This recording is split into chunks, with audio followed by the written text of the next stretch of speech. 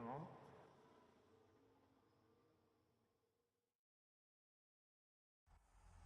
We got a yellow turn 3, yellow turn 3. Clear now, clear. Speed compartment box. That's right. These are box.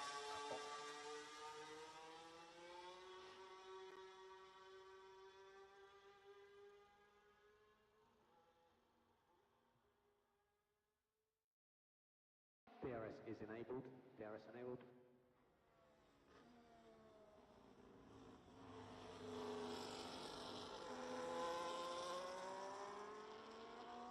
Yeah, wind the same, confirm.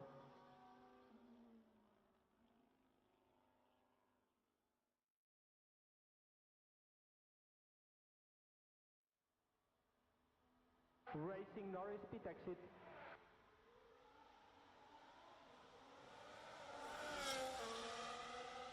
Can I have please? Science 1.1, Albon 0.8.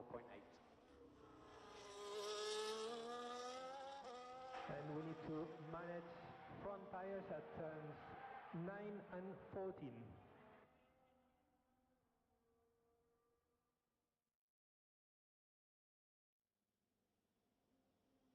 Confirm 1 burnout. 1 burnout. Good morning. Good morning. How are we? Morning Jamie, morning Ryan, morning Daniel. Willkommen.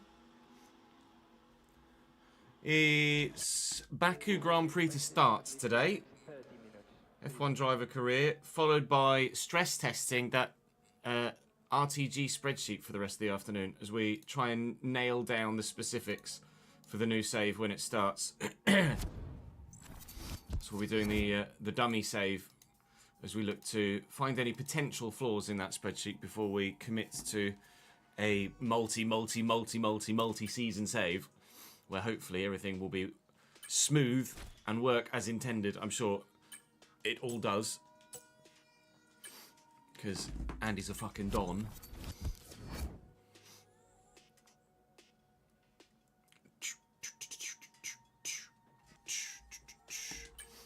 If we can have as good a race as we had in Spa and Monza, sorry, then maybe we can challenge here in Baku again. We did need a safety car to compete as much. Oh, good. Quali's fully dry now. It's actually worked in my favour for once.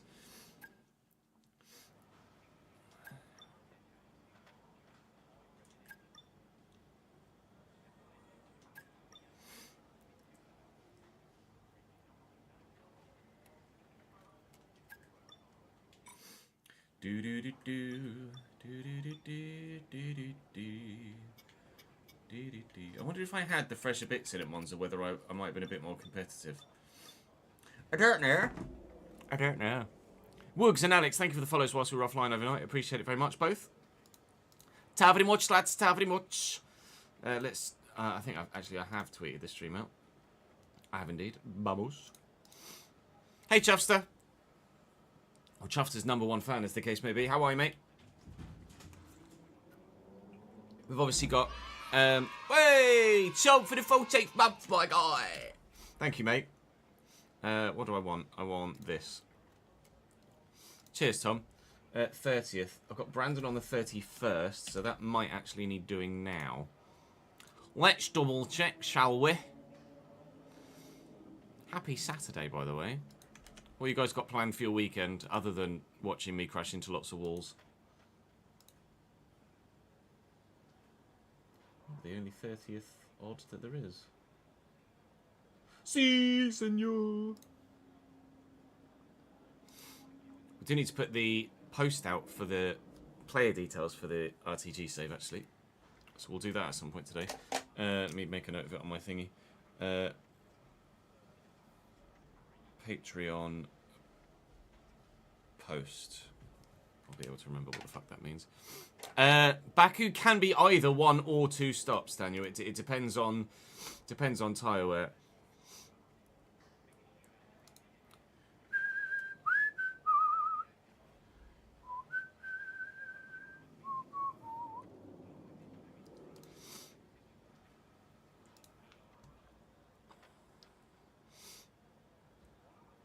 Right, let's just start recording. So, refereeing 2 games tomorrow, so probably going to get shouted at by a bunch of parents. Yeah, no, that makes sense, jeez. Hats off to you, though, for being a referee, dude. Not an easy job. A very underappreciated job as well.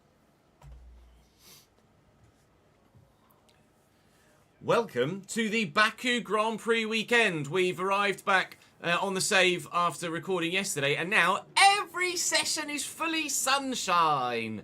Yay! That's fantastic news. Actually, in a positive for once, coming back and the weather has changed for the better rather than for the worse. So fingers crossed in Baku, we can be good. We did have to rely on safety car interventions in the both previous seasons here at Baku, but we got a P8 season 1 in the Haas, and we got a P2 last year in the Ferrari, and of course could very well have gotten the win behind Max Verstappen, I think it was. It was indeed Max Verstappen at the end of the Grand Prix if things had gone slightly more in our favour. Charles had a rough Italian Grand Prix. We weren't quite able to make it back-to-back podiums, but we have finished in the top 4 in each of the last 3 Grand Prix weekends. So hoping to keep ourselves closing in, if possible, on Charles and the rest of those above. Although, invariably, one or more of those 3 outside of my teammate above me have been finishing in front of me in the Grand Prix of late. But Baku is an opportunity to go well, and fingers crossed we can do exactly that and get some more solid points on the board. The last few Grand Prix have been very, very entertaining and a lot of fun to race in as well. So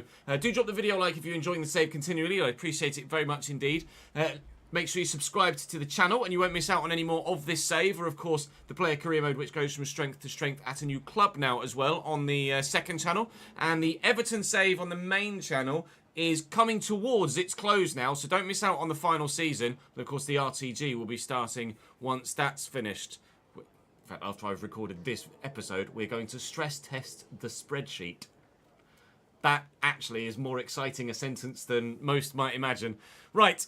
I'm going to head to Baku in bright, glorious sunshine and hope that on the streets I can not be an idiot at the castle section. I am stupid. I am stupid. Welcome along to the challenge of Azerbaijan. We're on the streets of Baku, which are long and fast with tight, twisty corners. It's time for practice.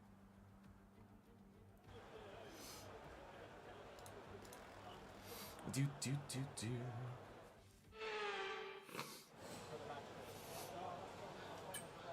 Right. I went for the harder tyre set here as well, didn't we? Softs 26 laps. Mediums 47. Hards 92 laps they'll go, but 1.5 seconds a lap slower. I might have been better off with 2 sets of mediums rather than 2 sets of hards here, but it is what it is. Let's whack a Baku setup on and then in the darkness tweak it as per the SRC doohickey. Oh, that is different to what I've got for sure. I have a feeling I might need to adjust that a bit more. I might leave the wings where they are actually. Do.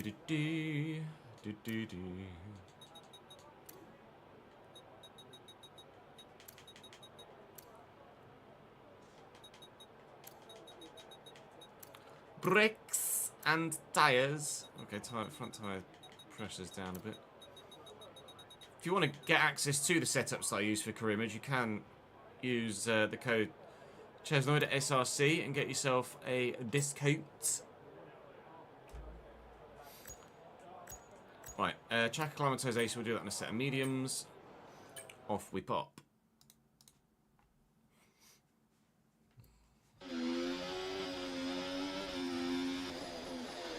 Yeah, we might medium hard one stop this. Okay, your goal is to get through as many corner gates as quickly and precisely as possible. Best of luck out there. I think I've tended to medium soft previously, and it's never really the way forward, I don't think, here.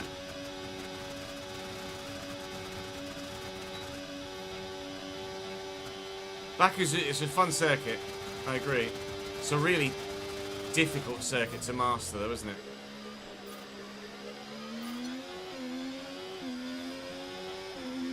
Okay, DRS zone coming up. Get ready to open it. Distance is on your MFD.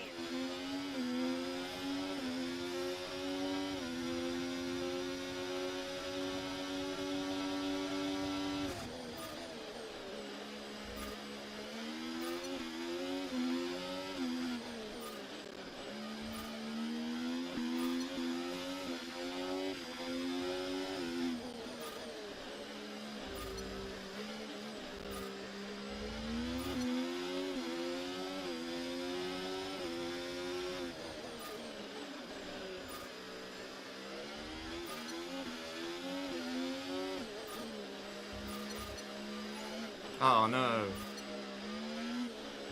A greenie. I thought I was going to purple the whole circuit for a minute. Stupid castle section.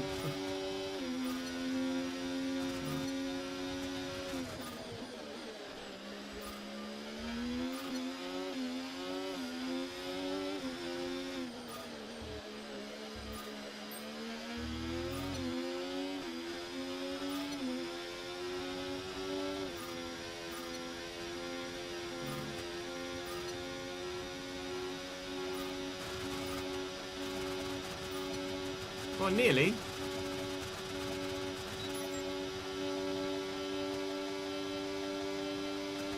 I'll take it. Yeah, go for it, Daniel. Tweet me the picture. I'll see if I can offer some insight.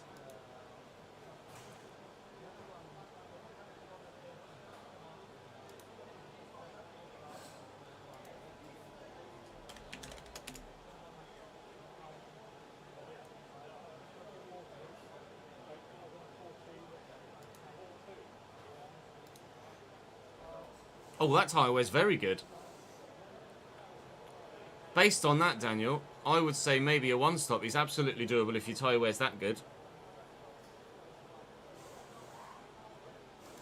We'll compare with mine, because obviously you try and match my pit strategy, don't you? So I'll try and see if I can be in a position to do the one-stop as well. I would imagine medium to hard, yeah, but potentially not. Potentially medium. Sorry, hard medium. We'll see what mine's like and we'll compare it. I think your tyre wear is going to be significantly better than mine. Nice one. Okay, reminder, a neat way to recharge the batteries by lifting at certain points when you feel you can and by gentle braking. Try those this lap and see how you get on. Okay, on this test I want you to focus on managing your ERS. It's really important for our overall race pace, and so a reminder that you've got modes to play with in your MFD. See how they feel for you and see how different modes drain the battery.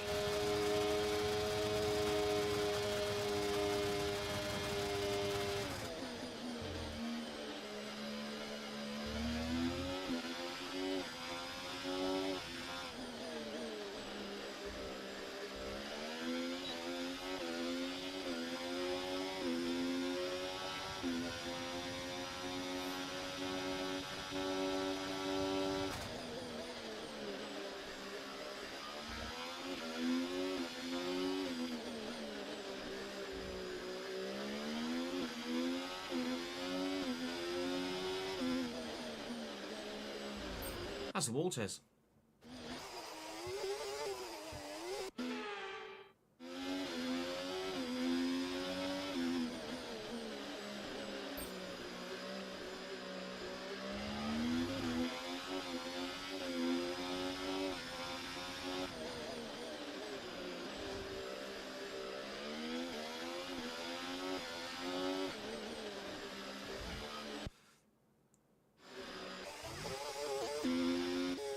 Insert my previous phrase.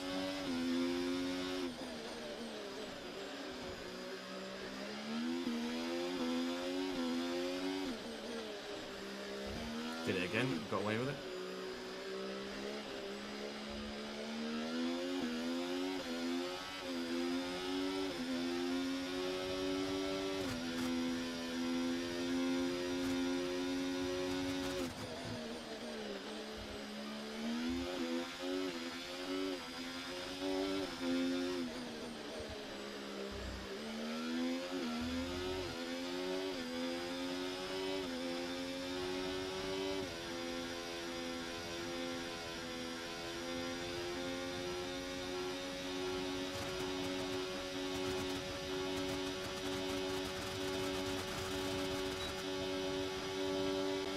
Oh no! Oh no!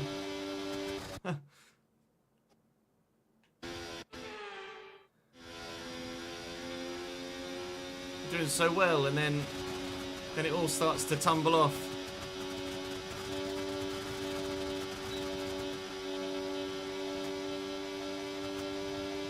Oh man.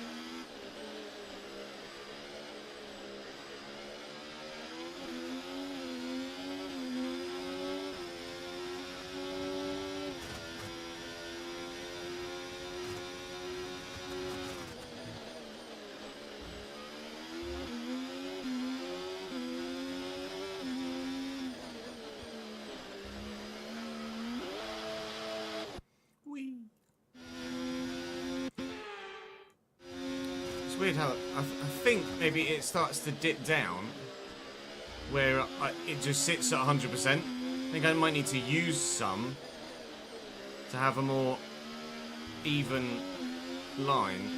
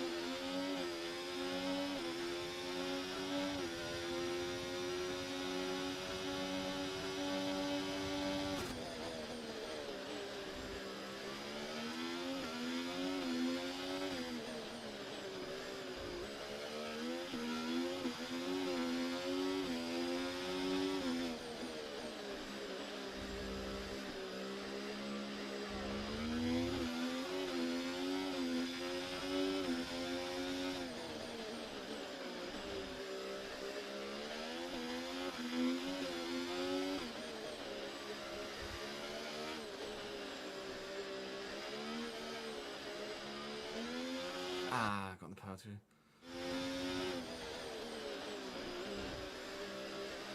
If the line is over the line, that's good tyre wear, yes. And if it's over the line, it's bad tyre wear. Confirmed, Daniel, yes. That's the Walters.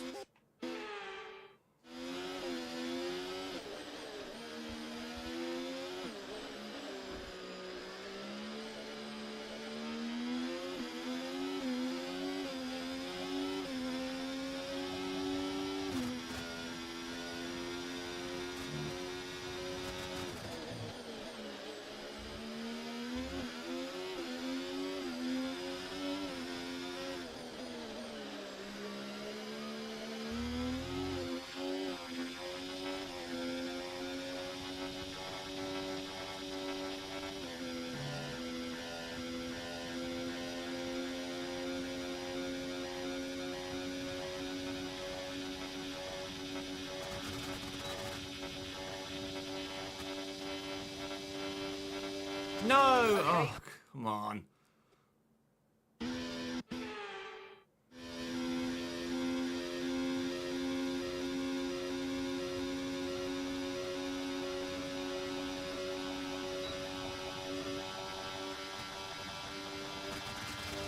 Yeah, did it! Thank God for that. Complete. Good work. Head on back to the garage and we'll start going over the data. That was more difficult to try and figure out than I hoped it would be. Right, let's see what the tyre wear's actually like. Thank you for the follow, Fuyanu. Fuyuanu. Oh, hello.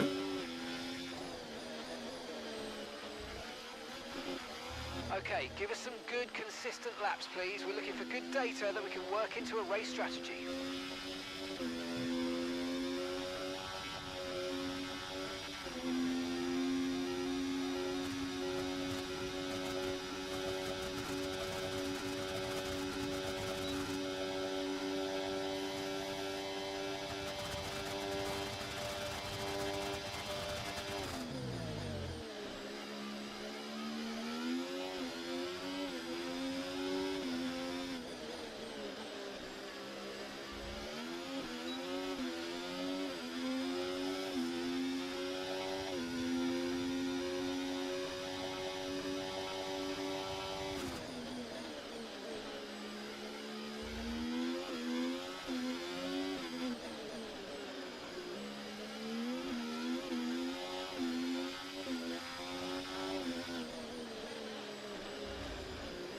Walters. Don't hit that, mate. It's going to balk the data.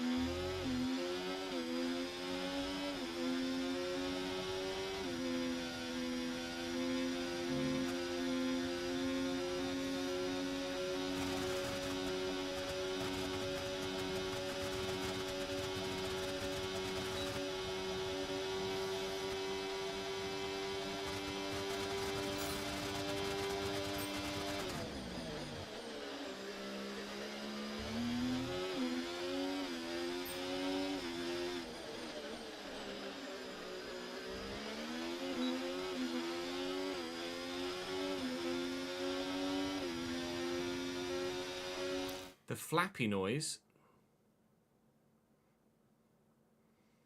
Baku always makes you want to race Baku. Yeah, it is that kind of circuit, isn't it? You watch someone drive it and you're like, I could do that. I like that.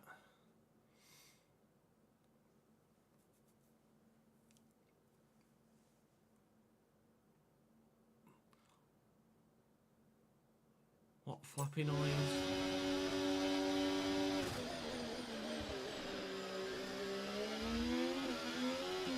Is it the hum? Is it the wow, wow, wow, wow? It's just the sound of the Ferrari engine power unit now. Wall chairs.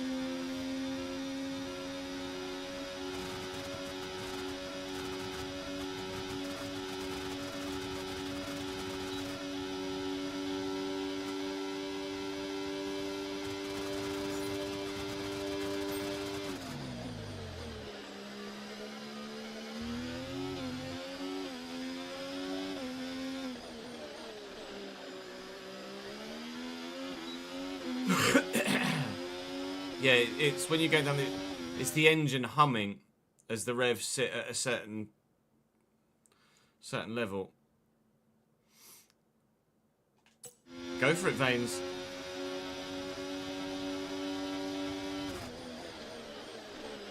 It's that... I hate it. When we do the my team, I'm not ever going to use a Ferrari power unit because I just cannot stand that drone.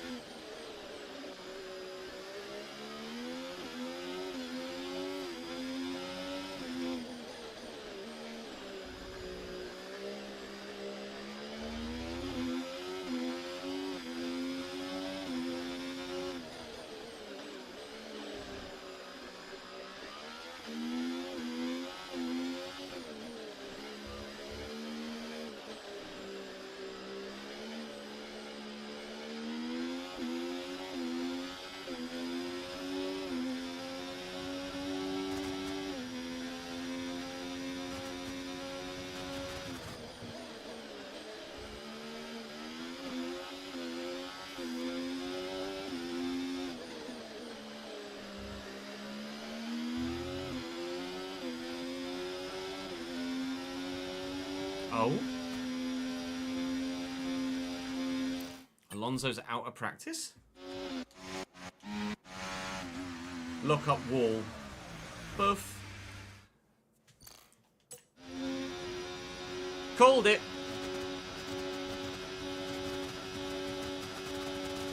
Oh, someone else is retiring in front? Yellow flags in front? No? No, apparently not. Okay, that was weird.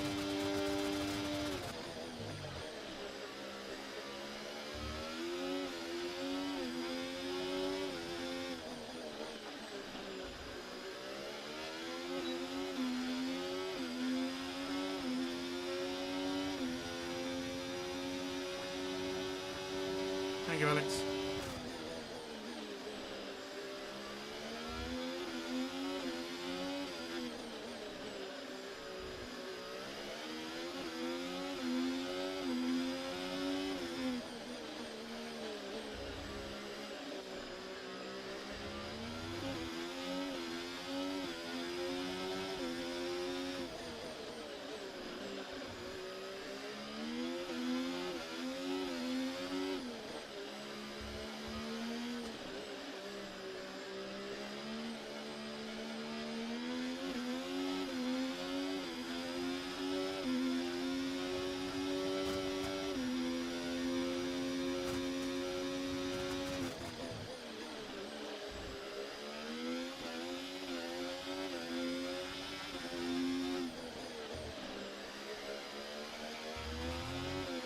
Such a long circuit in Baku.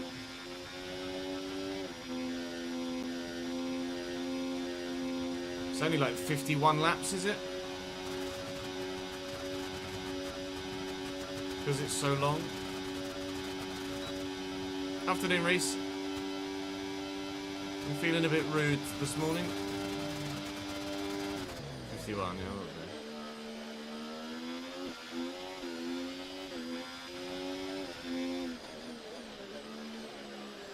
Some watches. Hey, Galty.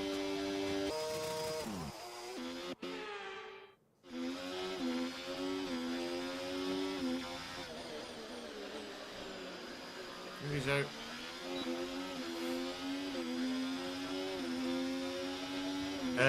Potentially, Tom, but highly unlikely, I'm afraid.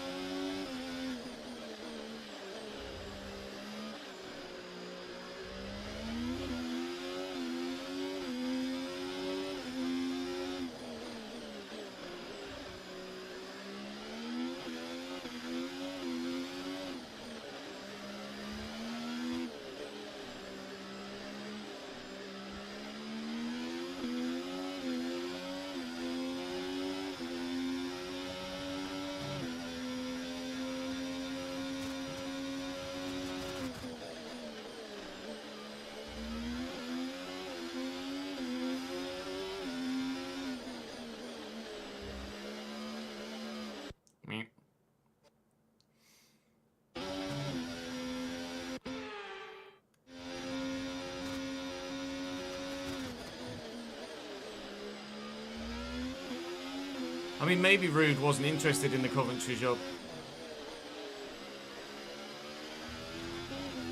Or did Coventry turn him down? Oh, he applied for it. Coventry were like, nah, Frank Lampard.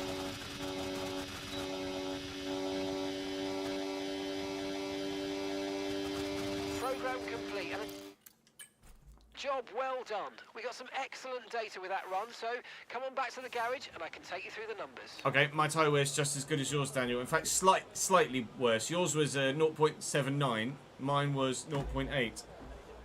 Used Coventry to get the Leicester job. What a bloke. Yeah, I'm sure that went down well with Leicester fans. So I'm pretty sure we'll be one stopping as well. Definitely a one stopper. Whether it's mediums to hards or hards to mediums, I'm not sure. Probably mediums to hards, I would imagine. Coventry at Lampard because the owner knows a redknapp / another family member. Oh, really? Have they actually hired Frank? Or is it still not? Still not? Is the position still not filled?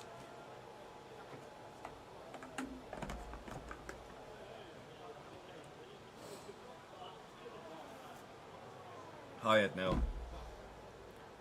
It's crazy how if someone doesn't quite hit the nail on the head with their managerial career at the beginning of their career, you kind of like almost start to disregard them. Like Lampard was one of the best footballers of all time, one of the best midfielders of all time, of any nationality in any league, just the sport. But because he's had such an indifferent start to management, you see that you're like Lampard to Coventry. It's weird, isn't it? Yeah, Wazza as well.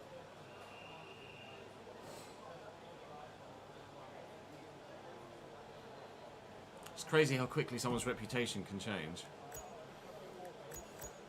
Right, let's do a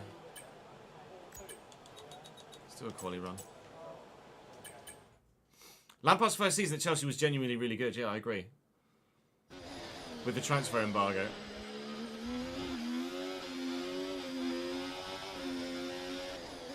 Alright, in this lap please, box this lap. When driving with the pit assist disabled, you'll need to be mindful of your speed when entering the pit lane. If you hit the limiter line too fast, you'll pick up a penalty. Watch the on-screen prompts that show your target speed and distance to the limiter line.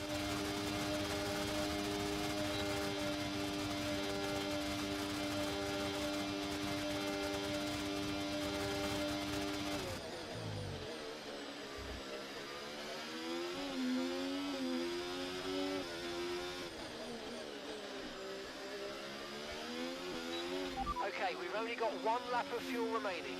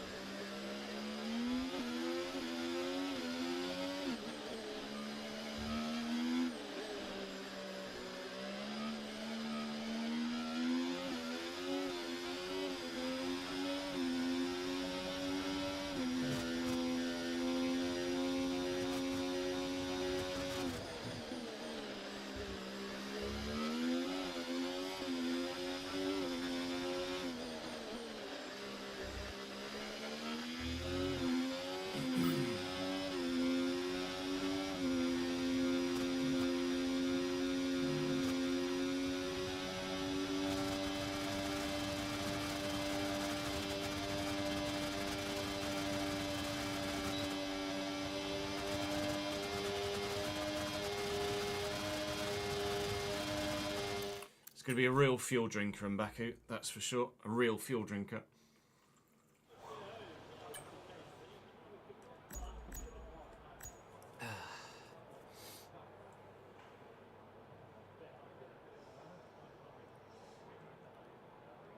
middle sectors where I'm losing most of my time to Charles. Although obviously the practice lap times aren't really reflective, are they?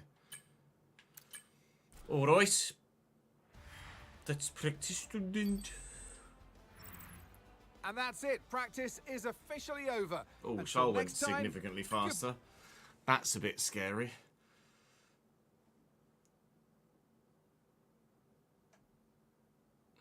Happy football Dartsmas, everybody. Merry football Dartsmas.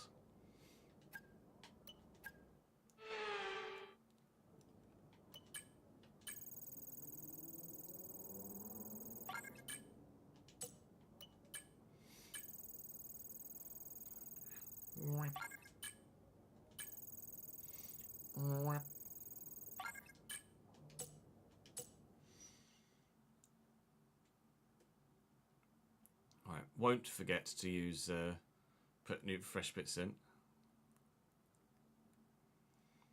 Yeah, that's probably the plan, to be honest, Tom.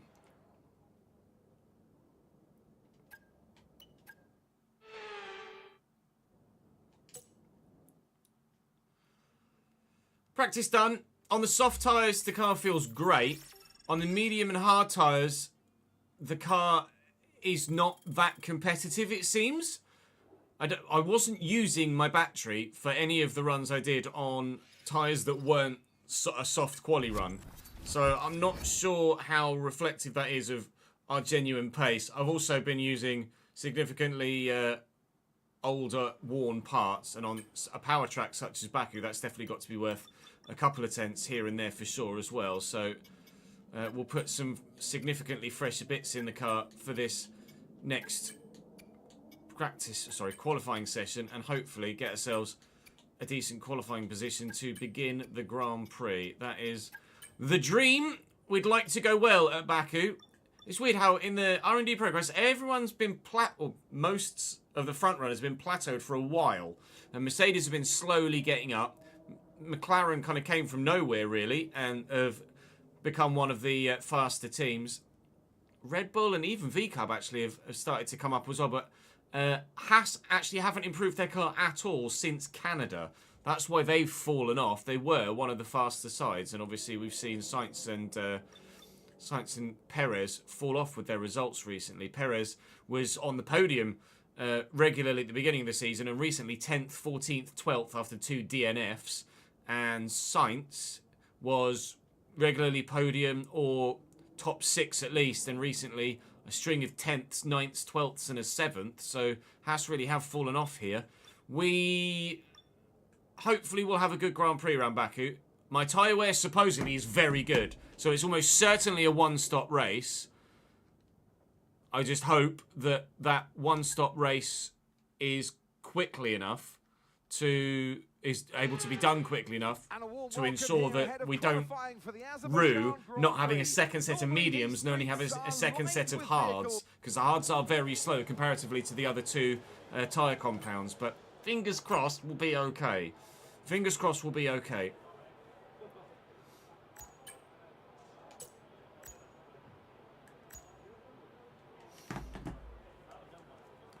Williams being mentioned in chat reminds you of something equally funny and sad, so you just sent it to me on Discord. Let's have a look. World Destructors Championship. After the Las Vegas Grand Prix. Oof.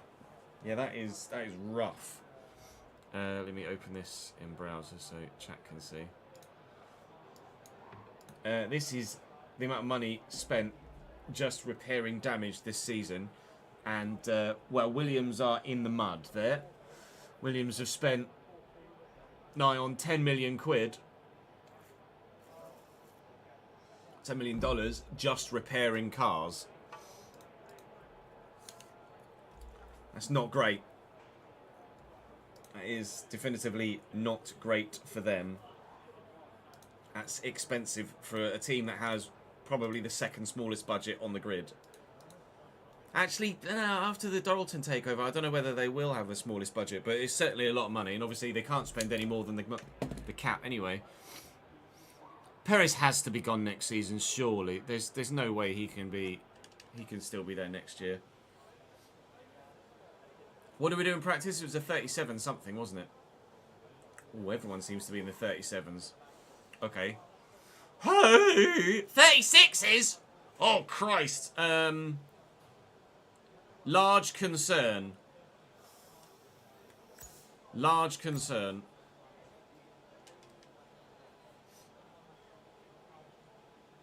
To be fair, I might not... I don't think I was in hot lap for that run that I did. But... Holy fucking Merly! All clear the garage, please. This is Cars going to ready be leave. another difficult qualifying session, I think. Yeah, same. I wouldn't be surprised if Perez stayed. Because of the sponsorship money that he brings. Or you think he'll be demoted to V? I don't think they'll demote him to V-Carb. I think Perez either races for the parent team or doesn't race at all.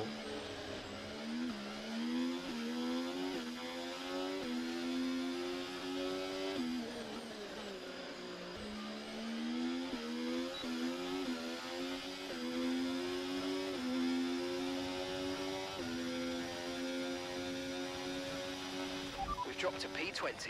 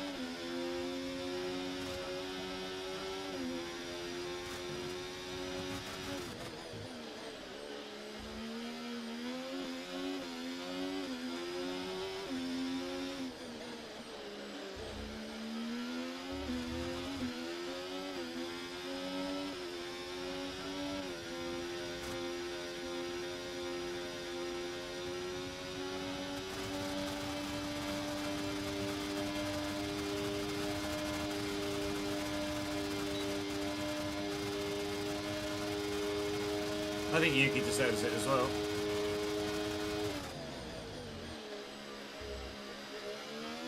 Not a great first corner.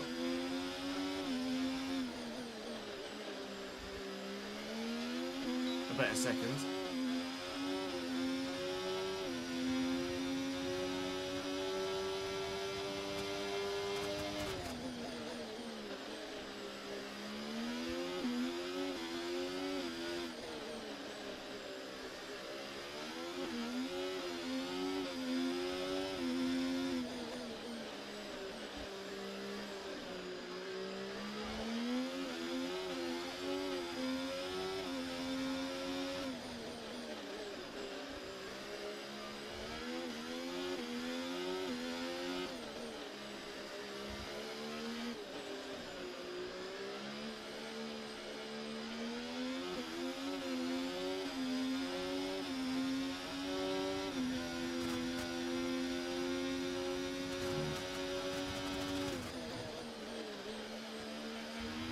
And we've been pushed down to P20.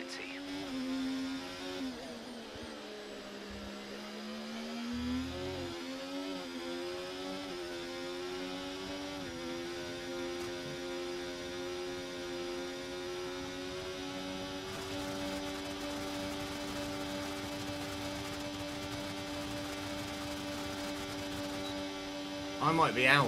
It might be another really poor qualifying showing for us here. It is. For whatever reason, that's 19th. For whatever reason, in qualifying in the minute, we just don't have it. I don't know what that reason is, but that's 3 qualifyings in a row where we've just completely dropped off. I can't explain that to you. Ollie Behrman's down there. He's the only one that's slower than me. 1.5 seconds off the pace. I don't understand that. Because we've been comfortably in Q3 all season until Zandvoort, really. And then Zandvoort, Monza in here have been a shit show. Where's the quali pace gone? It's just as well we've got good tyre wear, because I'm definitely doing a one-stop now.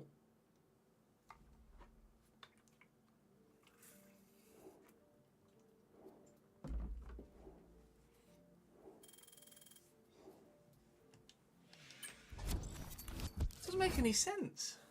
In that, with all of the practice programs, we were fine, and then in quali, it's just not there. Really get it, TBH.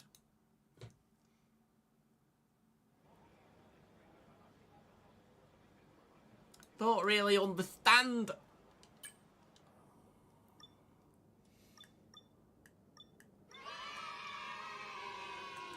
That was with fresh parts in as well. Thank you, Chris, for the 30th month, mate. Appreciate it. I'm going to need the good luck in the race as it happens. A warm welcome to you all at home for today's Azerbaijan Grand Prix. A race that in its short history has already proven no stranger to drama. And where a fourth... Let's run you through the driver grid order for today's exciting Well, at least race. it means we've got some soft tyres available to us for later in the race. Fantastic effort from Charles was in the Leclerc third. yesterday. He was half a Put him second on quicker pole. than anyone And else. Fernando Alonso A completes the front row. 35.9 Looking down the for rest of the Charles. grid, we have Russell, Stroll, How are you even supposed to compete with that? Verstappen, Norris, Half a second on anyone Hamilton, else. That's Sainz, disgusting. Perez. Hopefully there are some penalties in there, Gasly, with Ocon up in Oscar 10th. The Piastri, Saubers seem to be quite good now. Tsunoda, Piastri's in Joe, 12th, so he's not had a great Teo qualifying Porcher, either. Hulkenberg, Ricciardo, I start 18th. Wood. So there's two Behrman. penalties behind me. Oh no, Alex Behrman was... Albon picks It's up just the Albon last with a spot on the penalty. grid. Behrman was... I qualified And 19th, not alongside me in the 20th, didn't I? We're going to struggle for a good position in this race unless we can gain some early Oh, positions. wow. See what you can do. It reckons I can go significantly quicker on the personalised. How about if I just remove that stint entirely?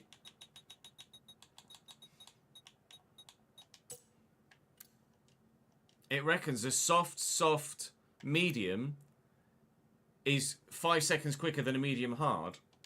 One stop. What's everyone else starting on? A lot of mediums. Couple of hards. Ollie Behrman's on the softs. Do I go soft early? What would that be? Yeah, the softs are going to die.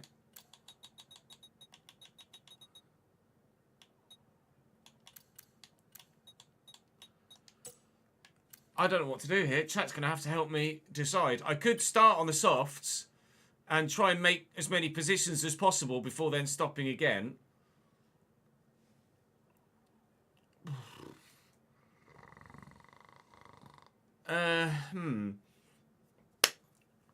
We could start on the softs and then change to the hard. Because that... What does that do?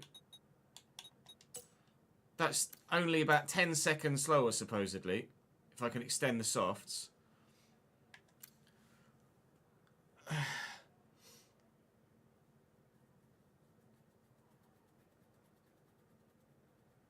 I think start on the softs and just play it by ear. If we're quick, great. If we're not, yikes. What an awkward position to be in. I don't know where the quali pace has gone. It's just completely evaporated. Maybe it's because we're not improving the car anymore, but Charles can still extract the pace out of the car. I apparently have just absolutely lost it in over a single lap, even though the actual racing has been decent. I'm going to discuss with chat and then we'll figure out what the hell to do. A proper discussion. Engineers, to the rescue, please.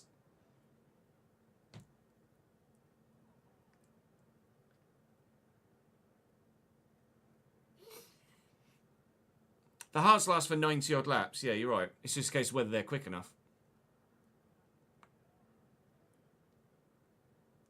Whether I could be quick enough on them.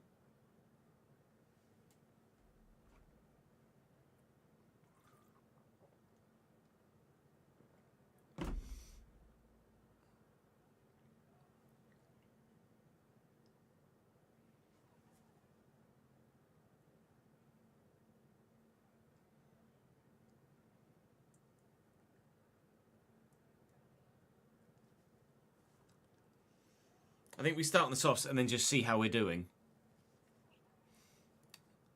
It's going to be a drinker though, isn't it? That's a great shout, Hcast. Soft to hards, and then if there's a safety car,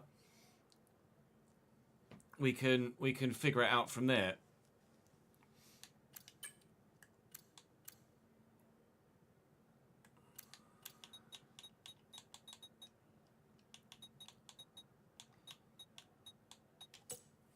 I could maybe soft medium, supposedly.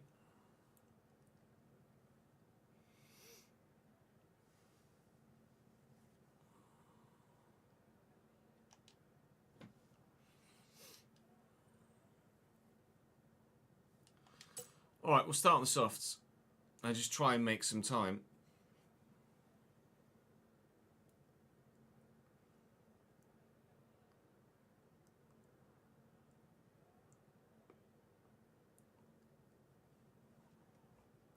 Oh, God. Right. Prediction time. I'm going to say P7 or higher for the prediction.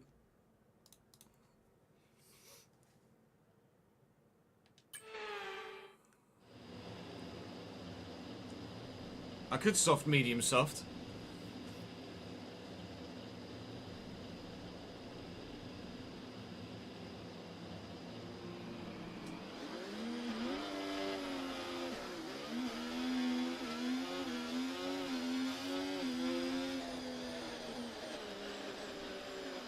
Launch map is good, but we need to learn the gears, so go into each one when you can. We're going to need some work on the brakes, so put some energy into them and warm the tyres as well, please. So it's lap 15 for a 2-stop, lap 17 for a 1-stop.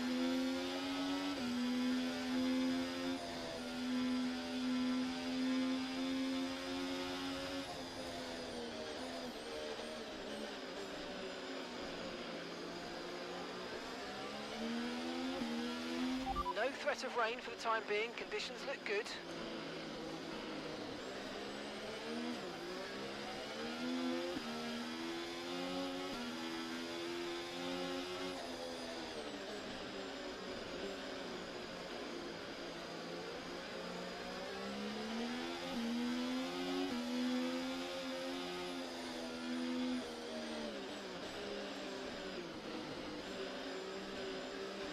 I'll be honest, gentlemen, it's impossible to get tyre temperature doing 40 miles an hour.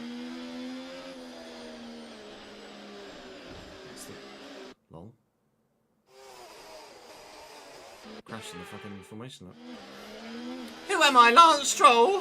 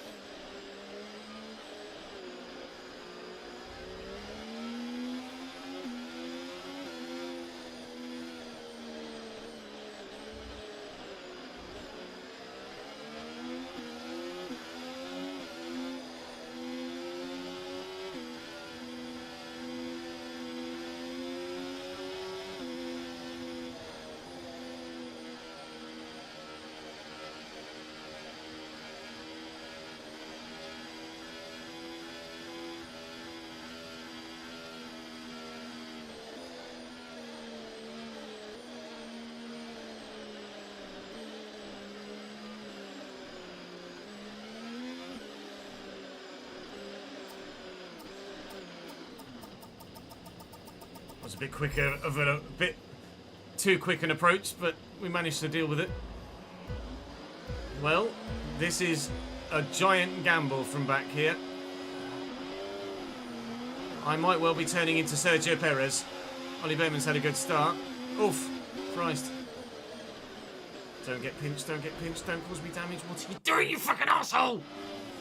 Why do they turn when there's a car there? It's so annoying. Shitty AI. They just shouldn't turn into me there, I'm sure of it. I know I'm at the inside, but The Williams here is going for the apex as if I'm not there. Like, at no point does he... I'm on his inside from... Well, he can see me from here. I mean... And he's still telling us for the apex as if I'm not there. That's just bad AI. It's just bad AI. That's not on me at all. Fuck! Softs, gamble, go. Porsche with an awful start. Don't squeeze me, don't squeeze me, don't squeeze me, thank you. Don't squeeze me, don't squeeze me, don't squeeze me. Thank you. Okay, that's a couple of positions off the start. The fact that Piastri's in front of me will either be a blessing or a hindrance. I'm not sure which.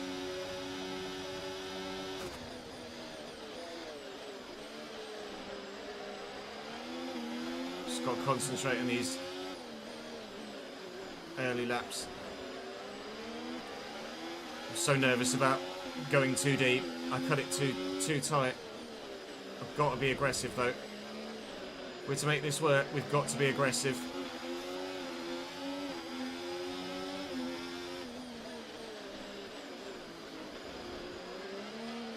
God, aggressive in the castle section is probably not the one. That's 14th.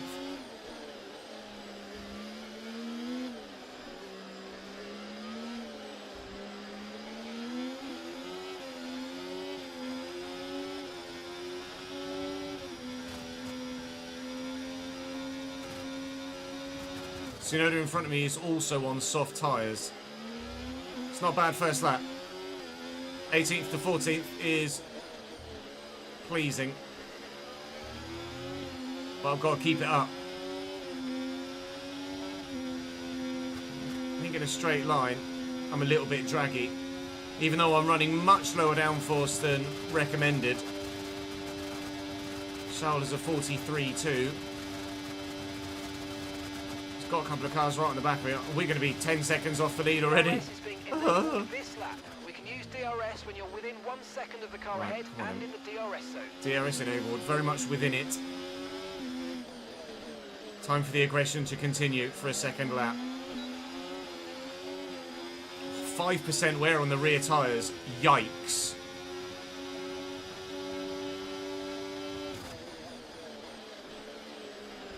Some waters.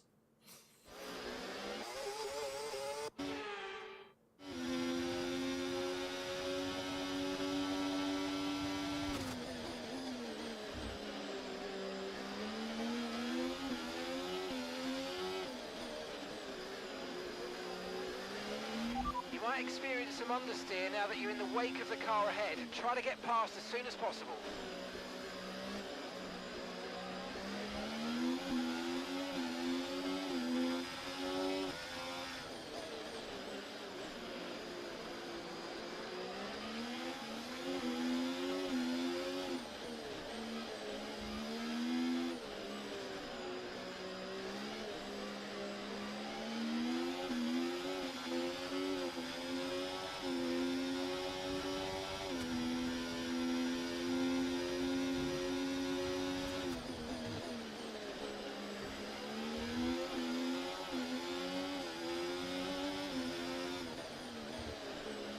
Maybe I scraped a wall somewhere? Because the tyre wear's not changed on the rear left.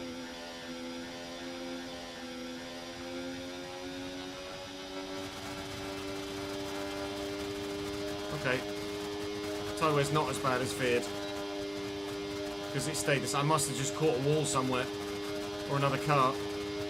No tyre concerns at the moment, just focus on the driving. Focusing.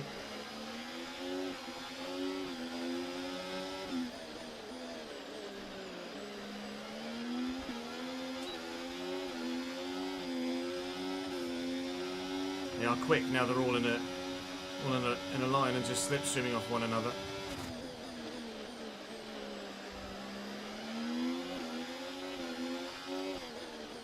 No, I could have tried it, but that was very much a Lance Stroll move, wasn't it? And it was Yuki involved as well. just as it was in real life. Oh, Zhou's gone defensive into the castle section. That's not great.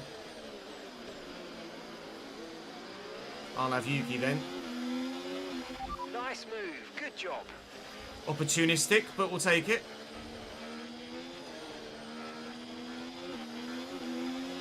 That was Zhou just kind of ruining Yuki's life there. He didn't need to go so defensive. Don't know why he did go defensive. Must have just had a poor exit. Up to P13. Leclerc and Alonso have just pieced out up top. They've decided that they want first and second, and if anybody else wants a podium spot, then third is the best they're going to get. We know DRS for Zhou here.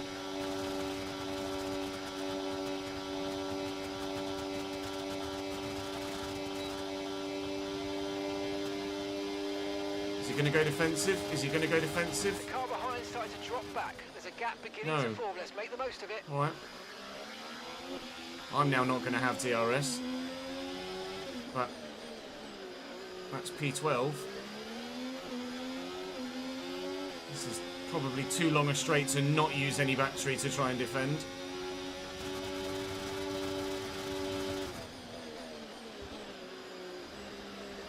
Leave just enough room for a car on the outside, or on the inside, now on the outside, and hold the position. This group in front are being held up by Esteban Ocon at the moment. That we're trailing the car ahead by 1.8 seconds. Hopefully they're slow through the castle section. We can close them back up. Yeah. Whether it's enough, I don't know. Don't think so.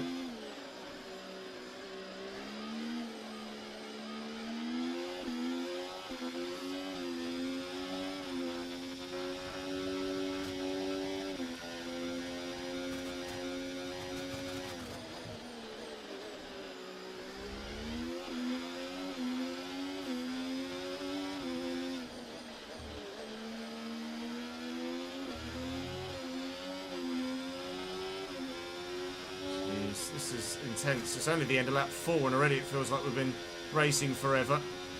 10% wear at the rear right. They're just in DRS behind, but they're so far behind that it's not going to matter, so I'm saving some battery. Gap to your teammate ahead, 0.9 seconds.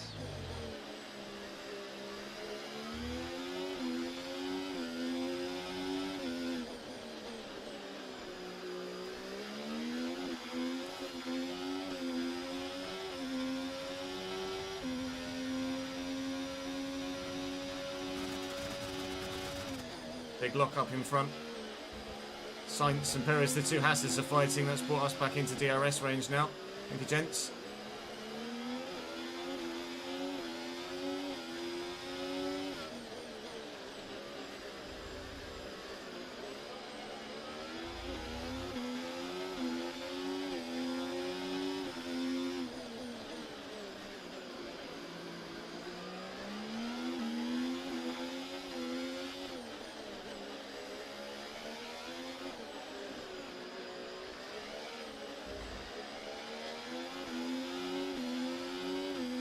Having fresher tyres is going to be less advantageous than DRS, I think, when it comes to figuring out when to stop and what for.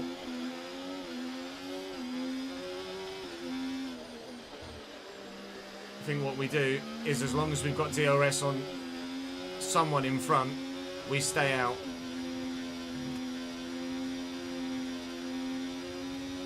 But if we can extend the soft stint quite a bit, then we could go soft medium. It's unlikely that it'll work, but it's an option. Whether it's the right option or not, I don't know yet.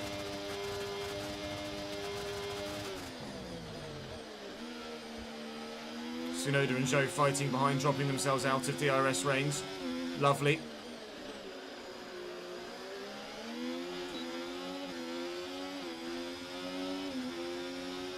Fuel is absolutely fine at the moment. If anything, I've got way too much of it. Another big lock-up.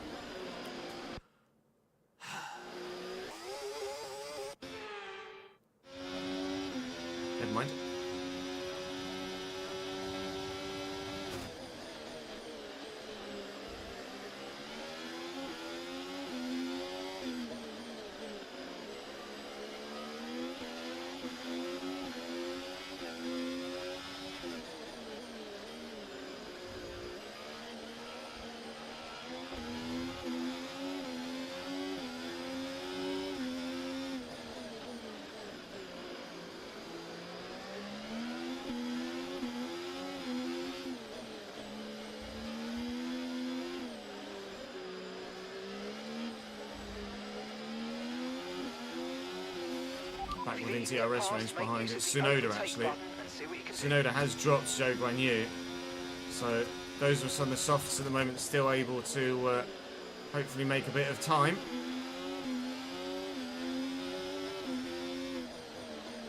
Not really made any approach to get past Gasly or either of the Hasses yet.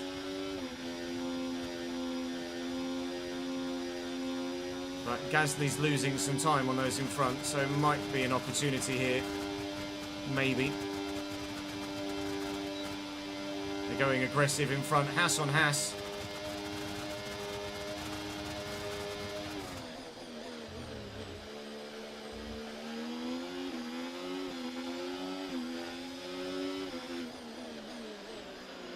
Perez past Sainz now. Yuki's still in DRS range.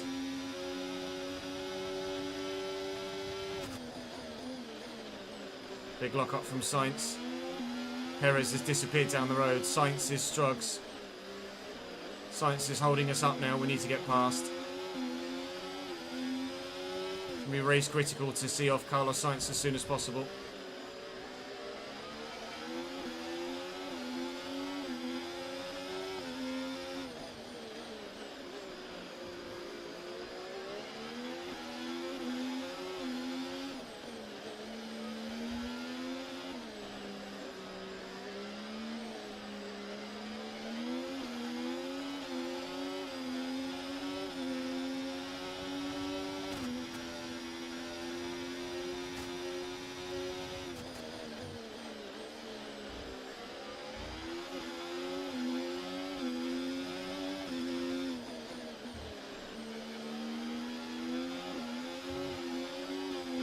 By a slightly better exit there, we might have considered a double overtake here. I'm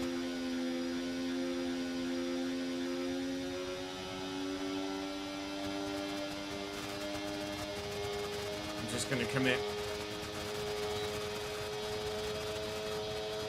Use a lot of battery.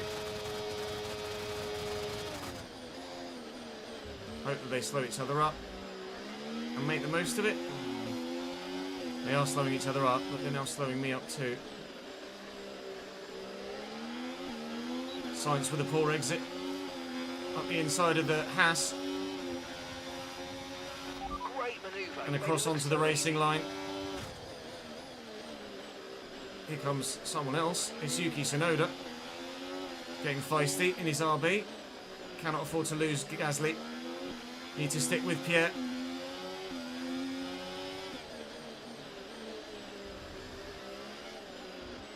If possible.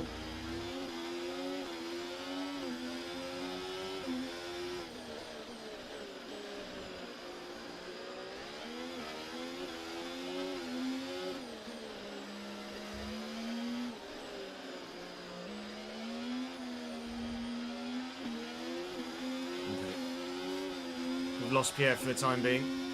This is where now the race changes. Not having DRS is going to be very costly.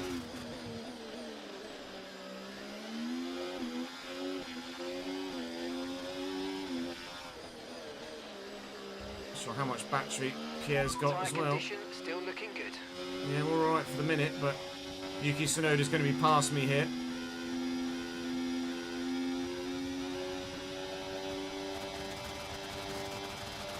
So as we're gaining on Pierre, I'm happy. We used quite a bit of battery, but we are gaining on Pierre. Yuki's going to go for it. Dropping a second a lap to the car behind. 1 second. Hang around the outside, try and stay within a second of Pierre. Not quite able to do so. Won't have DRS down this part of the track.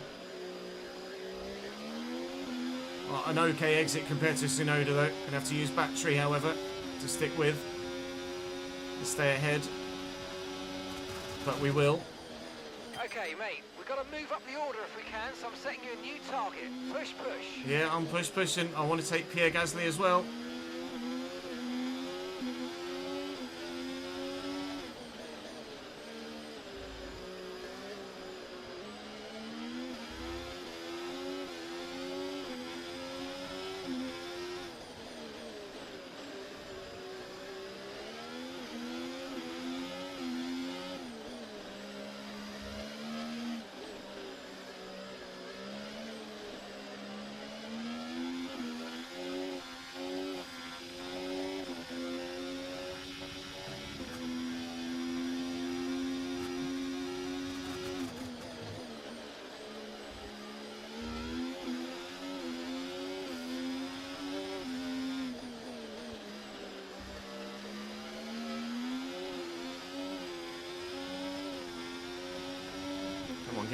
DRS.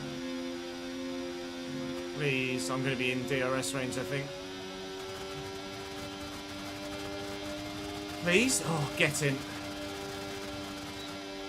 Whew. That's a lifesaver. Potentially a race saver too.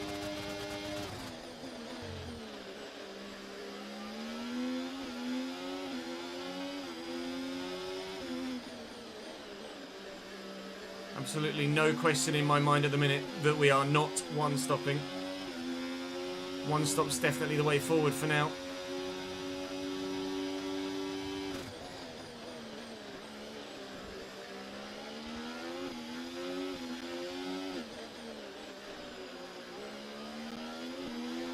It's just a case of when do we switch to the one stop? Or when do we stop? That I'm not sure of at the minute.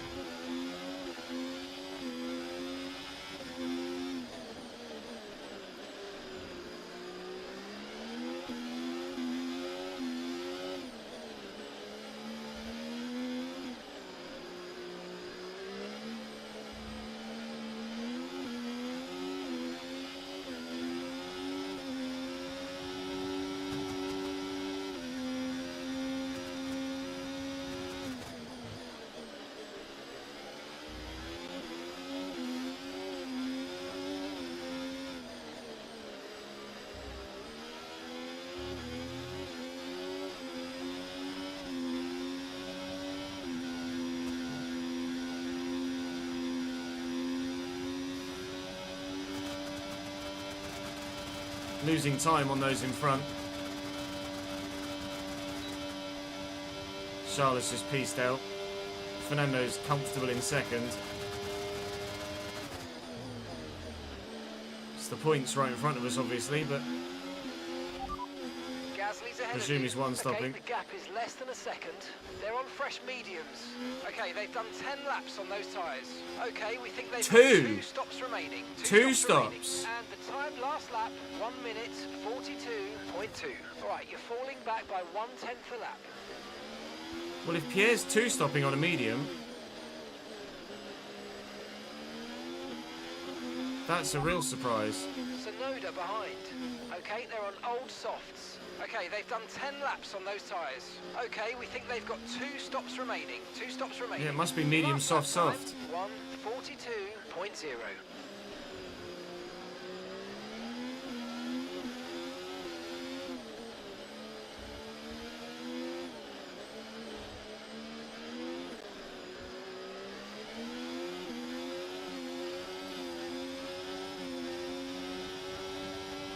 Right, I need to concentrate because I'm losing DRS at the minute.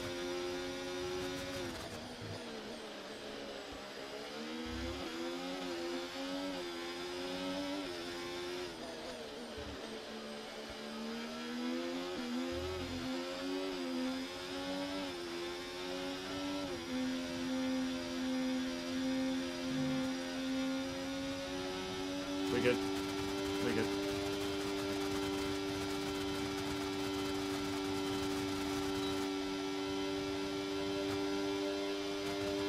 Verstappen in the box already on lap 12. You know what to do. Yes, mate. Or lap 11 even. Nice work. Lol. Overtaking Max in the pits. Help me get that objective. Max must have started on soft in this. So Max is going soft, medium, medium.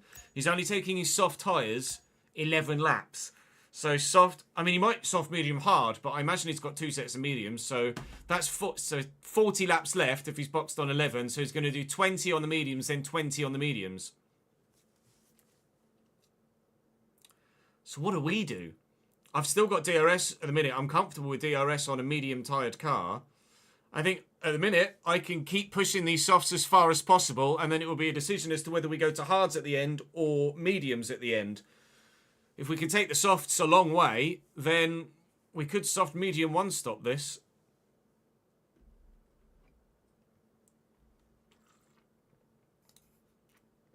I don't really know how to play this now. Chat, have a think. Have a think, because I've no idea right now. If the medium runners are 2 stopping as well, then maybe I just medium hard and just power forward and save the time. I don't know. I don't know! Or I'd try medium soft it, Sorry, I try soft, medium, one stop, and then if I have to stop again, I know that others have also had to stop again. I don't know. I don't know. Ah! BRB.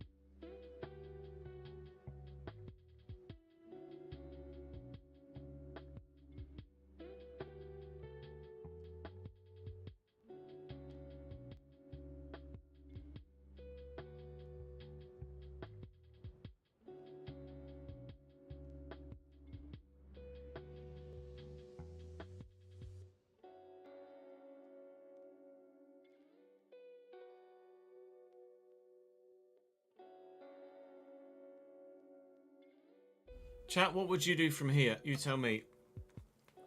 If you were in this scenario right now, what would you do? Hards for a one stop. True, if there is a safety car, we then have mediums and hards saved. Hards when though? If I can extend the softs as long as possible.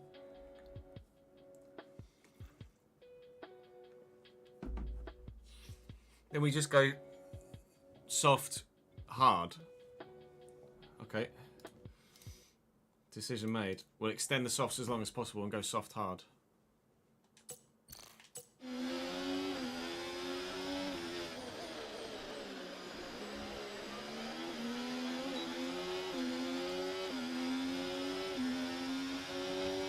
You're doing medium hard, are you, Daniel? That's fair enough.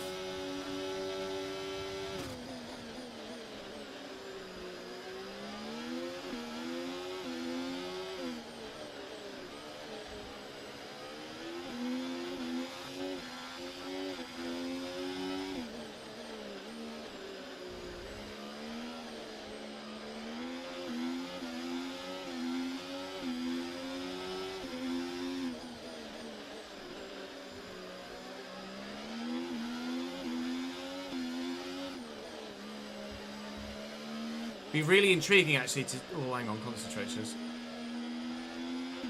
No need to worry about the tyre condition for now. Everything's looking good.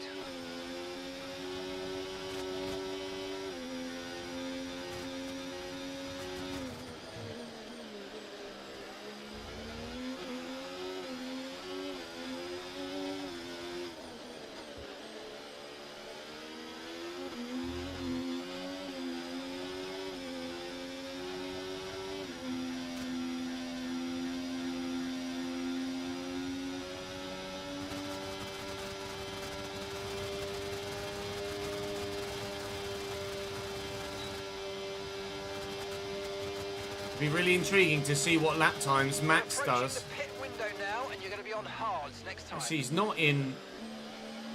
Is that another one in the pits? There's more in the pits behind us. I was going to say, it'll be intriguing to see what lap times Max does on medium tyres with no DRS. But it turns out he's going to have DRS because he hasn't... They were so far in front, he's come out in traffic. I thought he'd come out and be in free air. So Yuki's just stopped off his softs on lap 12 as well. So we're now going further on these soft tyres than anyone else is taking their soft tyres. But... Okay, you're in the top 10. Whilst we're still able to maintain DRS on Gasly on these mediums and the gap to Perez isn't growing astronomically, then I am happy to extend continually. We want to make it to at least lap 15 though, really, before switching to a hard tyre if we can.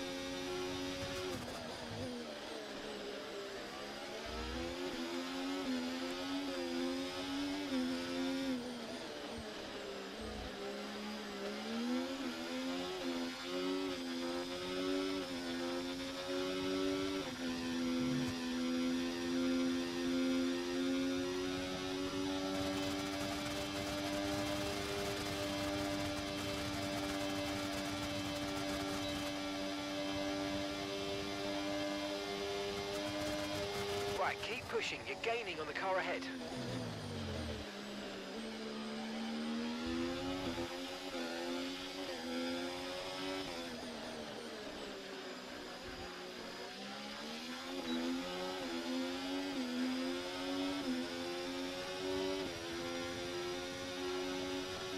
Good, thank you, Cap. How are you, mate?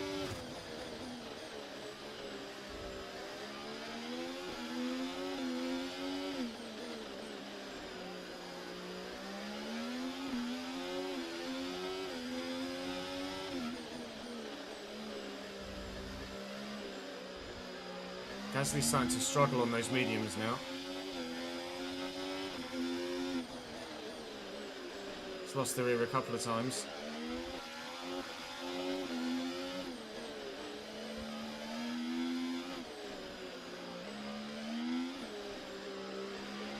Battery charge is high. Let's use that I know. overtake button. This is what I mean about the benefit of DRS, though. Like, we're on really worn, soft tyres, but we're opening a gap up on Sainz behind just because he doesn't have DRS. And able to maintain DRS on the back of Gasly and just get dragged along is keeping us in really good competitive spirit right now. That's a Walters.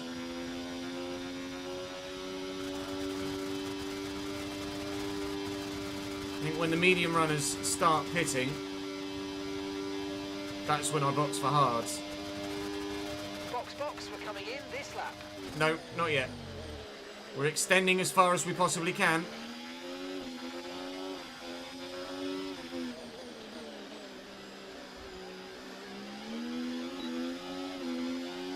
Good, glad to hear it, Cap. If the mediums do 20-ish laps and I say try to take this up to 17-ish and then box for hards, yeah, 15 to 17 sounds like a good idea. If I can extend, if I can just keep extending and maintain DRS, then I'll just keep extending. Just mean that I'll have more tyre life left at the end of the race.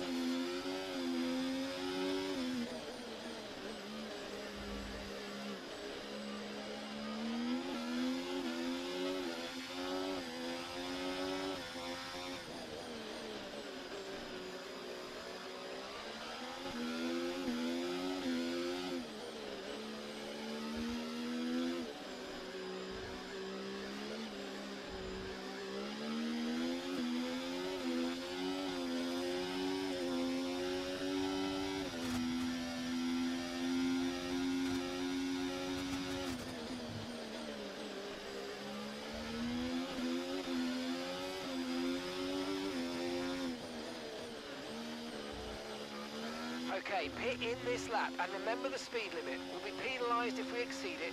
Keep that in mind as you approach.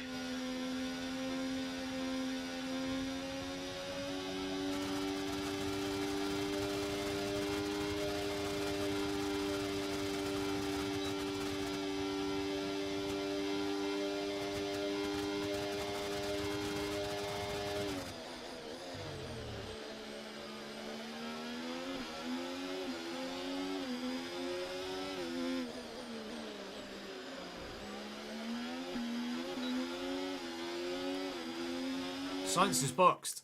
Sainz has dipped off his mediums. Where is he? Oh, he's in the pit at the minute. It hasn't said what he's gone to yet. Sainz is in the box off his mediums, so he's two-stopping as well. Unless he goes medium hard and tries to take him to the end from here, which he could do, but it's a long way to go on... Well, I mean, I'm contemplating doing it, but it is a long way to go on the hard tyre. Especially for the AI, we know that we have about 20% better tyre wear than they do. There are circuits where I have 20% worse tyre wear. This is a circuit where I have 20% better tyre wear. The Sainz has come out all the way back down behind the Sauber, and he's gone medium. So Sainz has rejoined in seconds to last and has gone medium. We're going to go soft hard. We can take those hards to the end. Then, if there's a safety car at any point, we know we've got a medium set to go to be quick, or even, depending how late in the race, a safety car might come, a soft set to go to, where we know we'll be very quick. No sign of any safety cars yet, though. If there is a VSC, at any point, I might take a free pit stop. Or a cheaper pit stop. But Sainz was only 2 seconds behind us. So it gives us an idea of where we'll come out. And at the minute, where we'd come out is very much in a lot of traffic. So if I can continue to extend this soft set until all of the medium runners box,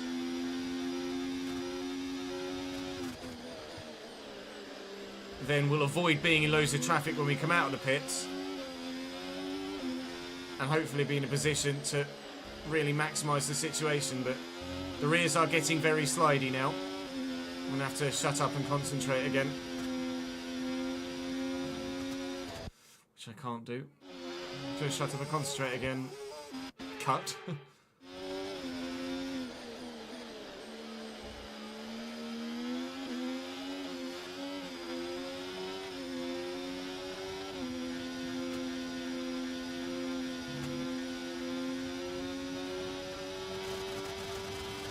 Okay, we've lost DRS. Just need to see if we can get it back again. Hamilton in the pits.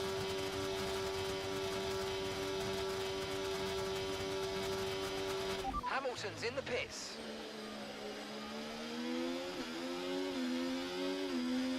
At the moment, the car behind is lapping faster than us by around a second a lap. That's Verstappen making his way back through. Hulkenberg is closed by a second as well. It might be time to box.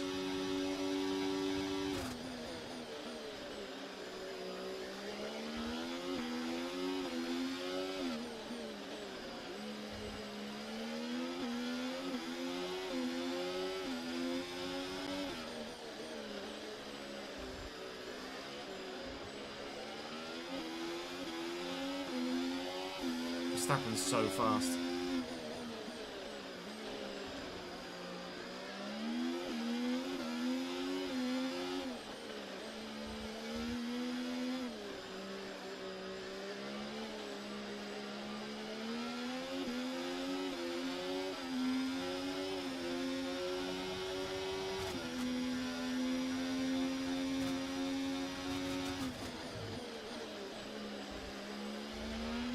Okay, be careful. We think you're going to start losing some tyre grip anytime now. Nothing I can do against Max there. Right, it's time to box. We'll take the slipstream on Max and the DRS. Whoa. And the DRS to the pit lane, but Right, we are let's have you boxing in for at the hard end of this tyres. lap, please. Even with DRS, I'm still going to lose more time over the course of the lap.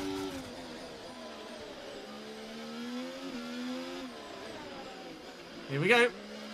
In theory, our one and only stop of the race, unless there's a safety car.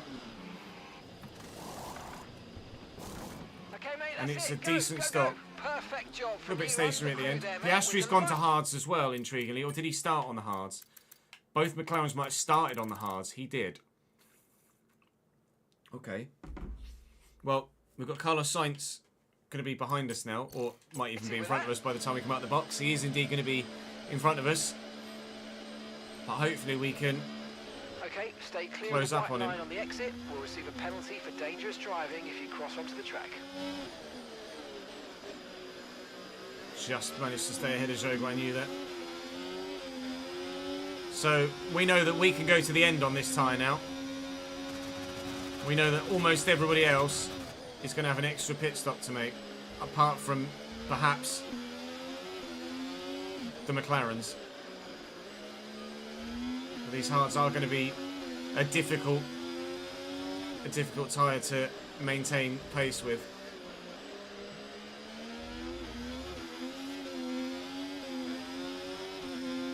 Ideally, I'd like to be with Carlos Sainz as quickly as possible, but his mediums are going to be pretty competitive at this stage of the stint.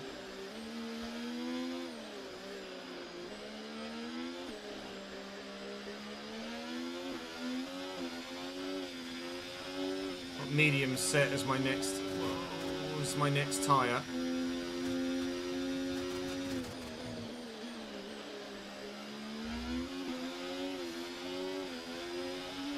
Some information on Bearman for you. They've got some kind of Oh mechanical dear, sorry problem. Ollie. Sucks to be you right now. Running last and now with a mechanical issue. That's not great.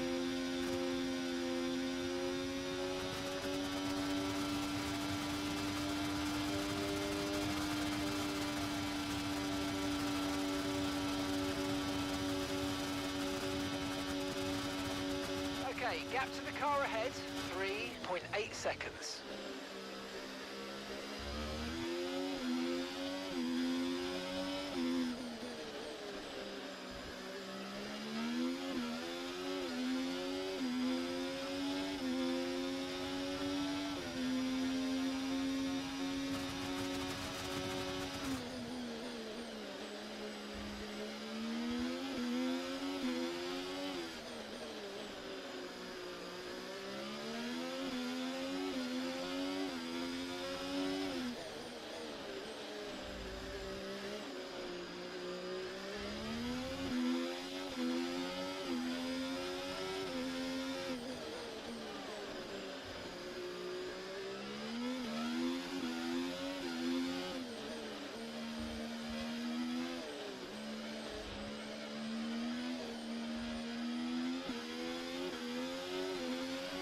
Got a lot of spare energy, okay to use your overtake button.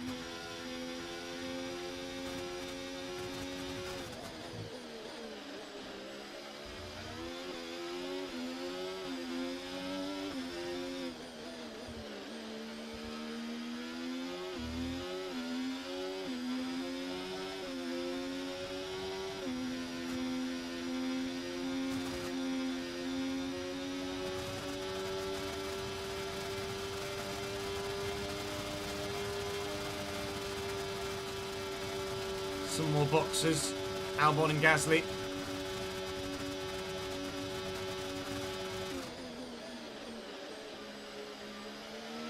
We've jumped Gasly in the stop. Running a bit low.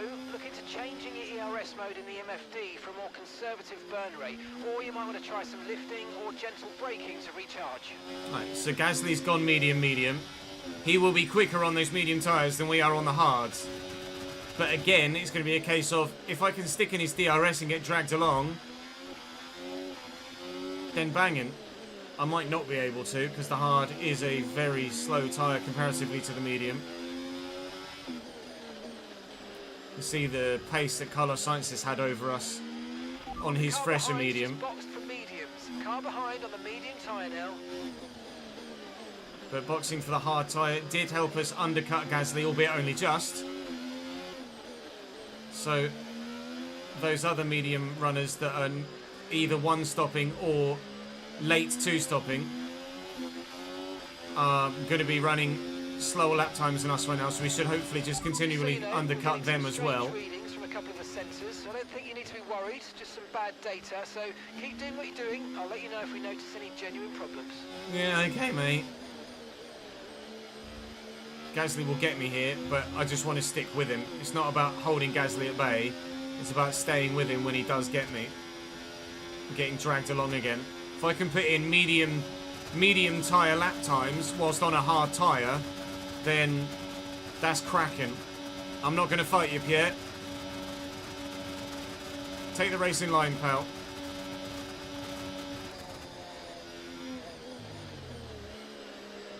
Save my battery as well.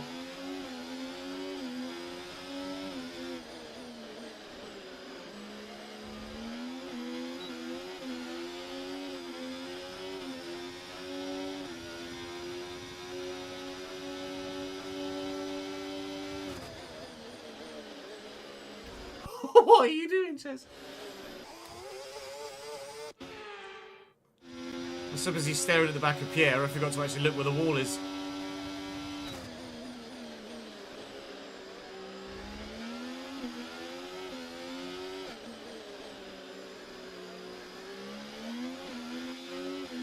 Okay, mate, that's Gasly ahead.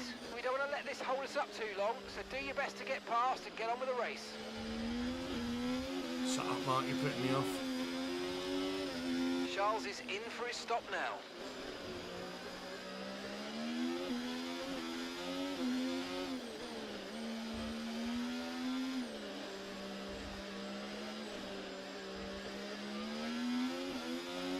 Okay, Gasly on those mediums, he's very quick. I can't keep within DRS of him.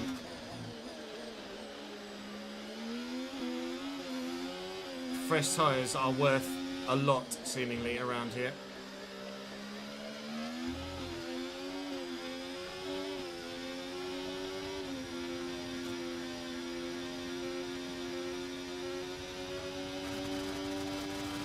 We're protected against safety cars now, though. I presume Charles has gone medium hard one stop, yes.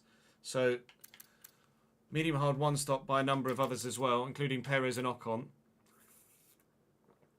And a handful are going soft medium or medium medium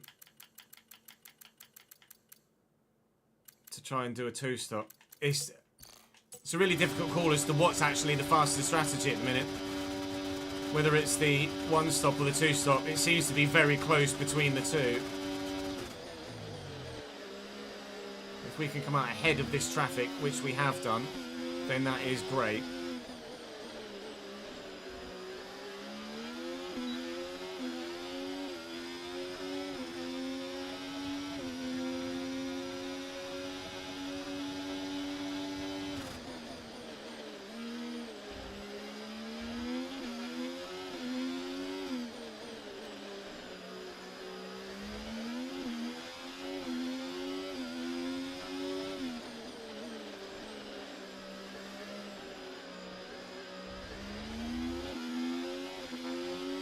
%, back off.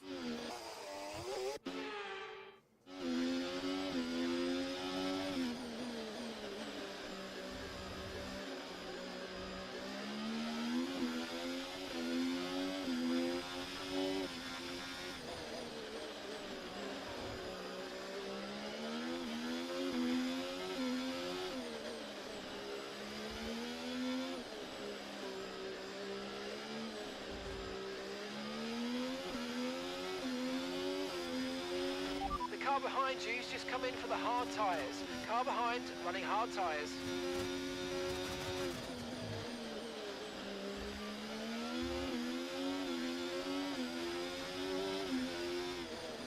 Okay, gap to the car in front, 1.6 seconds.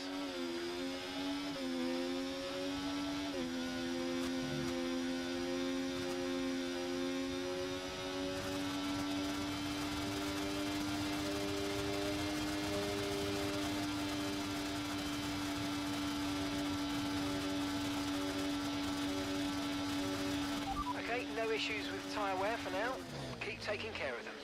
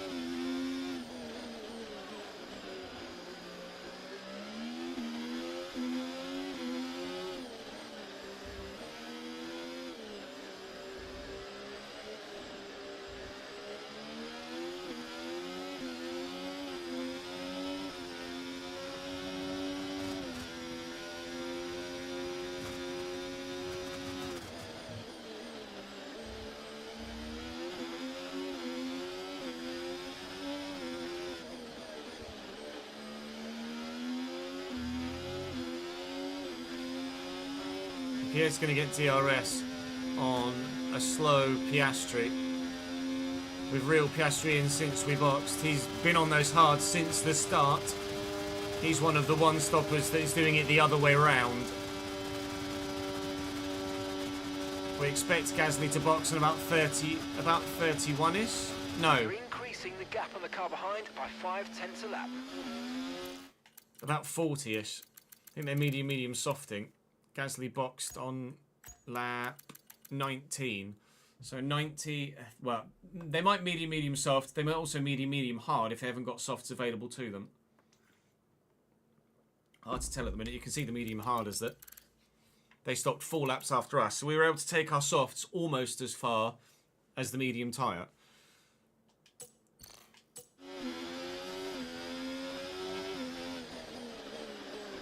If only we hadn't qualified so poorly, eh? Could be Gasly past Piastri.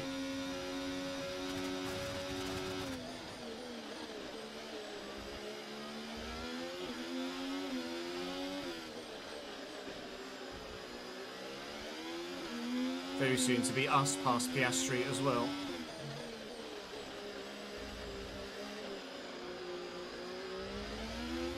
DRS down the main straight should be what does it for us.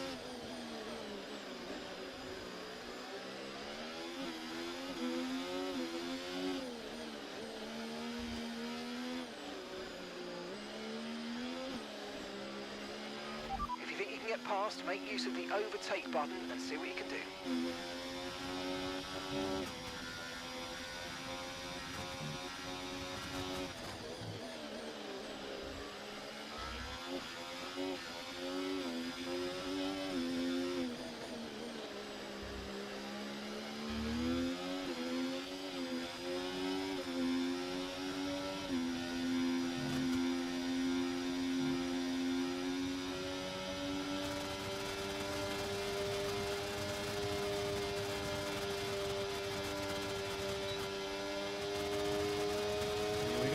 Going to go defensive.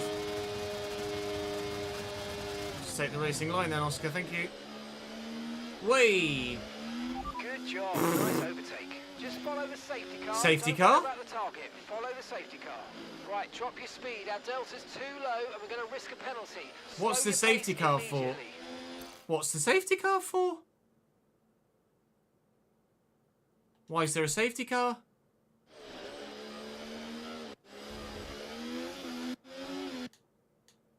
Why is there a safety car? Who's done what? Was it here? These guys? No. Why is there a safety car? That might have... Ah, that's why there's a safety car. Lance Stroll's facing the wrong way. He's binned it, lost his front wing. So he's come around here. Overcooked it, hit the wall, and spun straight into it and lost his nose cone. Now, annoyingly, I don't think our mediums would stretch from here. What lap are we on?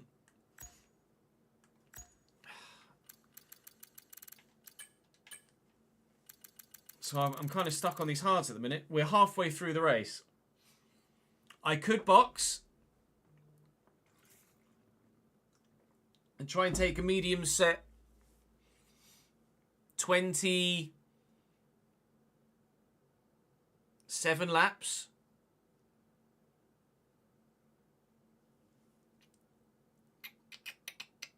I needed that safety car in about 5 laps time. I do have fresh hards I could go to, but I don't think that's going to make much difference really. There's no point pitting for fresh hards. I'd only really want to pit for mediums. I don't know what this does for our strategy.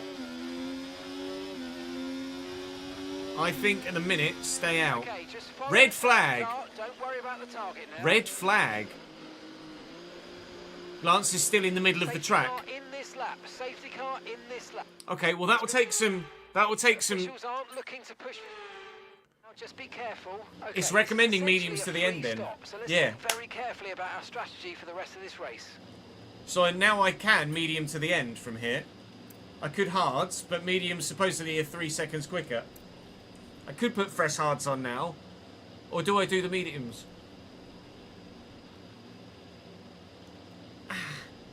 25 laps. We did 17 laps on the softs. We could probably do 25 laps on the mediums. I think I've got to go medium, really. I have to be racy. Medium tyres it is. Medium tyres it is. Off we go. Everyone else, lots of others on hards. Lots of others on hards. Some information on Pourchaire. They seem to have an issue.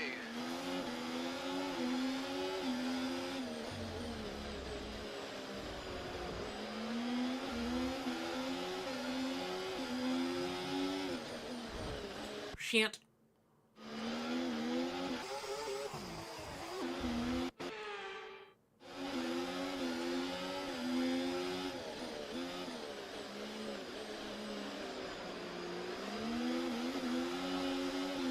Jesus. Wheel spin.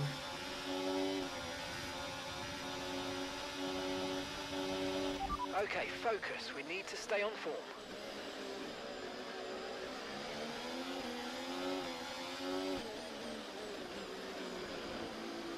So now me and Piastri are on the same strategy. We're both on mediums to the end, the rest are on hards to the end. Whoa, no. Race director is what wanted. So, Charles, Lando, and Fernando have been able to go to another set of mediums. This has done wonders for Lando Norris's race, because he hadn't boxed yet. Most of those in front of us are on hards now. Most of those behind us are on hards as well. We do have a fresh set of softs to go to if there's another safety car. We also have a fresh set of hards to go to if there's another safety car or a red flag.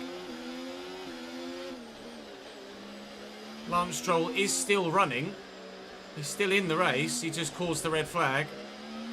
And then now, where even is he running? Presumably last.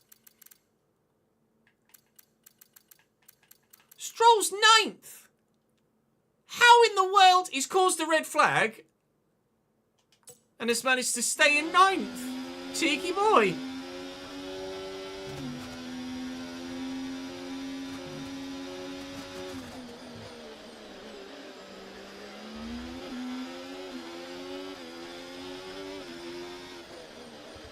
Right, really need these mediums to last.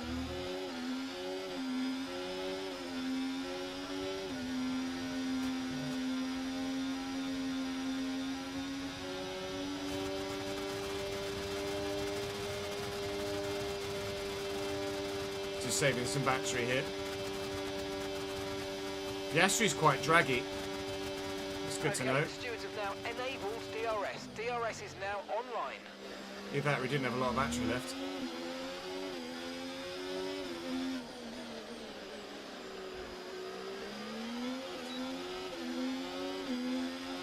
No, Piastri's just a little bit draggy, I think.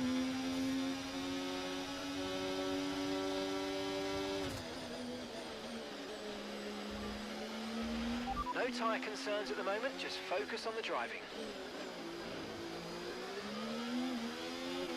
No risks, just come on.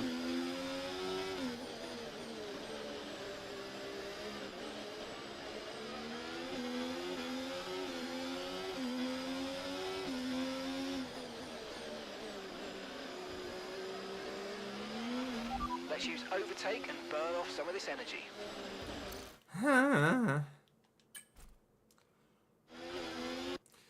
My brain was too busy thinking, did I upload the Monza one to Dropbox? No, I didn't.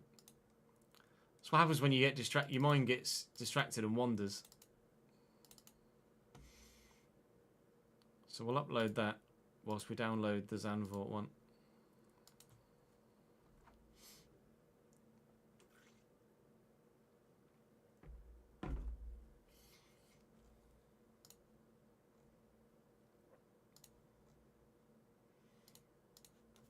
Thank you for the follow, Michael, and Grundy as well. Welcome to the channel, guys.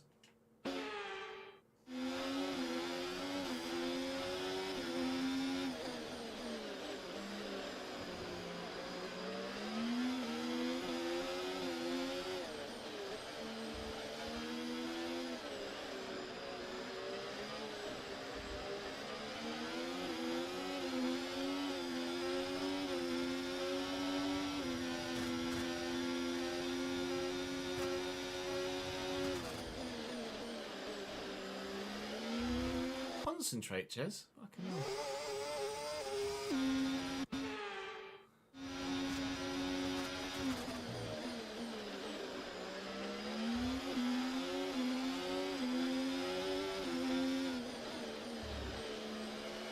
IRL Qatar sprint race starts soon. Top of the hour, I think.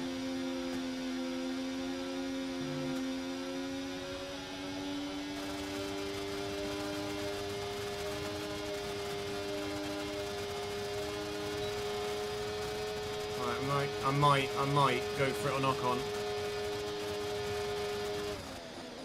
It's a long way back. It's done. Thank you, Esteban. That's P11. Brilliant, nice move. Keep going. Really need these medium tyres to last, though.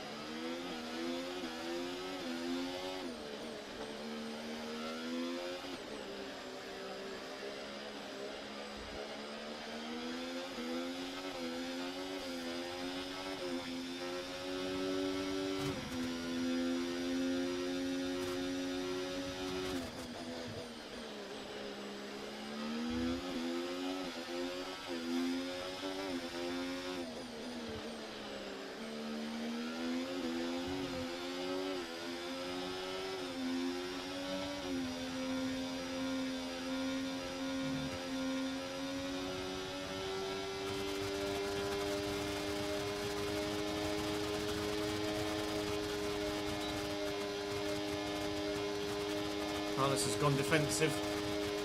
Okay, you're in the dirty area of the car in I'll go front. aggressive. Get past them. Sweep round the outside.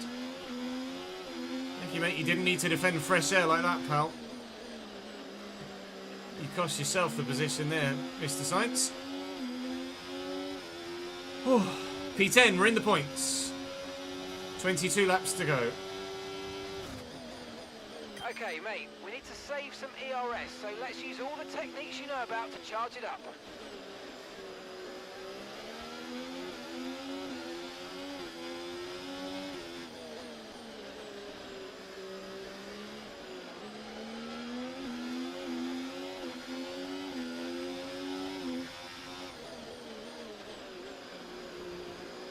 Nice work, you smashed it. Really good job on hitting that target, mate.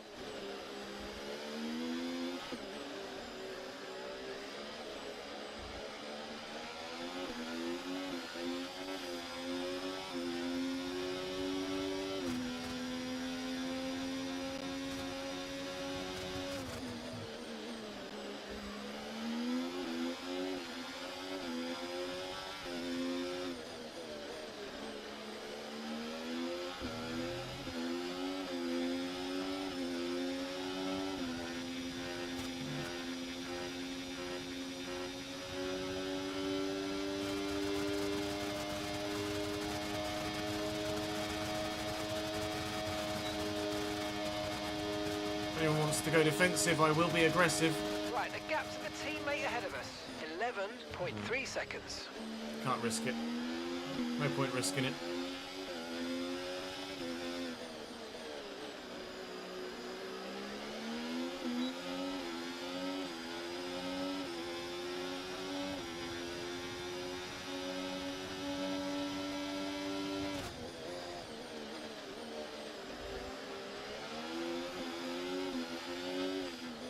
Hi, Lance. Sorry, I kind of went over the curb, but that's my fault. Bugger.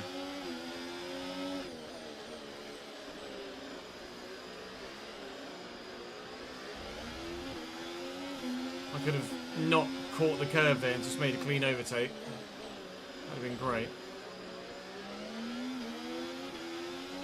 It's annoying. Never mind.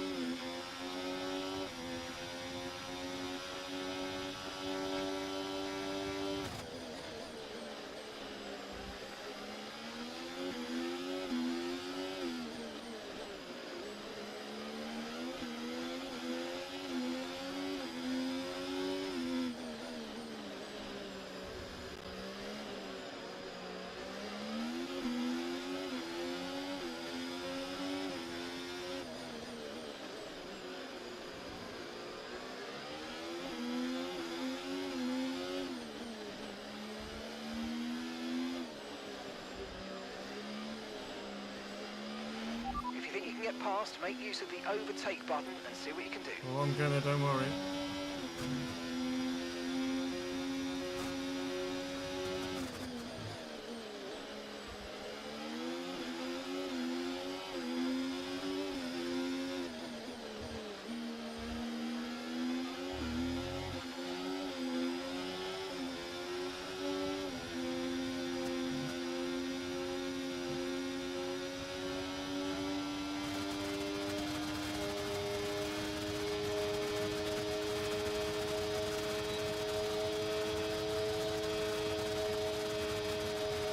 Okay, the car behind is dropping back. We're seeing a gap starting to form. Thanks for the space, Lance. I've got to rejoin the circuit. Just give me fucking space. I'll just sit behind and do nothing.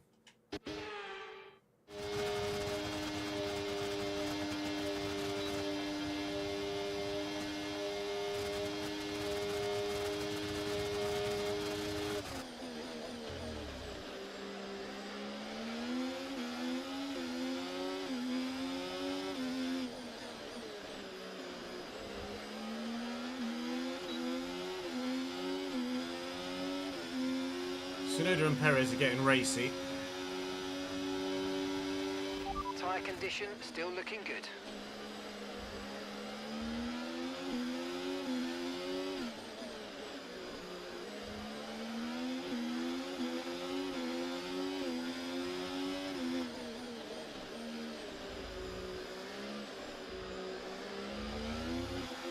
I could have a go at Lance here, maybe. Nope. We were in a bigger train, maybe.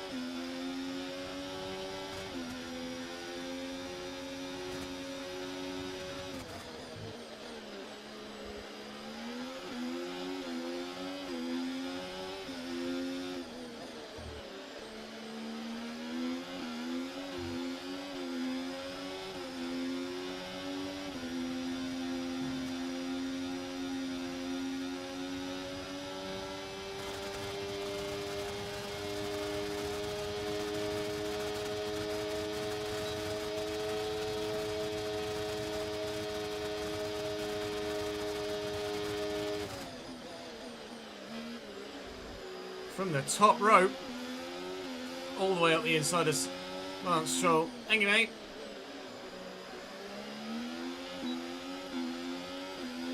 Whew. That was a stamp, licked, posted, sent. Now then, Tsunoda and Perez. Probably more accurately, Tsunoda, because Perez would come with. Yuki doing a great job in the RB, just as he does in real life.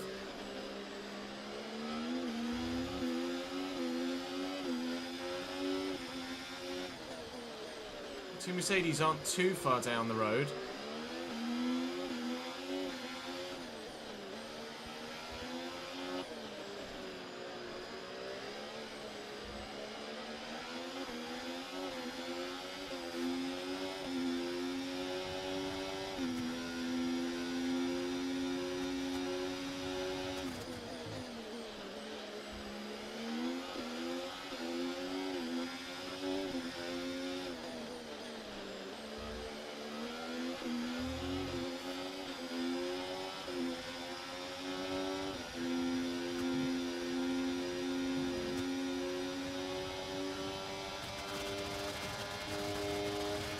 Tsunoda's boxing, is he?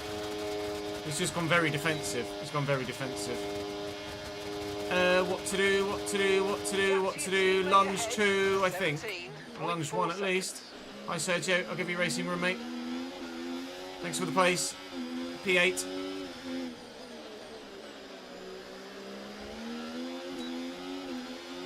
Oh god, these are some risky moves into turn 1, but we've got to take take advantage, sorry, of these softer compound tyres whilst they're still at their best. Softer compound, as they say. Obviously, I know I'm on the medium.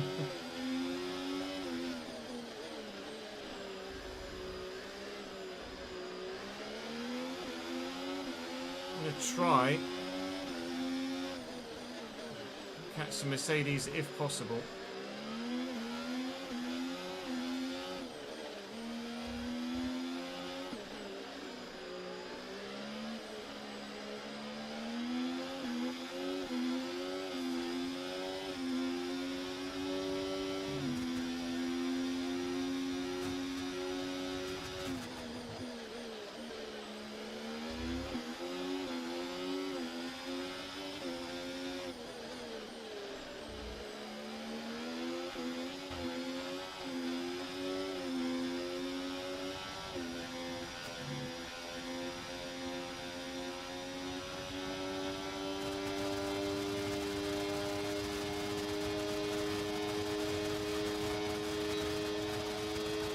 This one's more straightforward.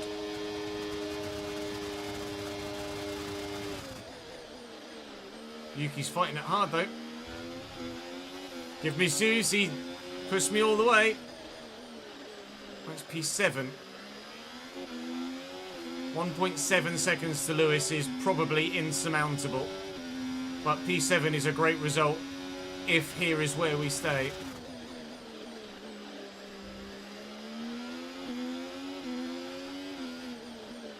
Considering we started bloody 19th. If we could just sort the qualifying out. Okay, gap ahead. Figure out why the past 3 Grand Prix have been so poor qualifying wise. I mean, Monza's probably because of the rain, to be fair. We might well have been faster in Monza, but Zandvoort and here, just in dry conditions, just for whatever reason, we don't have the single lap pace. I could very much do with some single lap pace.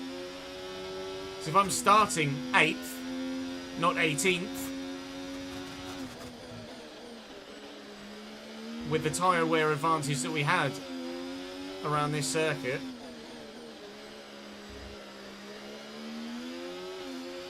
then maybe we are still fighting for podiums and wins. Not just to get back to the points.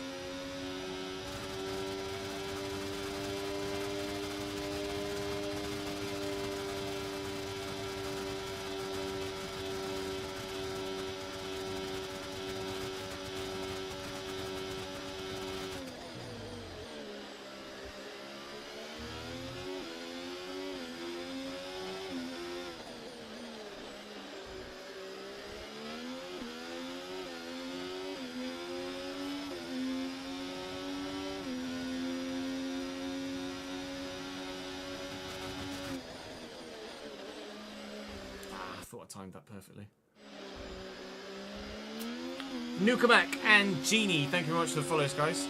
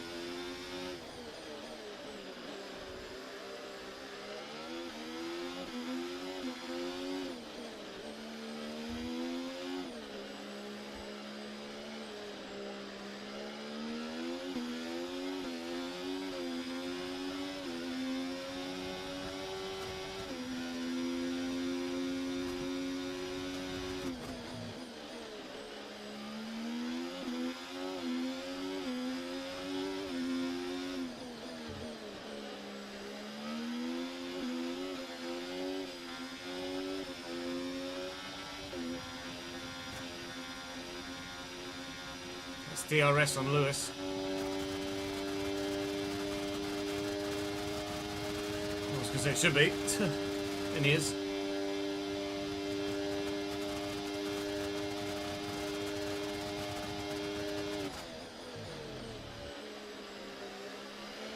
No need to worry about the tyre condition for now. Everything's looking good.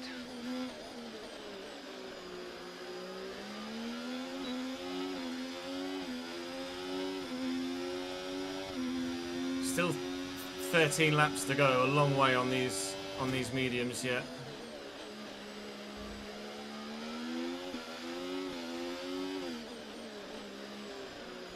Another safety car. I wouldn't go on this.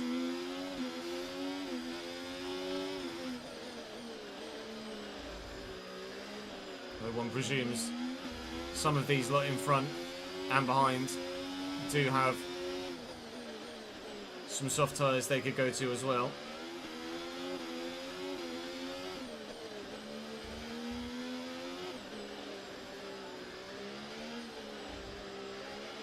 If you think you can get past, make use of the overtake button and see what you can do.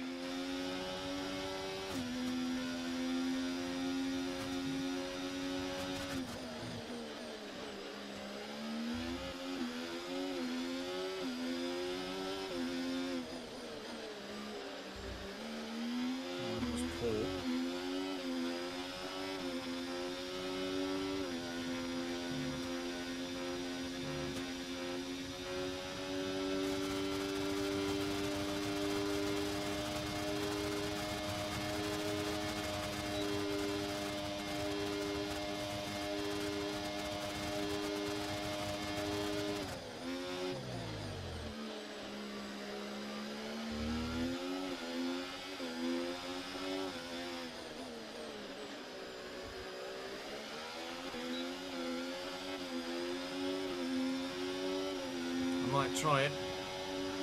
Force Lewis defensive. Round the outside, round the outside, round the outside. Chick, chick, wah. P6. Okay, good work. Great pass.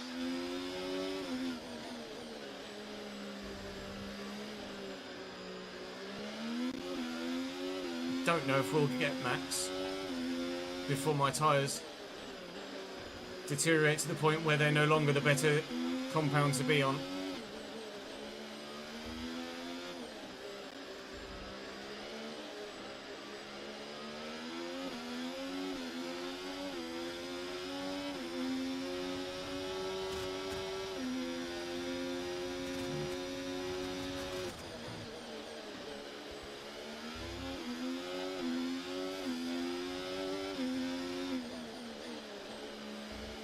I don't think that point is actually that far away right now.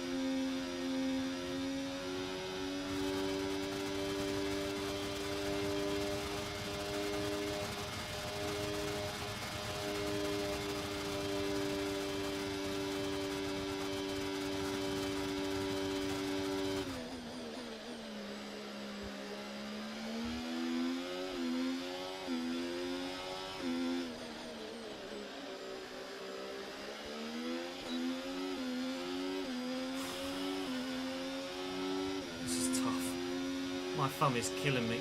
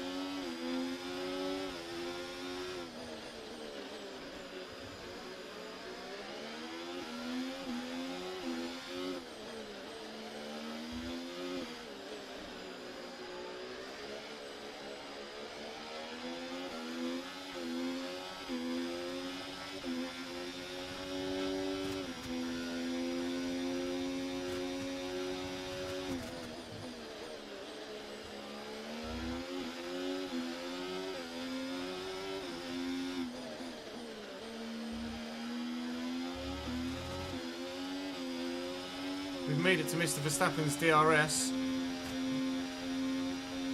I've brought Lewis with me. Piastri is fighting with Lance Stroll. As you know, Piastri is fighting with the Haas, slightly further back. Go defensive, go defensive, go defensive, go defensive, go defensive. The car behind is dropping back by about 0.3 a lap. He did, but very, very late. Made me think he was going to take the racing line till the last moment there, Max. If he does that again next lap, I will commit to the racing line and hope that he does the same again.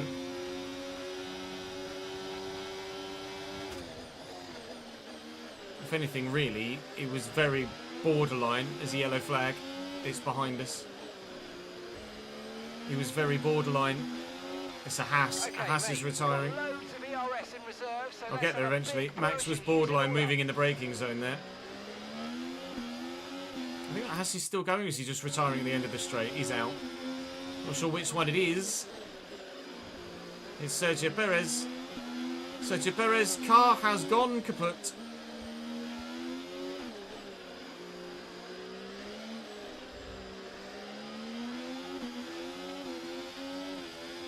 Seven laps to go. Sorry, 8 laps to go when we cross the line. Some of this energy. Come on. My tyres are starting to show their wear now at the back.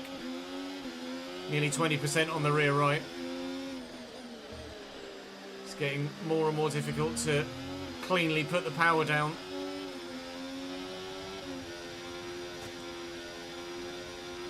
Probably should have made it past Max before now, really. I don't even know whether I'm going to get DRS here. Yes, thankfully. Okay, nice work. Really good job with that target, mate. Are you gonna? Are you gonna? Are you gonna? No. Max is so hard to read.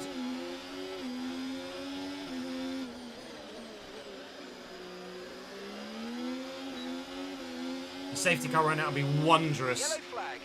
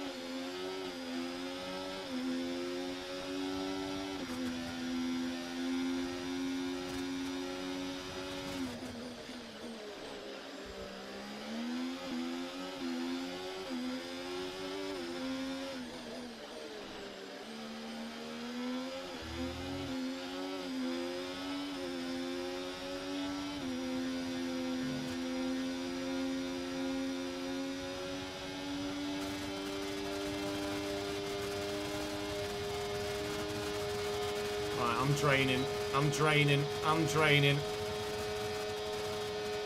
Max goes Slowly defensive. gaining on the car in front. Try to keep up this momentum.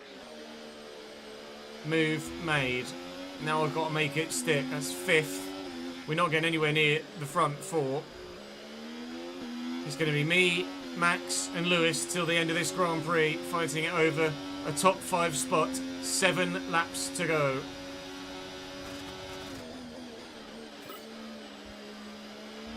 Tyre condition still looking good. Brand, I tried to gift you your subscription literally earlier today, Brandon, and it wouldn't let me. I evidently just tried to do it a little bit too soon. You didn't need to do that, mate. Thank you very much for your 5th month subscribed. I do owe you that with the Patreon. So I am going to gift one to the chat instead.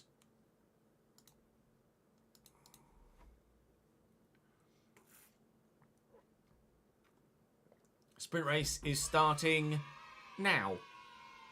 That was good timing. Thank you, Musa. Welcome to the gang. I say thank you. I gave it to you, but still. Sprint race is underway. Do you want a sprint race watch along? Do we pause for half an hour? Or do we finish the Grand Prix and then watch whatever's left of the sprint after that? McLaren 1-2. George has dropped to 3rd. Although he's having a go at Piastri. Lando's disappearing already. Oh, wide. Very wide from Piastri there. And from someone in the background as well. An Alpine, I think. We do only have about 10 minutes left of the race. You're right. Might as well just finish the race. I do need a pee as well, though, annoyingly. Oh, the timing's not great.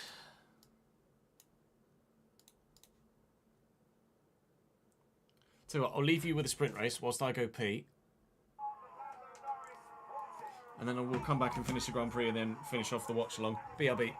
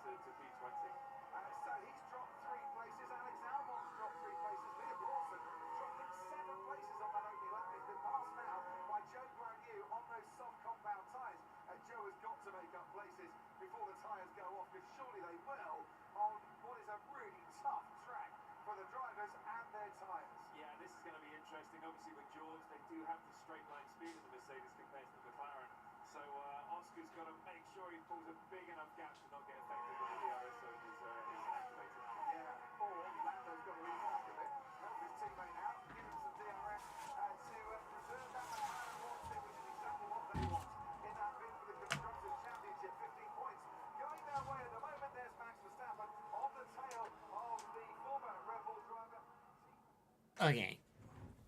Where were we? And gap to the car in front, 5.1 seconds.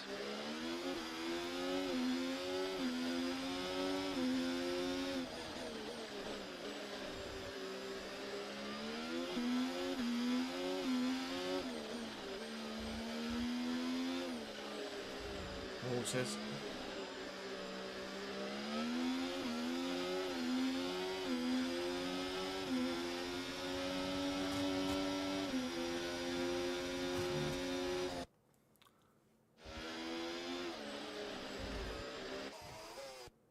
Take that one on the chin.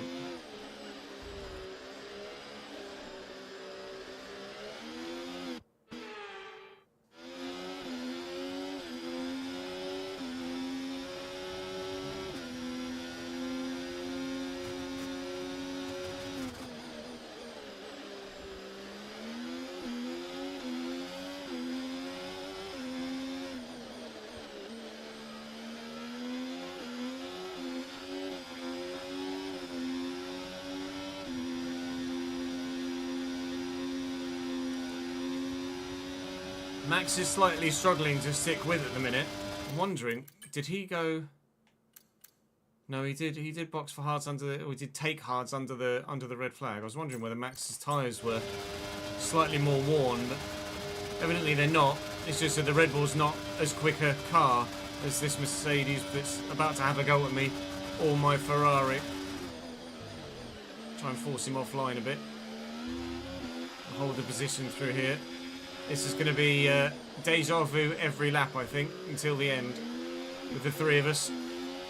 I'll try and break DRS on Lewis, but it's going to be very, very difficult to do so. I'm going to have to go defensive here as well, and he's just quite simply taken the place.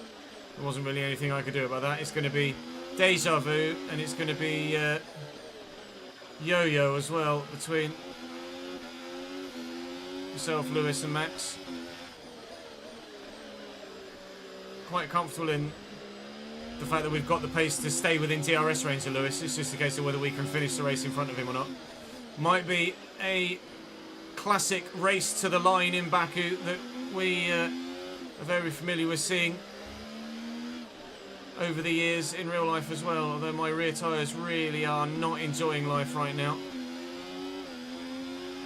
If you think you can get past, make use of the overtake button and see what you can Those do. might be gone.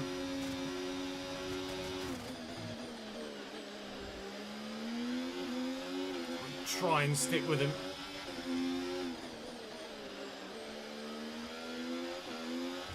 Which we've done. Just needed to concentrate and get a decent exit on that last corner. Which we were able to do. 5 laps to go as we cross the line.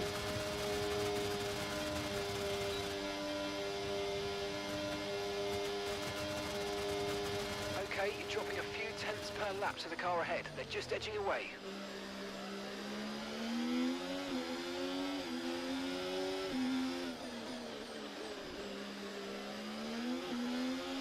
Just a little love tap on the back of Lewis's car. Get away with it.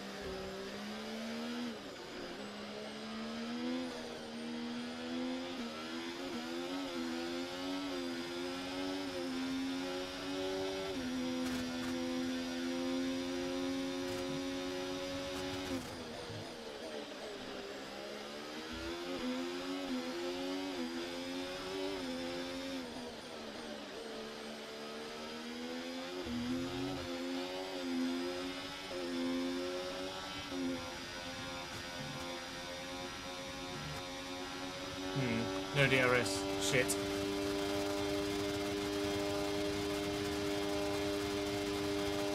To drain my battery to stay ahead of Max.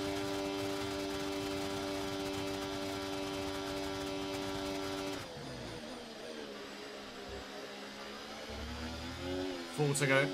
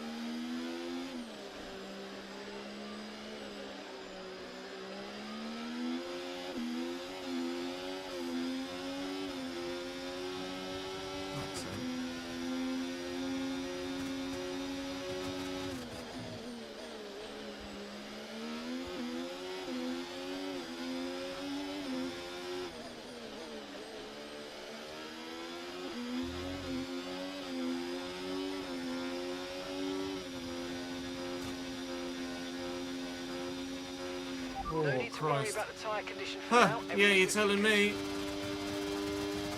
They got shaky then. Max is going to have me. Bugger. I think these medium tyres have gotten us so very close to the end of the race, but their competitiveness has just fallen short, and it is only just by a couple of laps. It's a shame. We might still stand a chance of getting a top 5 finish.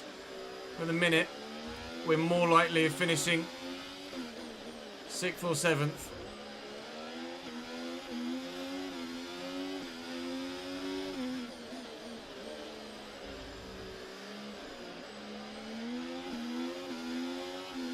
Two to go when we cross the line next.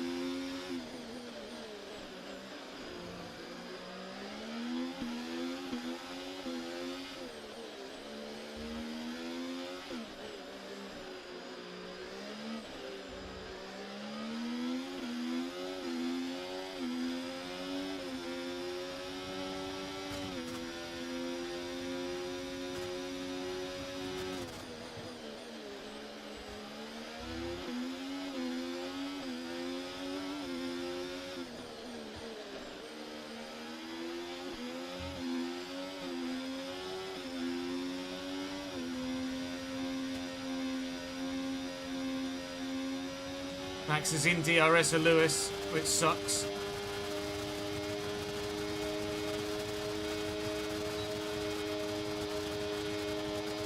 We've both got a decent run on the Mercedes though. It's from a long way back. We do love a lunge at turn 1 today. P6.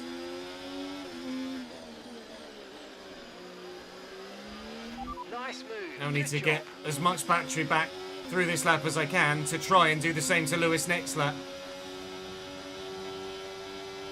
Provided I can keep Mr. Verstappen behind.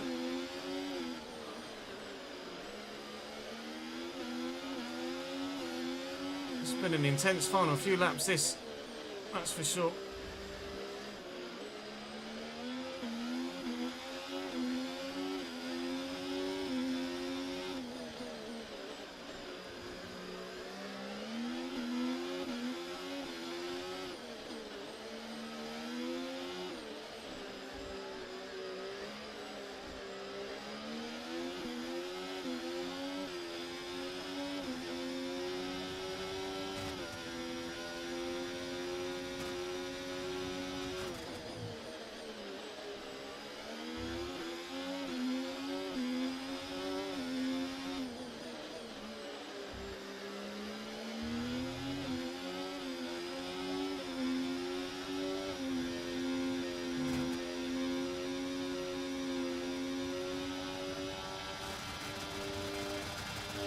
We will have DRS. I'm going to have to completely drain my battery.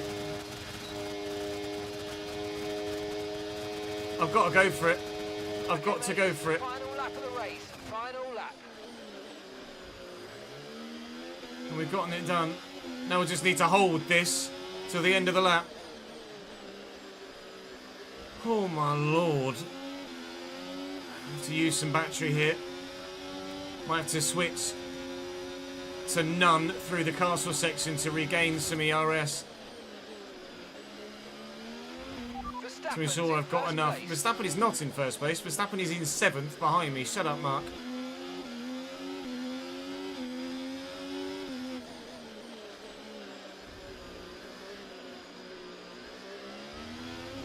We'll switch to none here just to get as much battery back as possible for that last push to the line.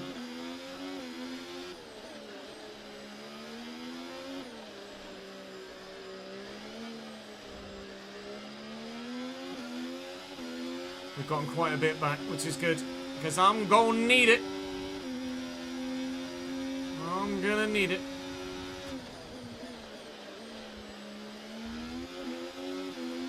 I need a very, very, very decent this corner.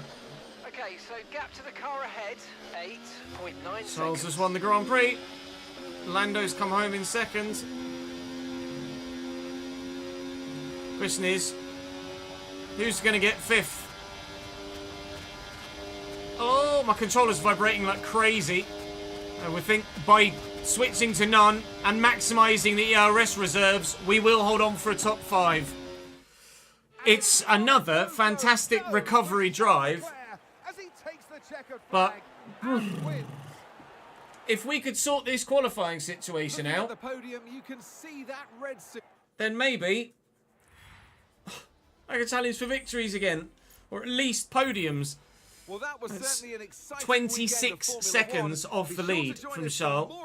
Just lightning fast. Again, Fernando and Lando extend on me in the championship. I continue to gain on Max, but it is looking ever more likely that I might well only beat Max in the championship, and Lando and Fernando will get away from me. Although, as we go up to 52% recognition, although it has to be said, at the end of last season, we were really strong in Qatar and Vegas and Abu Dhabi. So there might be the chance for some victories for us towards the end of the season and a big swing in the championship. It seems as if then you have a new rival. I know, it's Oscar Piastri. Perfect opportunity to show the world why you He's my belong in this sport. rating rival. I need to achieve 87 rated to win it. Lando is now my... actually, Lando's still been my championship rival for a little while. It's Singapore next, I think. It's Singapore next. We close on Max. We're now 24 points behind Max Verstappen. Lando's only 2 points behind him. Charles is extending his advantage again by picking up another victory. Fernando came home 3rd. Lando picked up that P2, which is huge for him. Lando's been on the podium 4 races in a row now. He's in really, really good form. 5 of the last 6. 6, in fact, of the last 7, Lando Norris has been on the podium. Such is why the championship swing has been so strong for him. Charles back to winning ways. Last year we had a good result in Singapore. P3, but that again was helped by a safety car, I think. I don't know whether the safety car and red flag made our race, ruined our race, really had much of an impact on our race. I think really it probably helped us. If we hadn't been able to maximise the 5th, 6th, 7th trio, then maybe we might have said that perhaps it hadn't helped. But I think certainly by being able to come home in 5th, I'll go as far as to say it definitely did help. Singapore's a track that is fantastic fun to drive when it's dry. We'll go with a balanced tyre compound set in Singapore. Whether the soft tyres aren't great around here, but I think an extra set of mediums as opposed to an extra set of hards is probably going to serve me better than in previous... Ooh, okay, it's dry for the race, which is most important. But it will be wet in the middle of qualifying. Dry to begin with, so it's going to be important to go out at the beginning of Q1. And then wet, and then it will dry up very quickly at the end of the session as well. That's going to be particularly intriguing. Well, join me for a rather mystery Singapore Grand Prix coming up over the next couple of days. But for now, that's all for me for today. We've got nearly 10,000 resource points stocked up, ready to go. Imagine what we can do to the car that we're in Season 4 if we do go to Season 4. It'll be monstrous. That's going to be all for this episode, though. Thank you very much for watching. I hope you enjoyed that Grand Prix. Again, a fantastic recovery drive. Again, I need to sort my qualifying pace out. I've no idea what's happening. If I knew, I'd address it. Hopefully, Singapore will be better. Thank you very much for watching. I'll see you next time. Oi, oi, oi. Right, let's play that prediction, shall we? Choose prediction outcome, P7 or higher. Right, let's get a thumbnail and watch the rest of the sprint race. And we can get a thumbnail as well from the doohickey.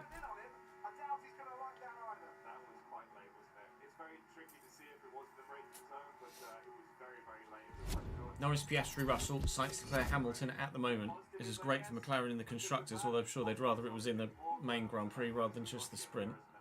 Got hair that's dangling and I can't get the bastard. There we go.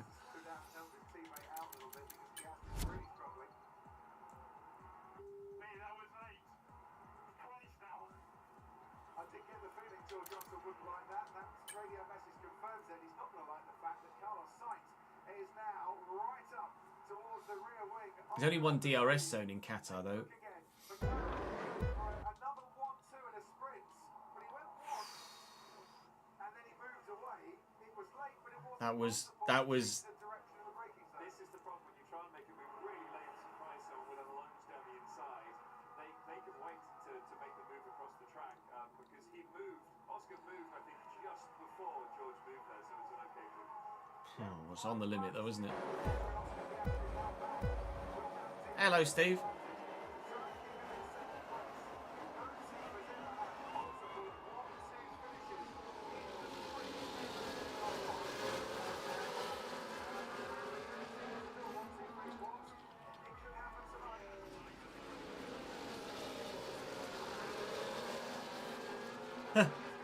Do I save him?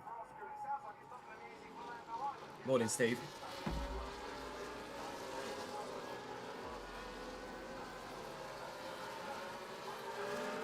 New front wing for Checo. Oh, good. Checo's going to be penultimate. Or last.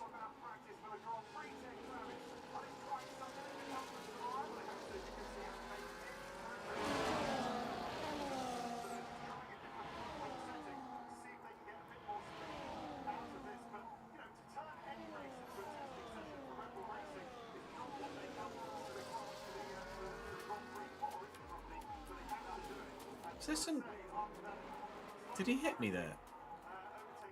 The Sauber... Oh no, he's already... Yeah, he must have done. I think he's got his front wing here. I just saw a bit of debris come off. Can't quite see it.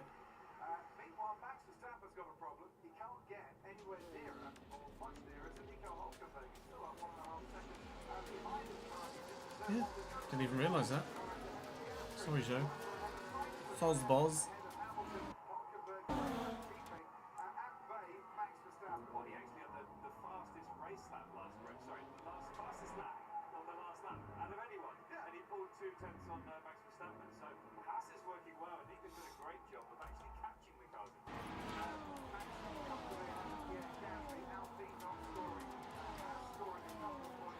We're literally just getting a thumbnail from this, Steve, and then we're going to switch to FC.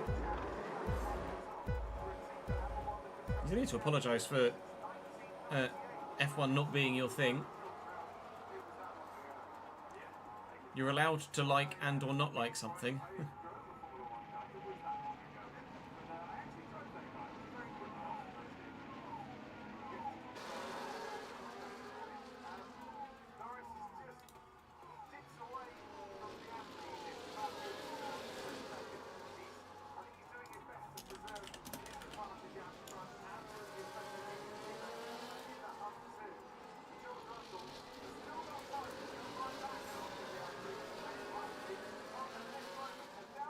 Piastri's just got DRS.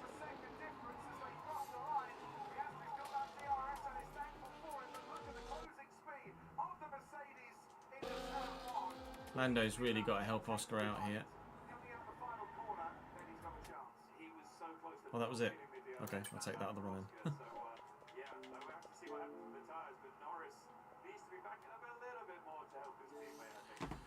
Right, YouTube. And it's only. I don't really need to split the VODs, do I? It's only spreadsheet testing. So, we'll switch to FC. I'm not going to restart the stream or anything, don't worry about it.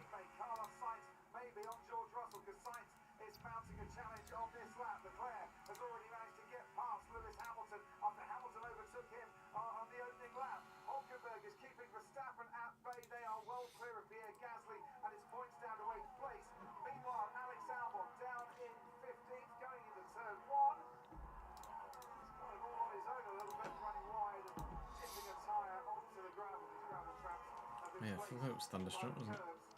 I'll have a quick cheeky look.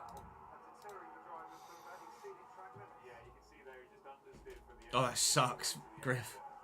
Cremonense, Spezia, and Lecce of all the teams to lose to.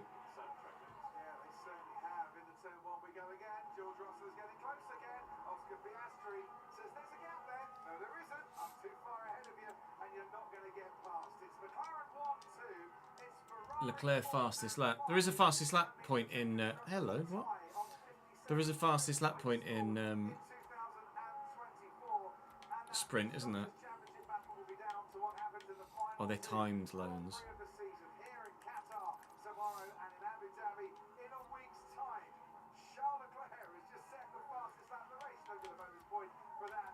Okay. Rummer. Japanese. Oh, Cuba. Oh, it's an inform Kubo. Hello. Hey, Doc.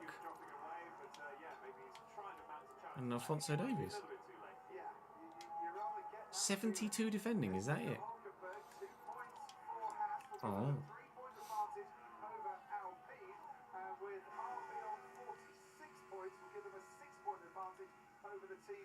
Hulkenberg doing a great job at the minute. Verstappen down in 8th.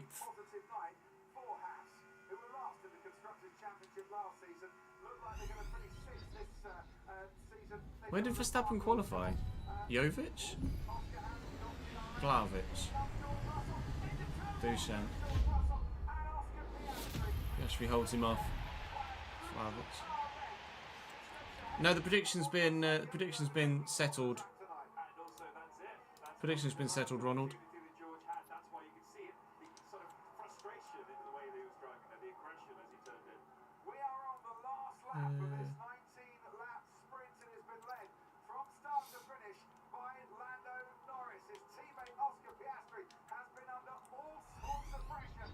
There's a walkout. Centre mid, Portuguese. Bruno? No. Bernardo? Bernardo. Literally 178 plus. We get Bernardo Silva. I'll take it.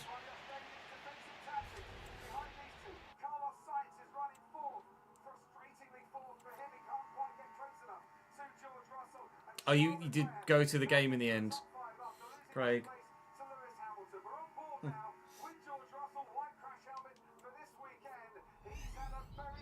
Oh, not a walkout in the +5 one. Mid Espanyol, La Liga, could be fucking anyone. Lando's letting Piastri win.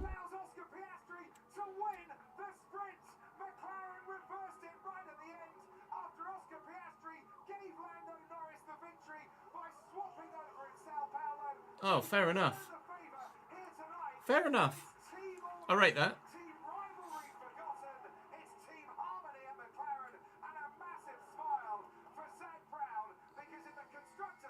That's huge for McLaren. Oh, so.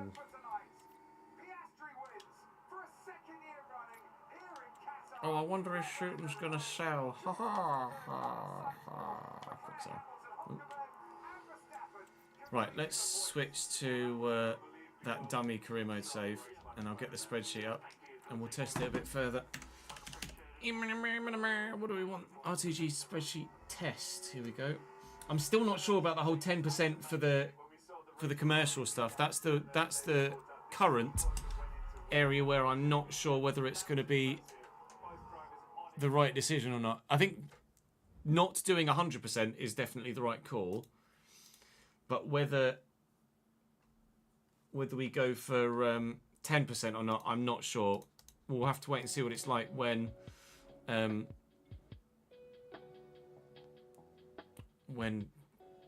my brain's died. Match tickets start coming in. Oh, there was a bid for Soleil, was there? I wouldn't have accepted that anyway.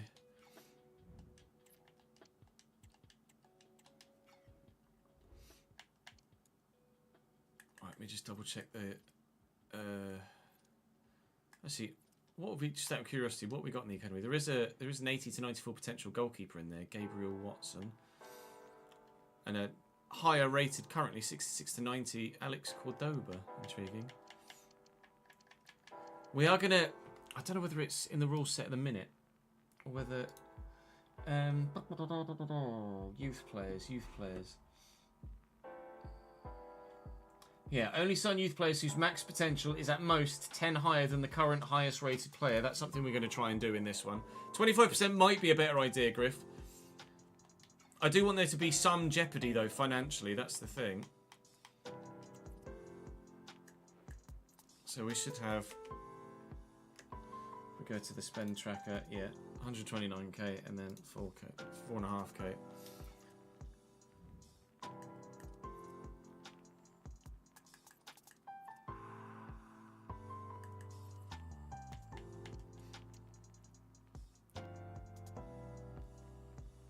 Offer received for Jordan Cousins. It's from Zurich. We'll only do the realistic options again. We'll genuinely try and replicate the save that we're going to do. Obviously, we won't be doing it with Cambridge, but I might change to a formation that better suits as well. Actually,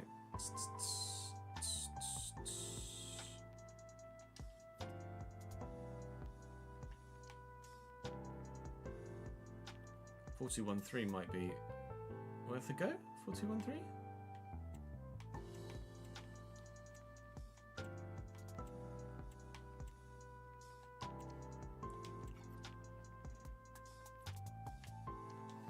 Slay has Cam in his options, doesn't he? Oh, Langella can play at left mid. That's intriguing. That's good to know. Put Watts in. Zilly Reyes. Brophy on the right. Digger and Cousins. I put Cousins in. Brofs. Yeah. Bennett for Gibbo.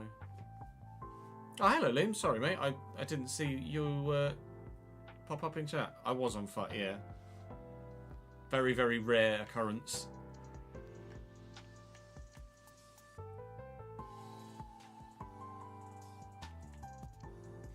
Well, we currently have... We do currently have a rule set for money saved. So transfer revenue retained from player sales is 75%.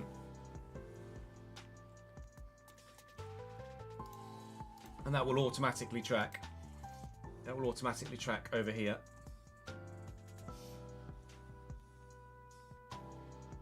We can change these toggles on the fly if we wish to.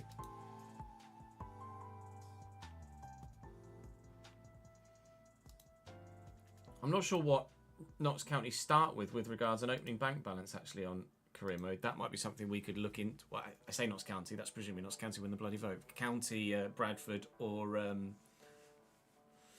Salford, depending on... I imagine Salford don't have the financial backing.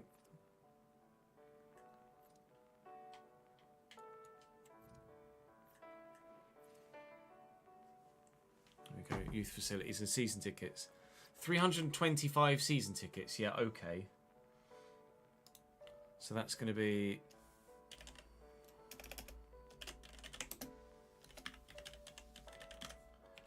Youth facilities, 35. Season tickets is where clubs get the most... Clubs get their most amount of money from, isn't it? So if we go... What's that per season ticket? Hang on.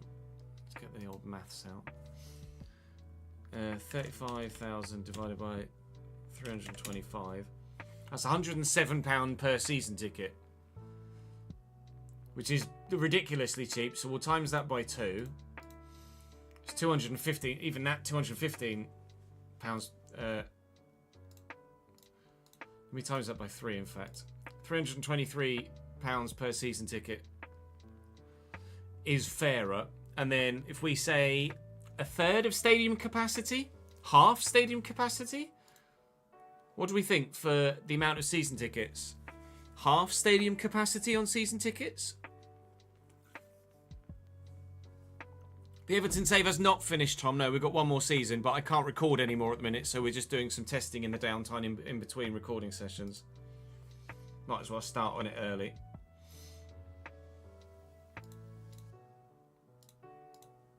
What do we think about percentage of stadium capacity for season tickets?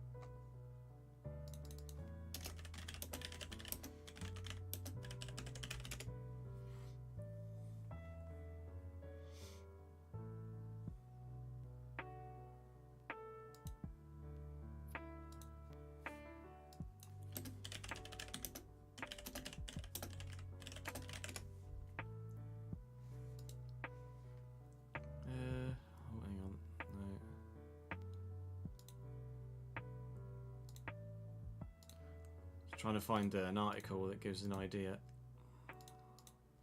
of season ticket sales numbers.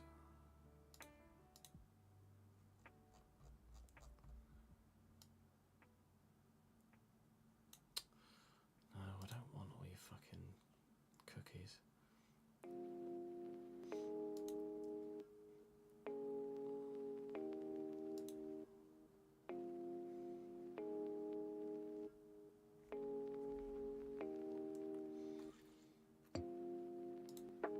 I think half is probably fair, isn't it?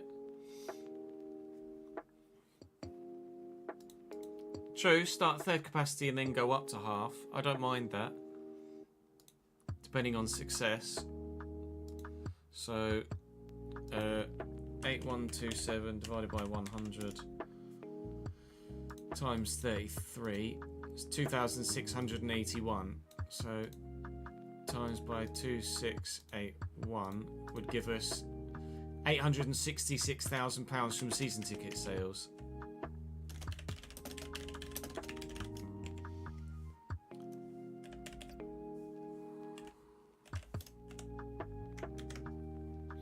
Which I think is fair. I think that's probably fair to do it that way.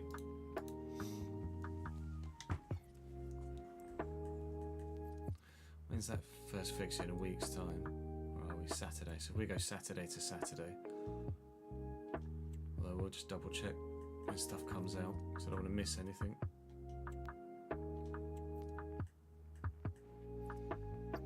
Yeah, so we've got another player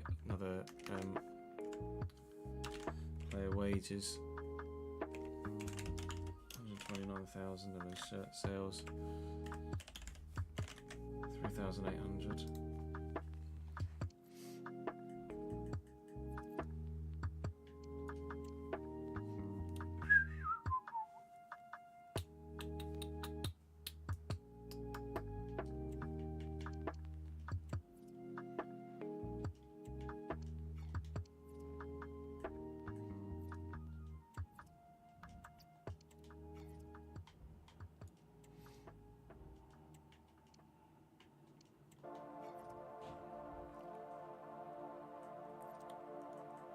So we're on match day now, I think, aren't we? Just double check there's nothing else we need to take out of this. Nope.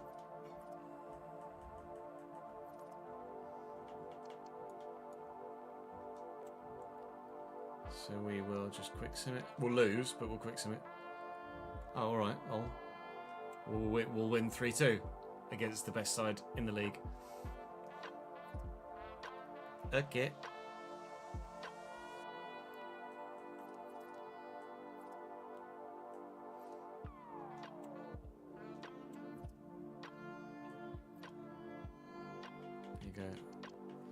So stadium maintenance 3,000.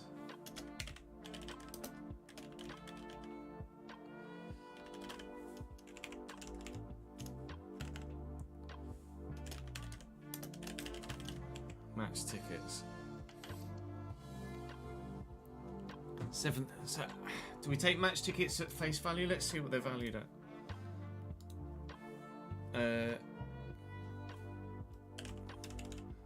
1,000 divided by 7,065. There's no way match tickets are £11.40. That's nonsense.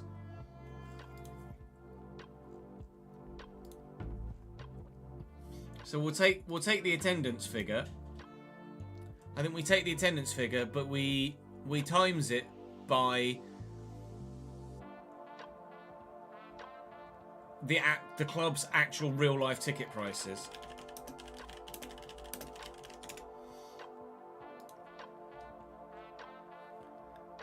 Which average, I mean, if there's 7,065 people at the game, how many do we think would be adults? How many do we think would be concessions? Under 18s or under 14s? Do we do 90% adults? 90% adult prices? And then 10% concessions? Or do we just do all at adult prices?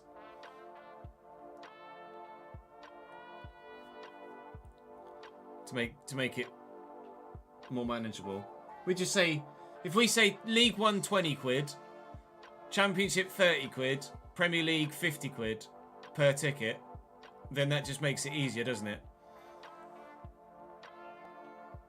If we say match tickets in League 1 are £15, League 2 £20, Championship £30, Premier League £50, and then when we're in Europe £70, something like that, then I think that's fair.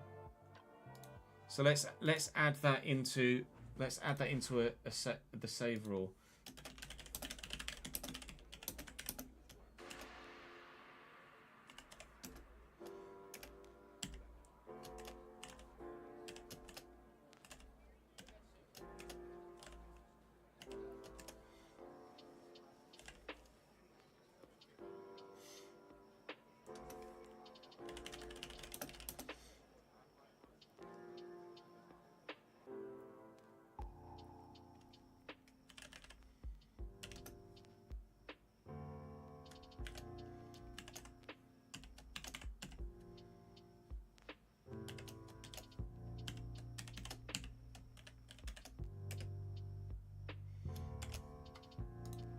That makes sense, doesn't it?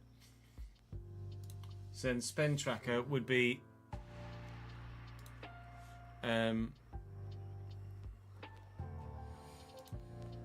7065 times 20, because we're in League 1, it's a League 1 game. So 141,300.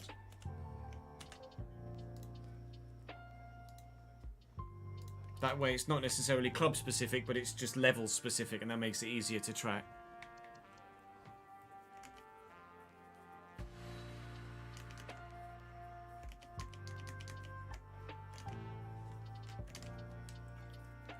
Did I do the shirt sales there? Didn't, did I?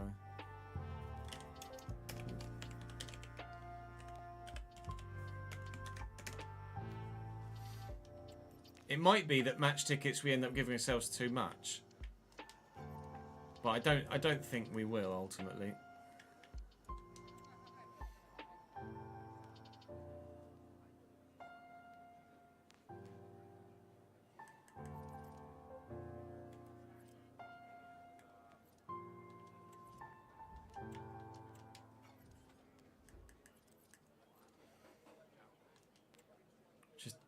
Dummying our way through a season effectively now at the minute, aren't we? So there's no change there.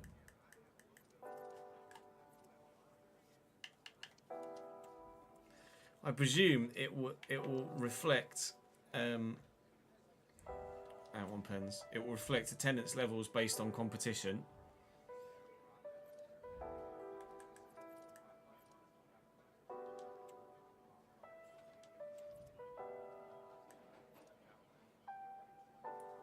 Yeah, 6,000 there, 6,094. So, stadium main.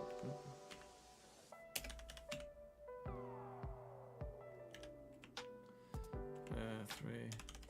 I don't really know what to put for stadium maintenance, to be honest. And then that's going to be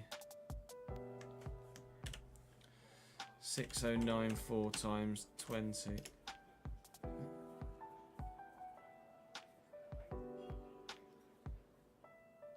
300. What?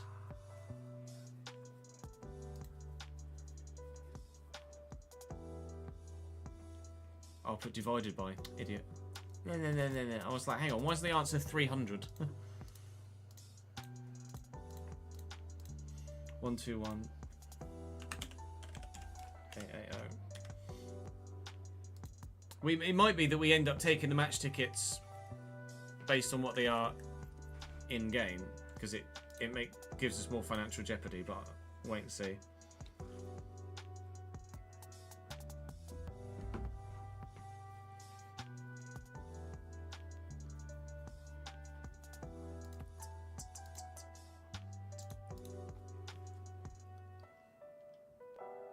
Ground maintenance is about 300 grand a month for Roma.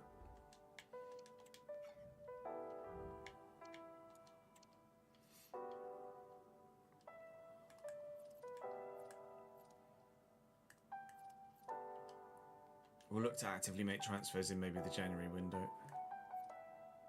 Prize money.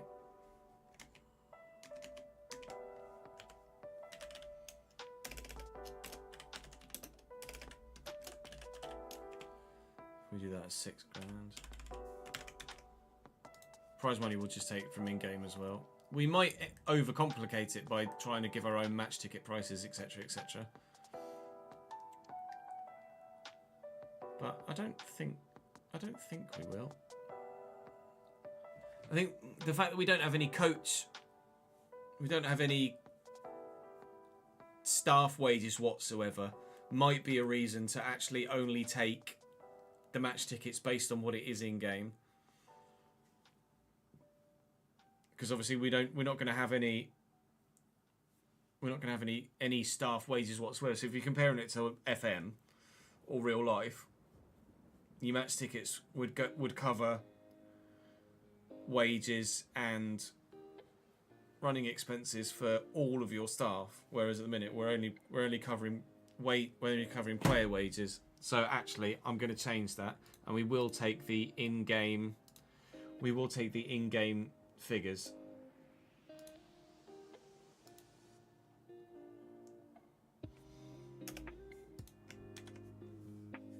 Otherwise, there will be no financial jeopardy.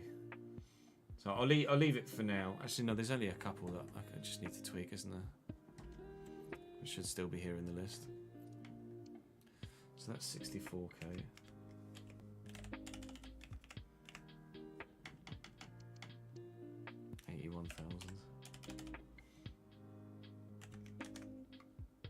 We'll do it that because we're not having staff funding to take into account.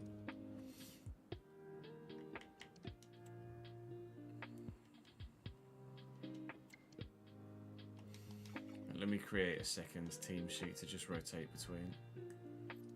Well, results literally results don't matter, do they? I'm set to unsackable, so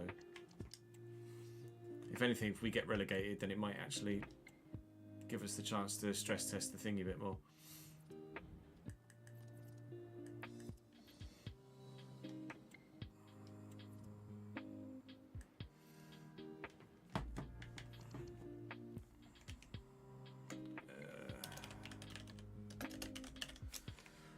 Travel costs. And no, we'll take that down. We'll do 10% on travel costs. That's for sure. Because there's no way it costs a League One side £16,000 to travel to Bristol. I'm just not having it. So travel costs and shirt sales at the minute are both going to be... Wrong lunches. Are both going to be 10%.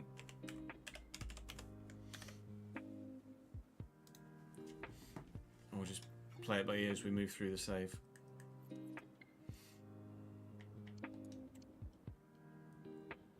Offer received for Kachunga. Nice that we're actually getting notifications about transfer bids now. That's something they've fixed.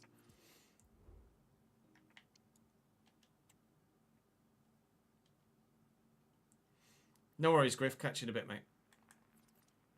Appreciate the support, dude. So there's nothing else from there.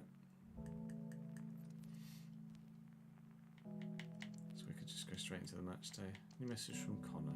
Like, can I play? I'm like, maybe. Well, you know, not.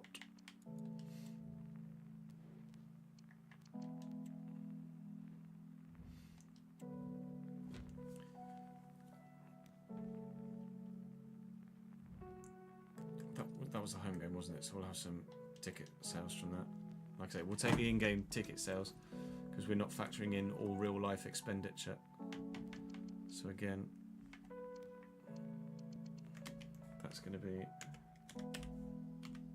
stadium maintenance, 3,000. Match tickets, 81.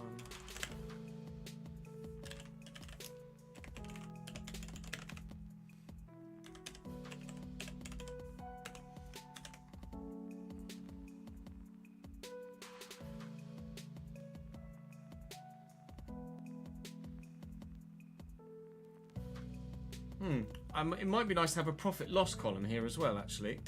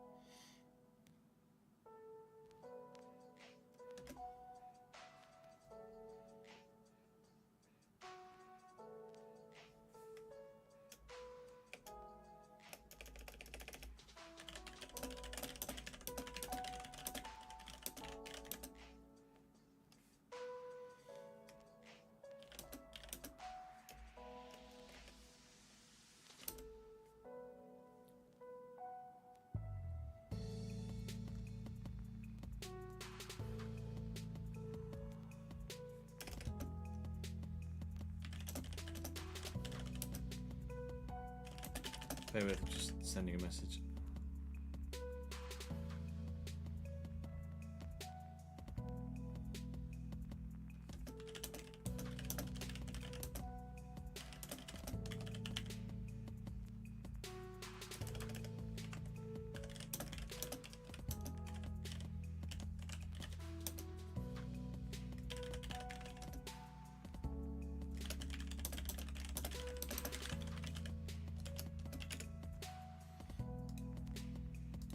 Yeah, we'll ask if we can get a profit loss column.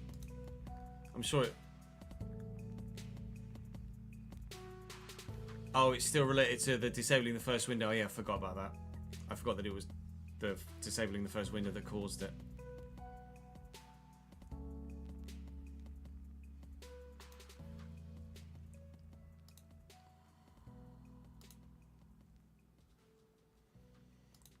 Creator series is about to start for those that might want to give that a watch.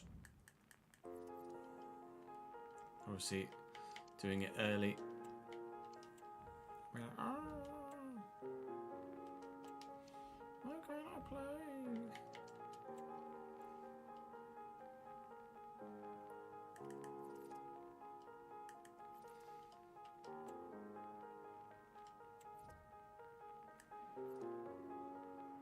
Wish I could just have a shortcut button, so I could just go to, I could just like go here and have it be a specific part of the menu, rather than having to constantly go all the way to office and then into budget and then across the transaction. If I could have like a, you could have like a favorite tab, that might be a nice addition. So you'd have like something across the top that's favorites, and then you could go specifically to a favorite tab.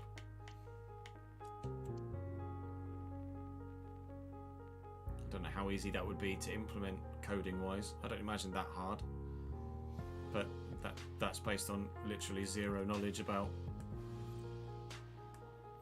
how games are coded.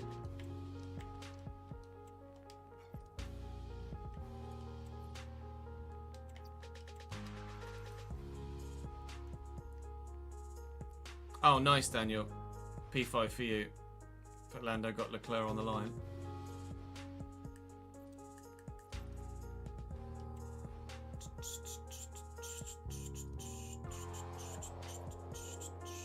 Okay, so nothing else yet.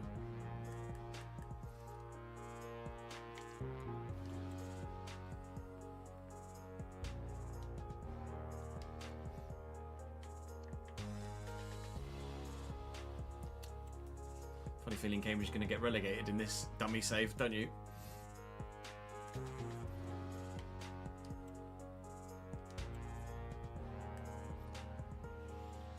Travel costs 1,600.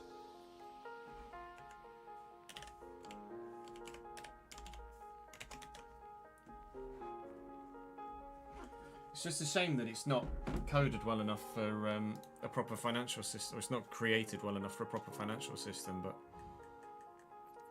there's not really much I can do about that.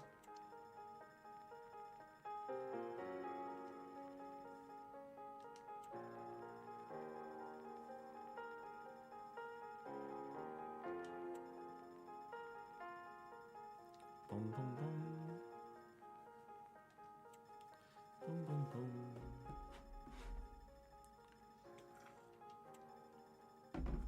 I'm presuming no bids have come in. Yeah, because I've not heard anything about it.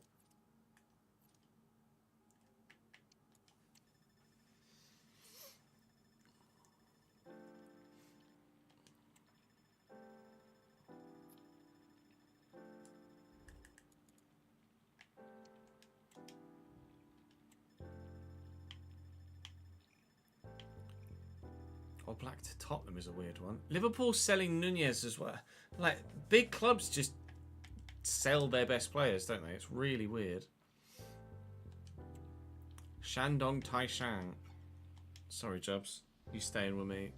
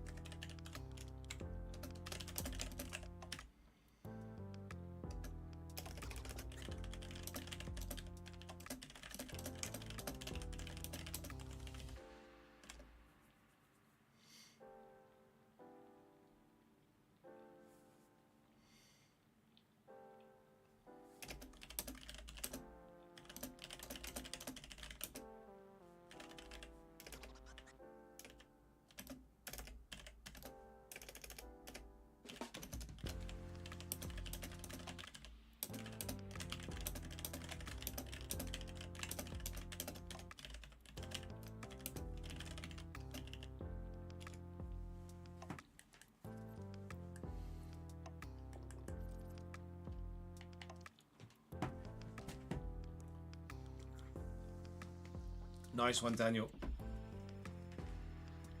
That's perfect. We've got a dry race at least.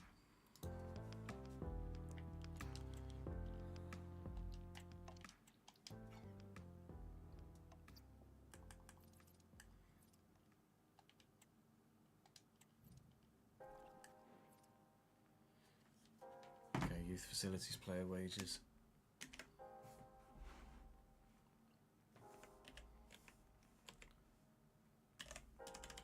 Youth facilities is something we will have to monitor as well, as in how many players we have on our youth system. Financially, we might be in a position where we only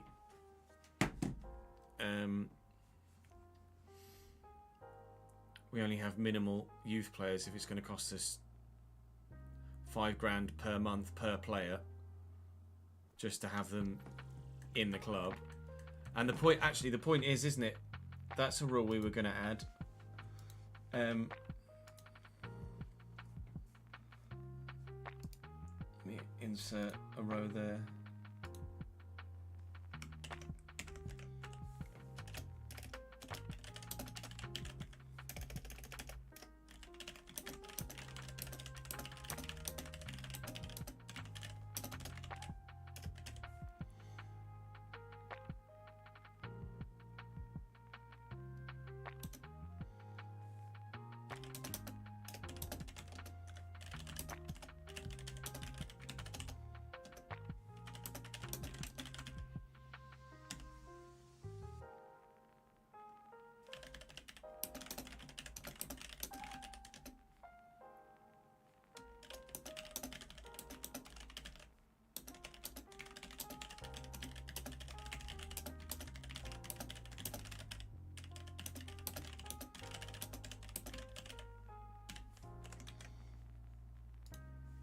think that's fair. I say you're allowed to call someone up early.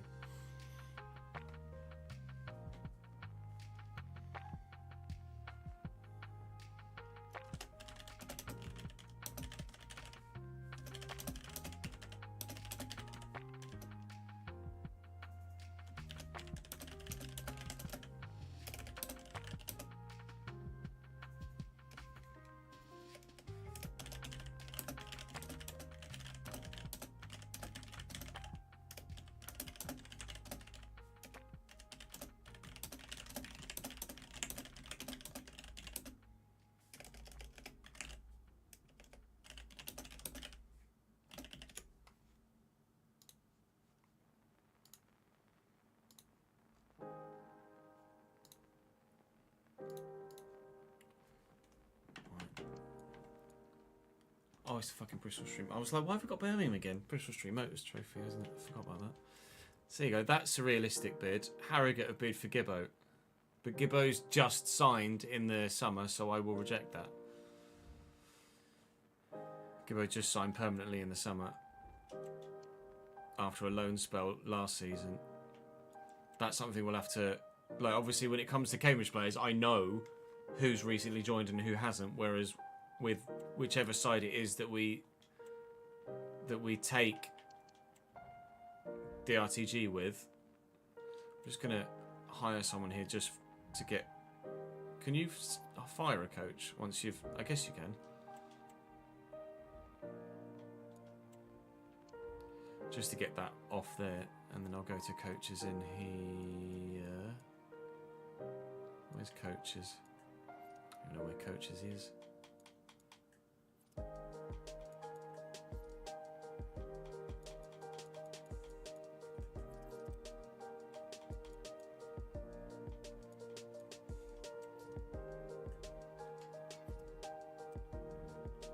See that under trading plan? Where do you even find your list of coaches?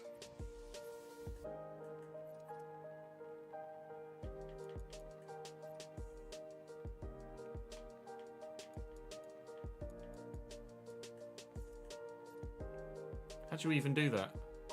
I can't see an obvious place to find it. Not Squad Hub. It's not team sheets.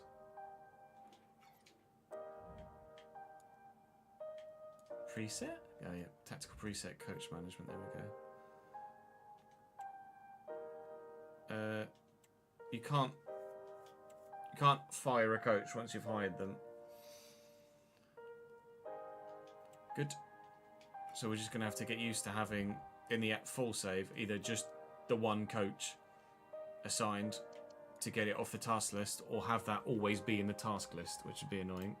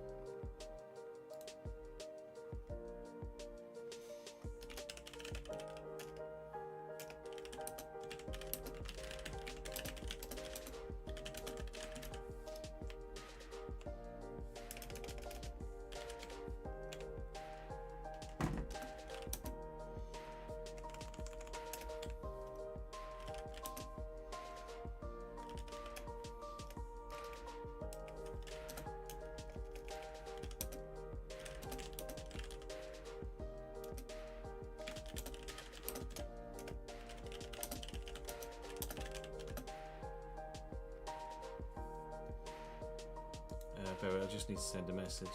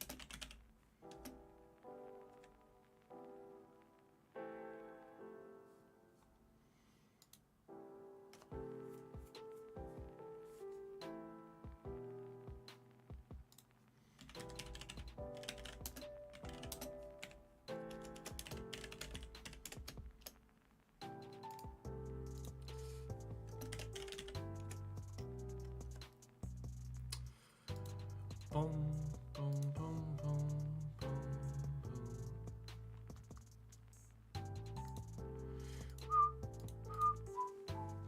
boom. Wolves 1, Bournemouth 1 within 6. That's the point. I'll put Soccer Saturday on. Qualifying starts at 6. 6 o'clock is when qualifying starts, isn't it? So I'll probably be offline by then. We'll put Soccer Saturday on.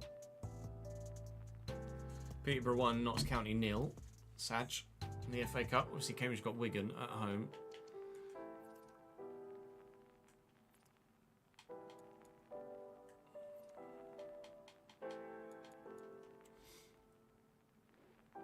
Oxford have drawn 1-1 with Millwall in the Course Championship.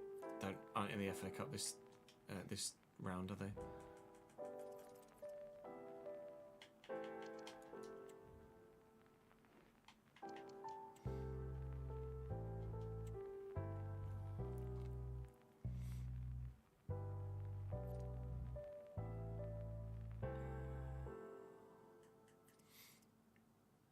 Is it 2-1?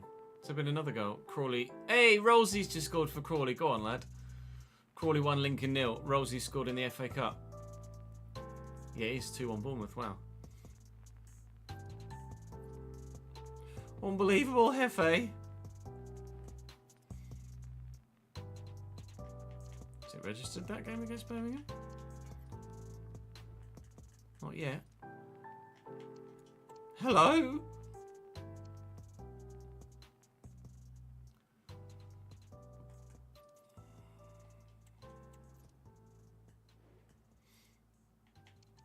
Apparently that game against Birmingham didn't exist. Alright, fair enough. Not that we'd have made any money from it because it was an away game, but, you know. Can only deal with what's there.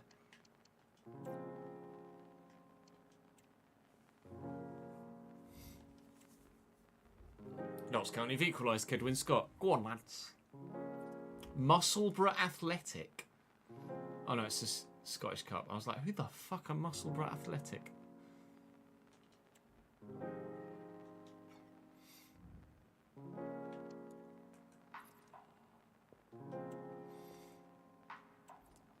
Yeah, apparently Wolves defenders are taking the day off. Right.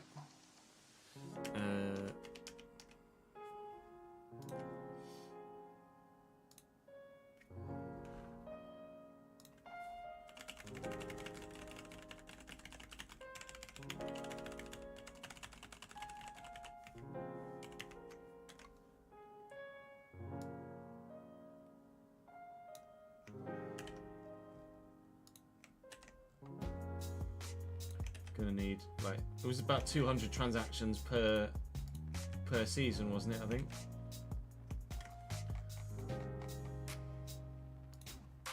Right. Stadium maintenance. 1,000. This ticket's 95k. Player wages 129. Shirt sales 3,800.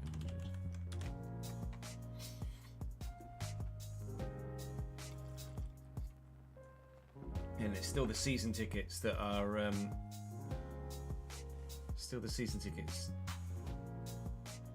giving us the best if it ends. Otherwise, we'd have had less, 900 grand less. So we'd have been about even.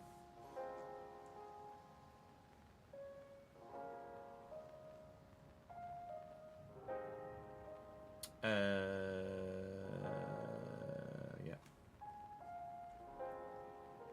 West Brom 1-0 up against Preston. Crawley have scored a second against Lincoln.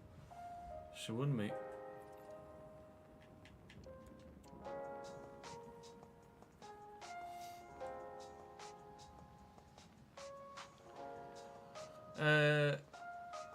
Leroy Bronto, thank you very much for the follow, mate. Welcome to the channel.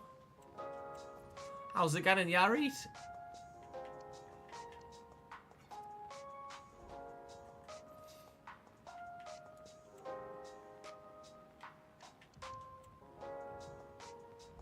Oh my god, a dub.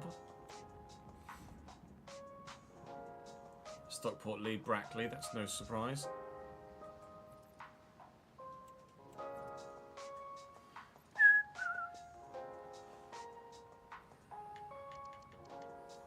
It's an extra. Yeah, player wages and shirt sales.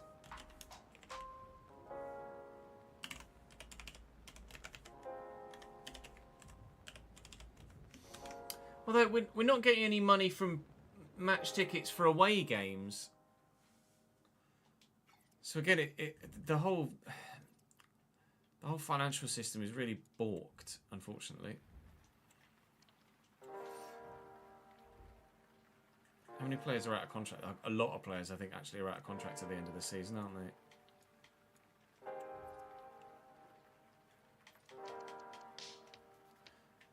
That would be yes. A big yes. That's something we'll have to adjust. Jesus Christ, Peterborough won Notts County 2. Matthew Platt in the 16th. Big Gas hands just scored for Charlton as well against Walsall. Possible Bournemouth pen. Clover pen 3, Larson 5, Kirkes 8. That's ridiculous, isn't it? Unbelievable, Jeff.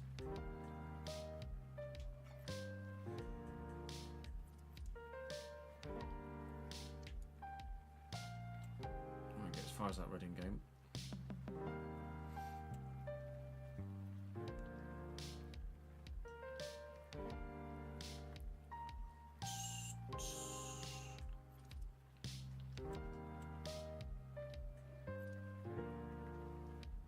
Is that another set of? I think short. Alright.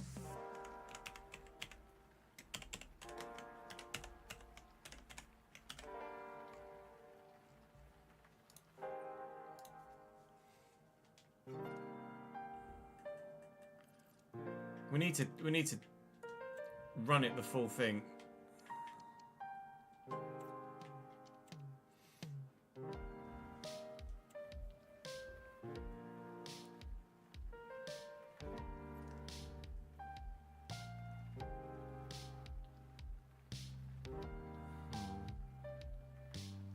I'm wondering now whether we do the match tickets thing. Ow, ow, ow, ow, ow, ow, ow. I'm wondering whether we do the match tickets thing because we're not getting anything from away games at all, are we? 3-1 Bournemouth. Jesus. So at the minute, just in general, each week, the club is hemorrhaging. The club is hemorrhaging money.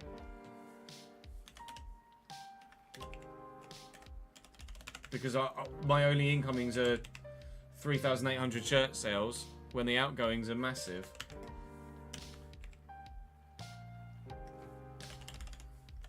We'll play it by ear. Maybe we try one season with it one way, one season with it the other, or maybe we just do half shirt sales. Because at the minute the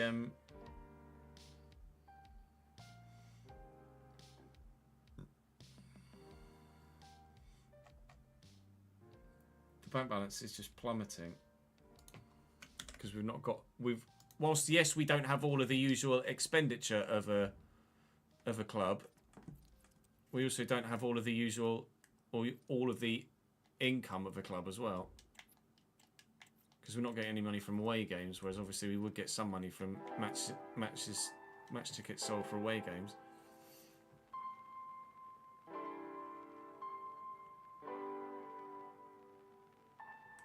Or would we? Does the club get any in real life? Does the club get any money for away sale tickets? I don't know. Would they? We just go to the home team. Does a portion of it go to the away side, or does it not?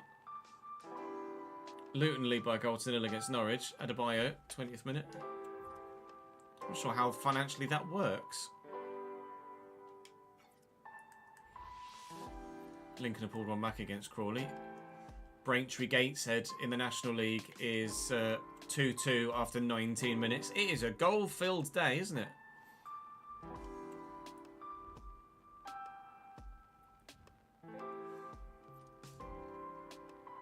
Cambridge Wigan still 0-0.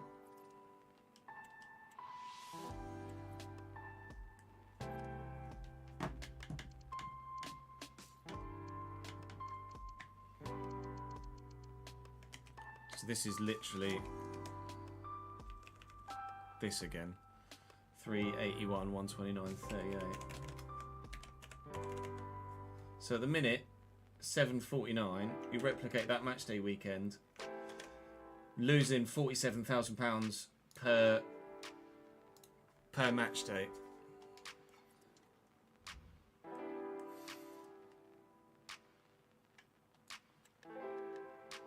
Leicester 1, Brentford 0. Buonanotte. Salford lead against Cheltenham in the FA Cup. Gibbons, come here. You're not playing me, I want to play.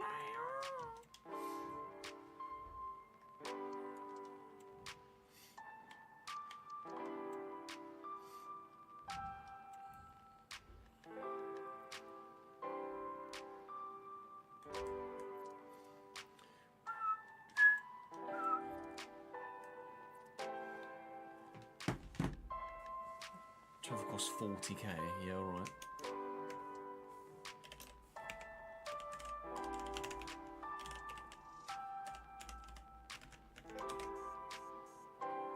Costs £40,000 to go from Cambridge to Exeter, does it?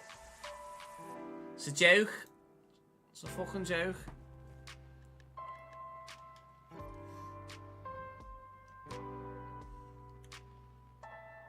Baldo was taken to the hospital, really? Had difficulties breathing, Christ. Salford 2-0 up against Cheltenham now.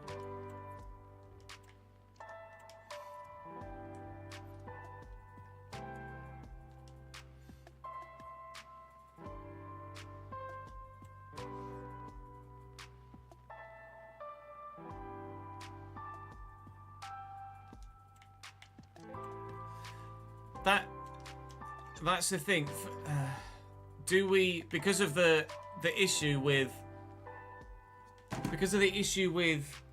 the bug in the game about opening transfer window and not getting messages about bids, it would have been my initial intention to not have a first transfer window. But I'd only butt my head against that bug again, wouldn't I? So would you have an opening transfer window but do minimal stuff in it? Or would you not have an opening transfer window still? I believe the bug is still a thing, but I might be mistaken. I think Ad said earlier that it is still a thing.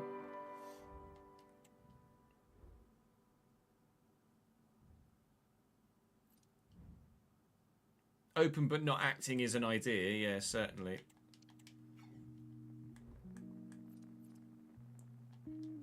Obviously, I can't do anything about the other clubs.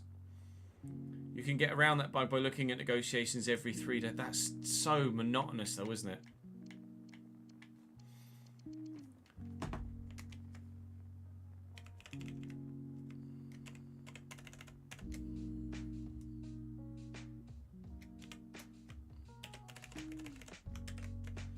That's 95,000 this time.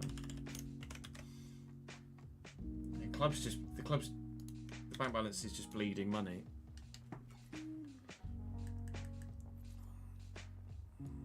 I think the realistic thing to do, I think, would be to lessen the commercial income and give us more realistic ticket prices.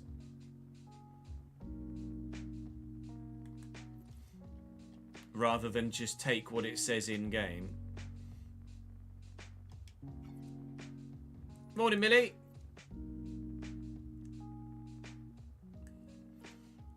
Like, having to religiously check the transfer thing every fucking 3 days is just going to be something that I'm not going to be able to do. Brentford equalise, Wissa. Norwich equalise, Cernats.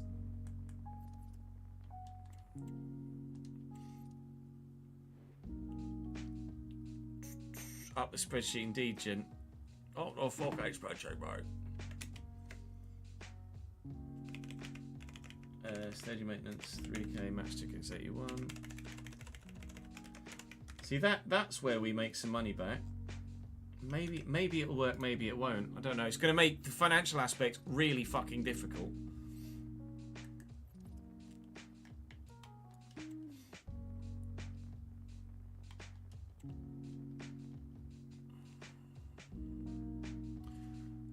Swansea 0, Portsmouth 1, Matt Ritchie.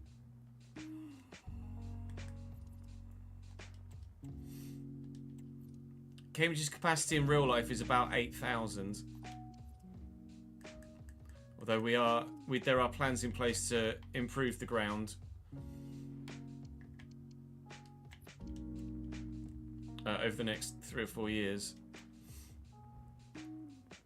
I'm not surprised you're happy with the win against Real this week, to be honest. Good to hear you well, though, mate. I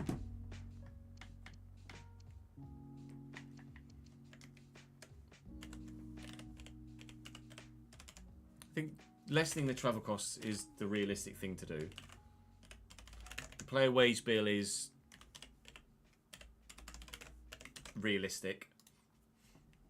The shirt sale thing is realistic, and then I think we give ourselves a realistic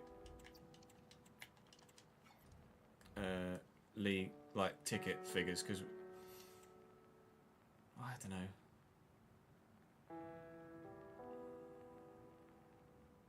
It's hard to know.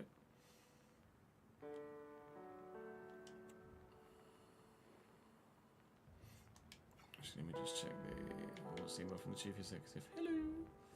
Oh, piss off, Blackburn.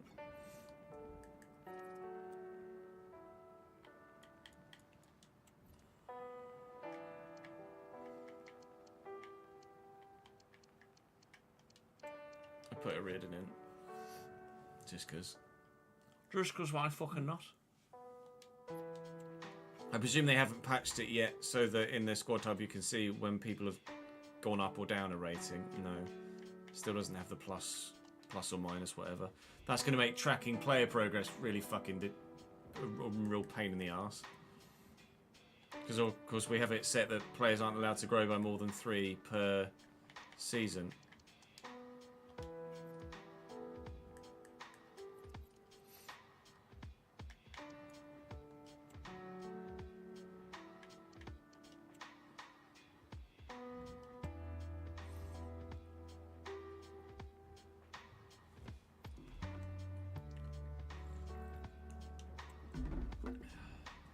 The spreadsheet does help a lot there, because I can obviously just visually see, because we track with the spreadsheet, with the squad tracker, what players' ratings are, so I can see I can compare this to what we're seeing in save. Thankfully.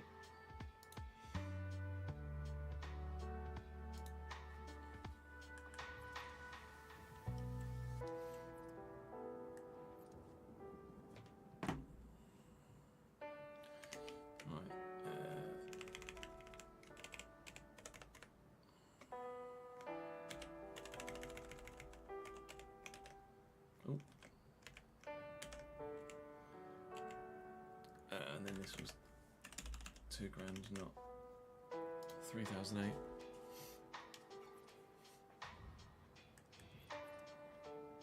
Charlton 2-0 up. Brentford have turned it around against Leicester. It's 2-1 Brentford now. Wissa and then Shard at 25 and 29. I know. Show your faces. I'll give us something to do in the transfer window, I guess, to test stuff. Ngundudu's on the bench. To be fair, Richards isn't.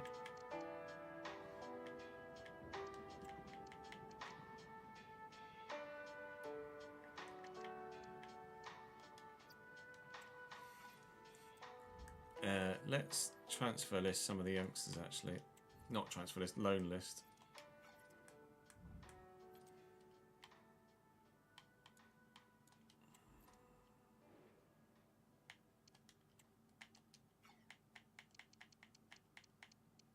So Job, to be fair, Job at 61 rated can actually do a job in the squad, couldn't he? Tomorrow's contract's presumably expiring, yeah. We'll own this Job for the rest of the season.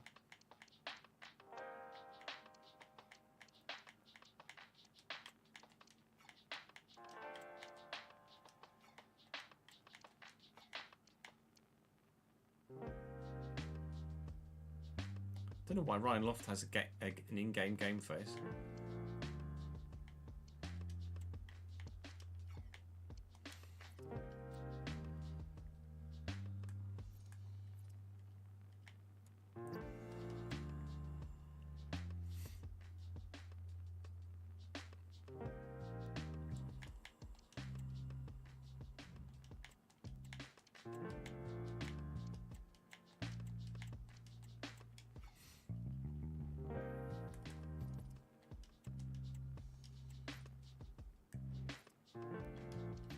Oh, was it Tottenham once, was it? Fair enough. Thank you, Jin.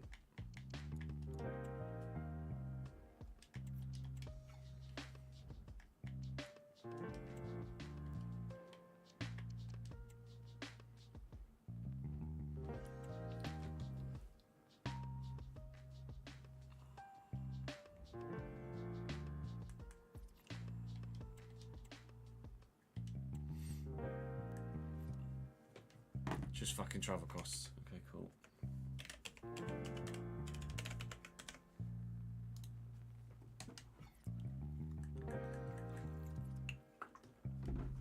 Let me make a note of that in the save rules as well.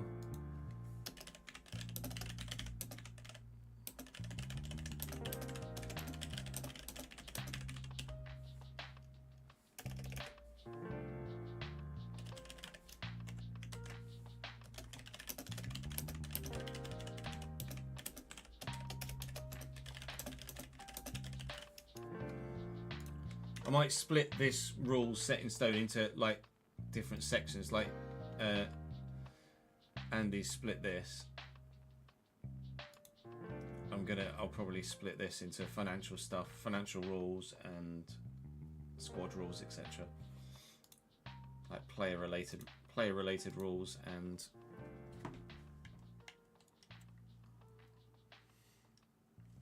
you don't even play FC25 anymore because you don't like the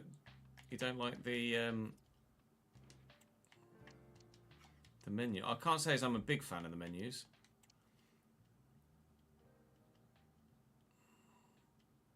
I would say they're bad enough that I would stop playing the game though if I obviously... It is very clunk. No, that I agree. It is very slow and clunky. It's not necessarily... So it's not necessarily the layout that you don't like. It's the fact that they're not very well optimised. Which I'd agree with. I'd agree with that wholeheartedly. Norwich 2, Luton 1 now. Sonat's with the second goal of the game.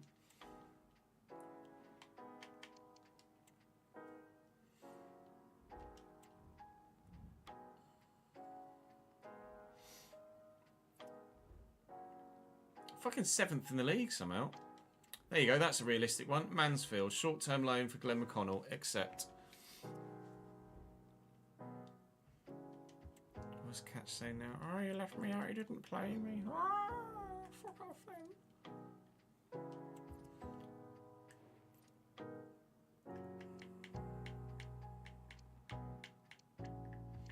So that's the same. It's the same as this one.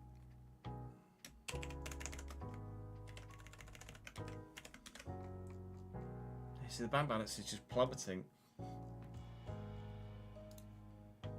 We'll see how it pans out over the course of a full season.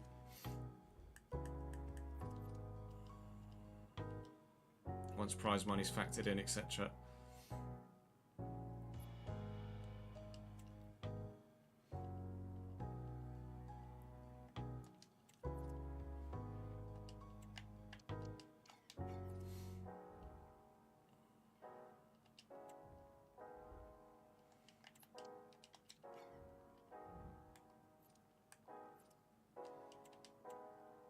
Jesus, York are 4-0 up against Maidenhead inside, just outside half an hour in the National League. York are a side I'd love to see back in the Football League. Celtic 3-0 up against Ross County. That's Glenn McConnell going out on loan. Now that won't happen until... the window opens, so we won't adjust that on the spreadsheet until then.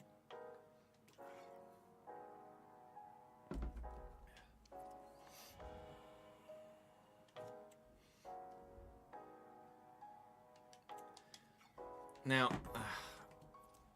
I want, because of the way that would work with the squad tracker, I would then, when it gets to it, register him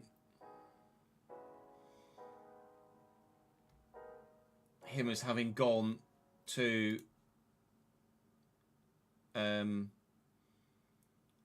Mansfield, same way we did that George Hoddle had gone to Bromley. But what we can't do, I don't believe at the moment, is factor in, like, it removes them from this list, but that then presumes that the loaning club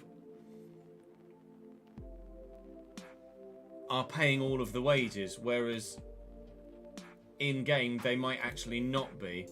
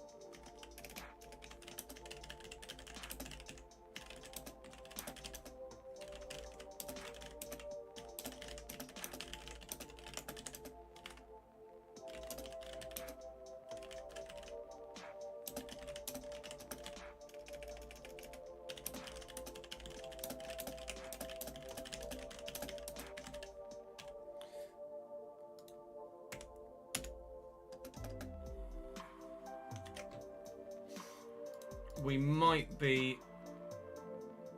You played for York for 3 months, did you, Glenn? There's a stat for the day. So it's my understanding that if a player goes out on loan, like we have with George Hoddle here, that they just get removed from the squad list. Which is correct, so with this auto-updating, he's not in my squad anymore. But it then removes his full wage from the wage budget. Current committed wages thing. So if I take, let me just copy this. If I take that out, it puts George back in, and I'm paying 127 grand a week. Whereas if I put him at Bromley, I'm now paying 124 grand a week. But in game, I might, like, Bromley aren't going to be paying 100% of his wages unless we just, if not possible, might have to just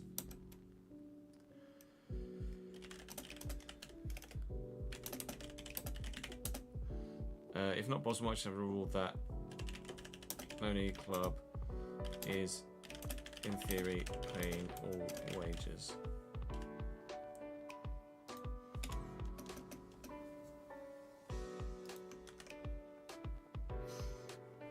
If we can't, if there's not a way to do that with the way that it's set up,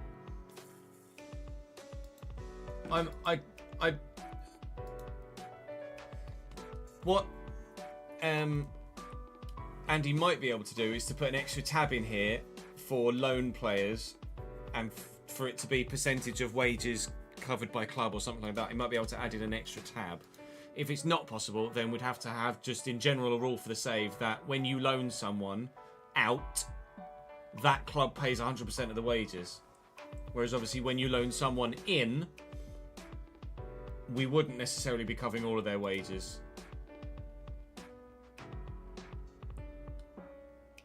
But if we do end up having the wages covered by the loanee club for all outs, would we then have to consider us paying all wages for all loans in to counterbalance that? to make it fair, so to speak.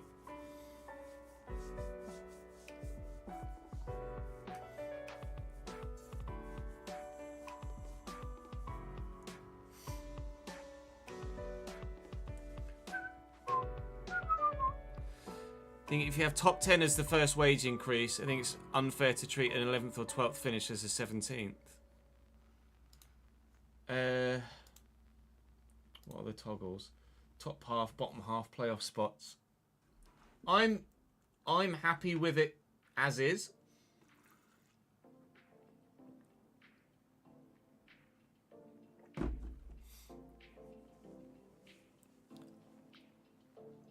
'11th and 12th aren't treated as a...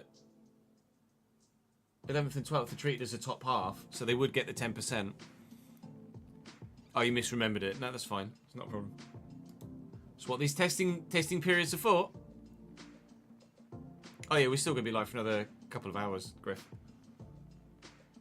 So that loanee wage thing is a question we need to ask. Let me make sure I save that. If it's not possible, then we just deal with it, but...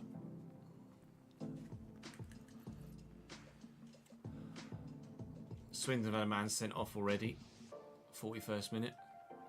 Alright, we did that, didn't we? That was Wickham, yeah.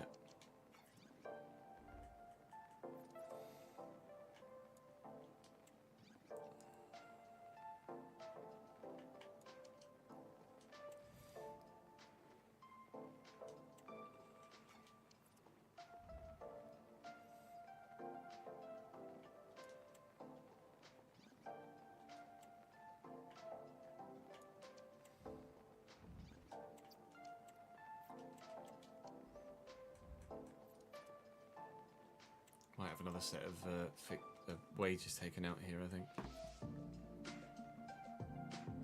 Oh, youth facilities as well, yikes.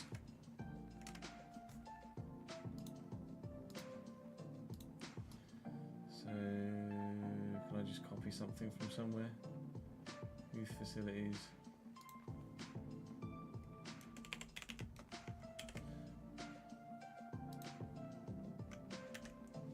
That's £2,000 instead.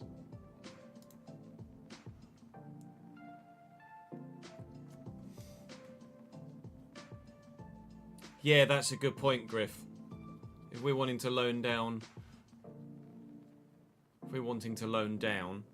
then we just quite simply can't afford the wages.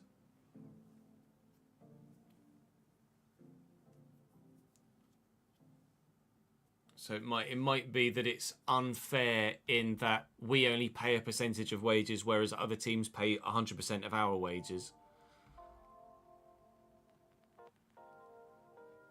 But that might level itself out, because in real life, a Premier League club might well cover all of the wages of a player, whereas in game they never would, because it's not realistic in that way. So maybe it balances itself out.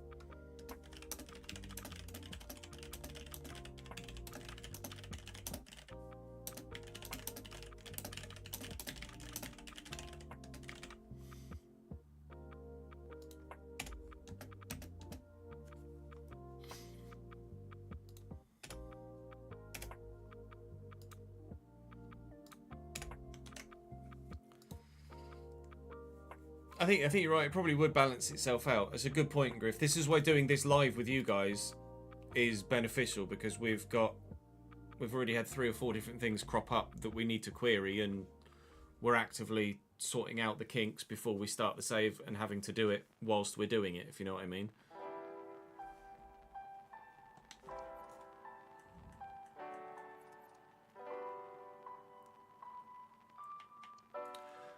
I'm not sure whether to include the youth facilities figure as well, because if we're doing a youth like a realistic Football Manager style youth intake, you're not paying any wages until you actually sign someone. We're not actively having them in the squad. So I shouldn't really be paying £5 a month per player for the youth facilities, should I really? That shouldn't be a thing. If we were able to call them up at any point, then that's fair, but paying for youth facilities for players that in theory aren't at the club yet seems a bit unfair. Paying like £1,200, you're effectively then paying those youth players £1,250 a week when they're not playing for you. I think but by all means, give me some feedback on that. But I would lean towards completely disregarding.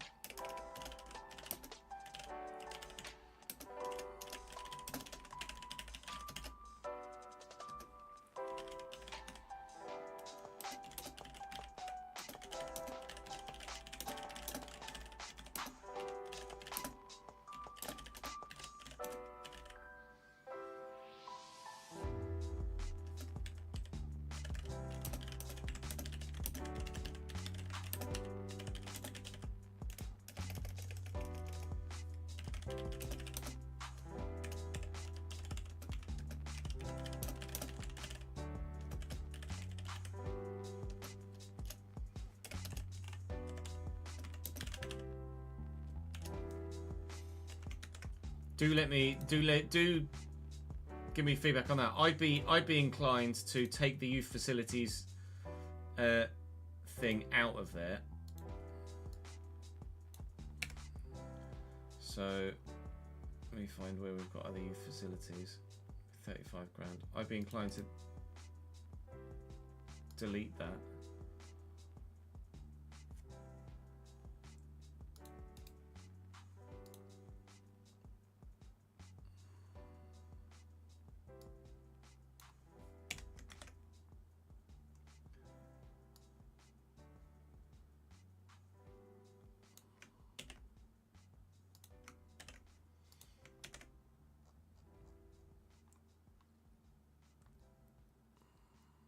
Yeah, youth player costs only when we sign them, because technically we haven't signed them yet.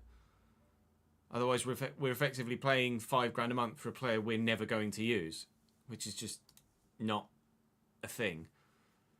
But yeah, by all means, please, more that are watching, if you've got a specific opinion, do pop it in chat, because the extra opinions really do make a difference. Even if you just quite simply agree with what's been said with others, even just the acknowledgement of the agreement would go a long way. That's effectively what Andy could potentially come up with, Millie. Yeah. Although, yeah, I don't know how it works in the back. Don't know how it works in the back end for him at the minute, with it having a destination for a club. I'll put that as a question here.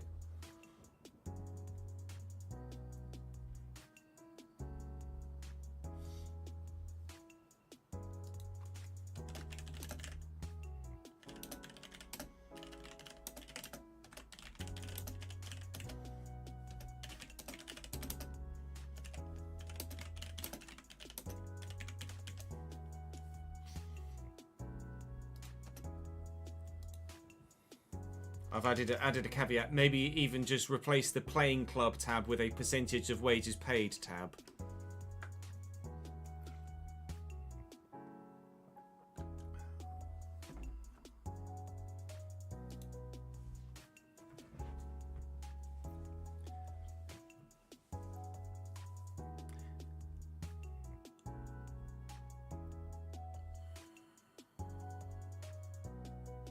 Yeah, no, that's something we're aware of, ads.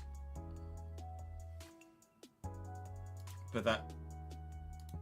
I might pop that. That might have to go in here as well.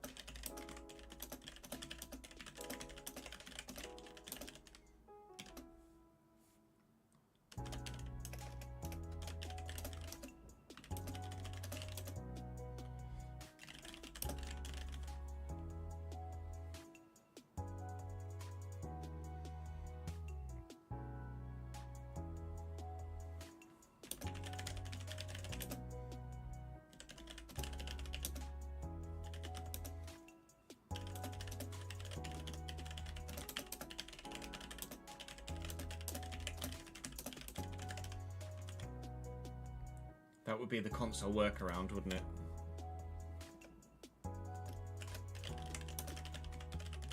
Would be to just record them.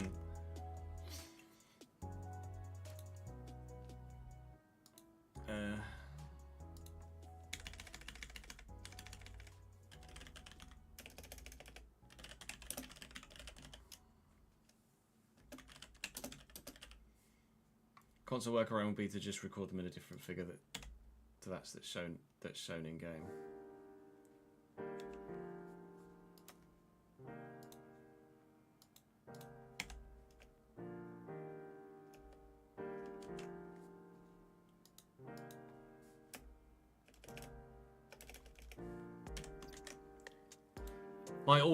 We might also recommend that people, when they start their save, do a financial takeover in game so that they don't run out of money.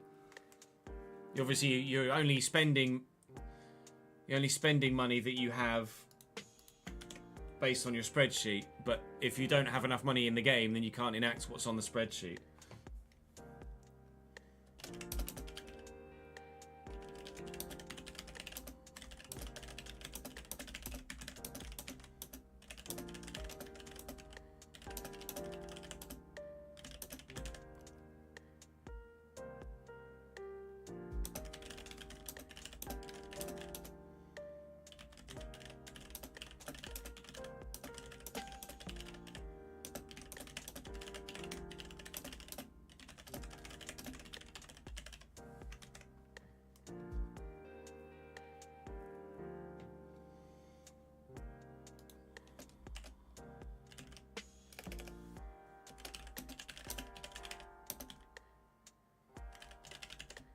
I won't put console because some people might play on PC but not want to download a mod. So I'll just put non-live editor specific.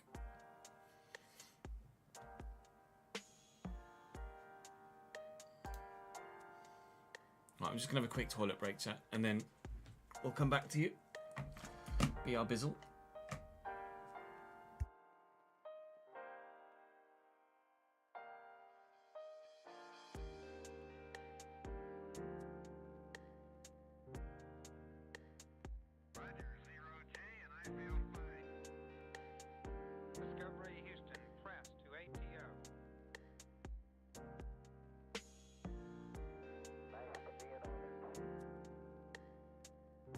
Liftoff of mission 41D.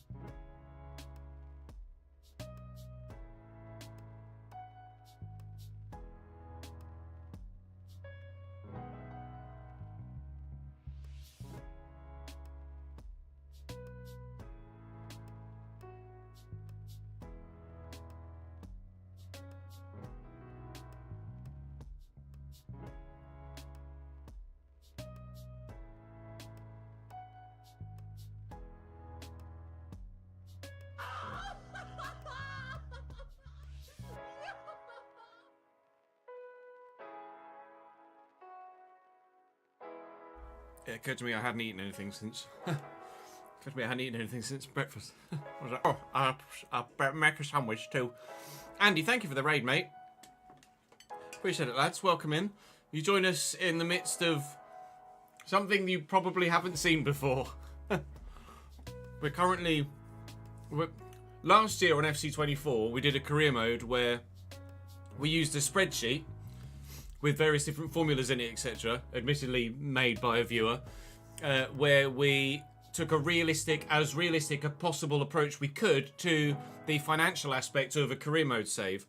We are doing that again this year with an even more in-depth spreadsheet, but we're currently stress testing it before we start the save. So we're doing a couple of seasons just simulating games, etc., tracking all of the finances and player movements in and out that we anticipate would potentially happen in a real life save, and then keeping an eye on everything and making sure that nothing breaks on the spreadsheet effectively. So that's what we're doing. It's a little bit nerdy, but we kind of fucking love it. So we've actually added a few more rules actually. By doing this stress testing, we've come across a few more things that either we should have or didn't do last year that we became aware of, or that we're becoming aware of now this year with the way that the game has changed in between. But we do love being a little bit nerdy when it comes to career mode content. Effectively, we're trying to make it as Football Manager-like as we can, whilst obviously it's not Football Manager.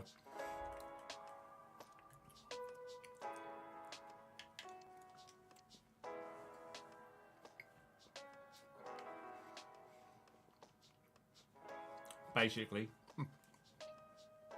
So by all means stick around, because we've already changed 2 or 3 things based on the feedback from live chat whilst watching us kind of go through it. So I would very much appreciate the opinions if you have them. We have an extra set of play wages and sales to register here. So currently the balance is destroyed. This is based on changes we made from last year. That shirt sales, like merchandise earnings, seemed like they were a bit too big. Thank you for the follow, Good Evil. Filling the FM25 void, yeah, effectively. We felt like merchandise sales were a bit too inflated, and we're adjusting them accordingly at the minute in the testing, but we've adjusted it by doing it at 10%. And I think 10% might be too much of a cut. We might just... I can't get this fucking can of Coke. Oh no! But my thirstiness. It's too cold and condensation-y. We're currently cutting it by 90%, and I think that's probably too much. But we'll wait and see how it pans out once we've gotten to the end of a season, how much profit loss we've made. And we can go back through and maybe adjust and times them all by 5. I've just scored for Forest against Ipswich, up the Chris Wood. Times them all by 5 and then see what the finances look like that way. Which is actually a good way of adjusting accordingly, actually. Come to think of it. Right, we're on a match day here, aren't we? Has there been any goals in the Cambridge game whilst I was away? Making me fucking lunch.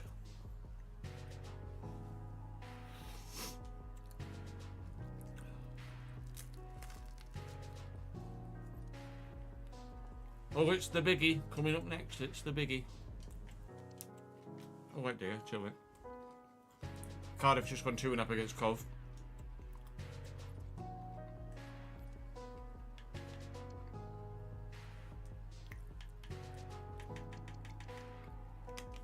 Like travel costs, for example. It would never cost £14,000 to go from Cambridge to Rotherham. So that we've knocked to 10%. Because that just seems silly. Unless everyone's going in a fucking Rolls Royce individually. that's just nonsense. Lincoln, oh, wow, Lincoln had turned it round against Crawley. Crawley went 2-0 up inside 10 minutes. Now Lincoln lead 3-2 just after half time. Yeah, Wisser bagged for Brentford, didn't he?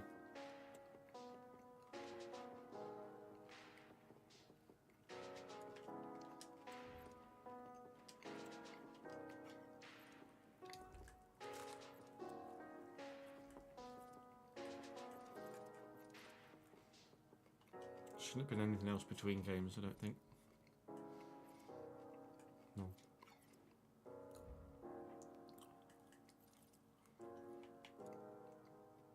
Not as in everybody purchased a Rolls. Everyone got a purchased a Rolls Royce for them for that one particular matchday weekend. That's effectively where it is at the minute, isn't it? Please win. Fuck. Ricky J. Jones in the 89th minute. Sadness. Chris Wood, best striker in the league. I do try.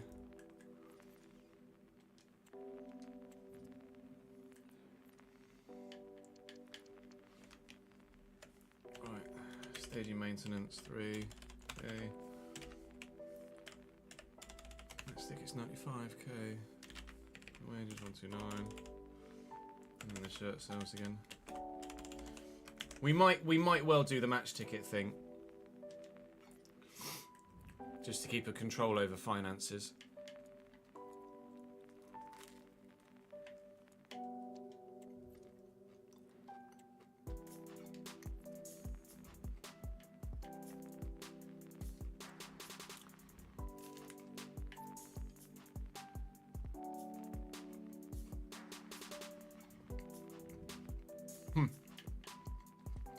About Lincoln 4, Christ.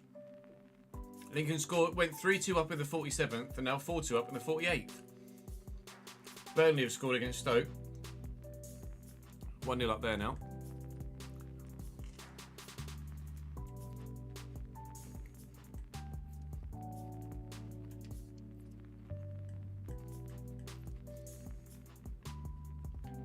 Thirteenth in the league at the minute. As we work our way through.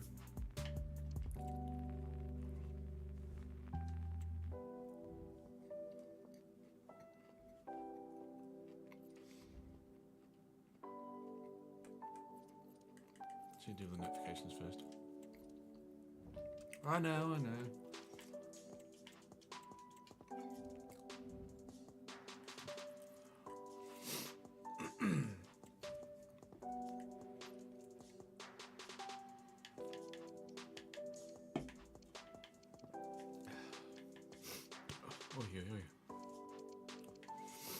Right, travel costs again. See, I did that one.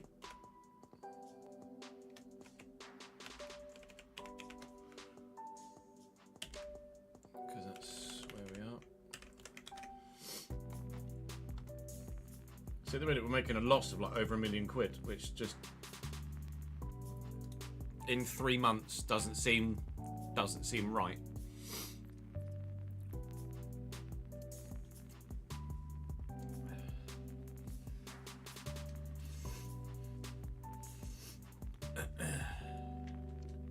I get that you might lose money throughout the course of a season, but to bleed money this prolifically seems a little bit much.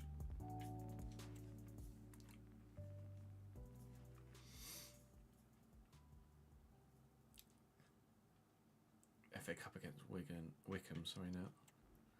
Swansea have equalised against Portsmouth. Preston have equalised against West Brom. Brackley have pulled one back against Stockport, albeit it was an own goal from Stockport.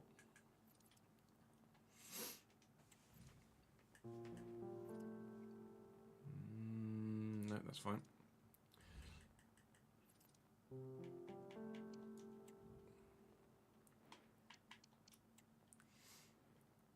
Whee! To be fair, it might add more emphasis on cup runs with the prize money, etc. If things financially are a little bit tighter.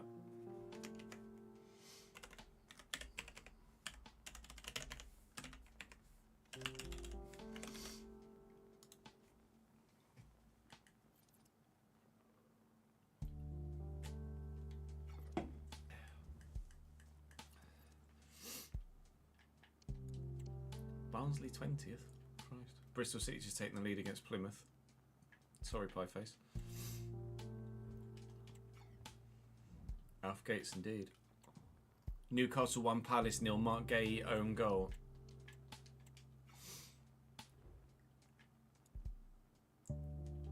We're into December now.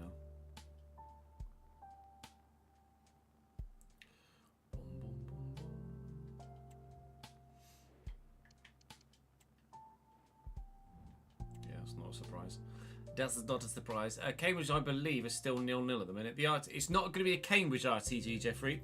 We're just doing a dummy save with Cambridge. The RTG this year is going to be with either Notts County, Salford, or Bradford City.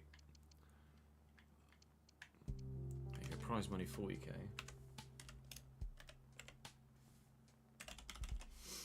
It will go to a vote nearer the time. Right, we're now not factoring in the youth facilities.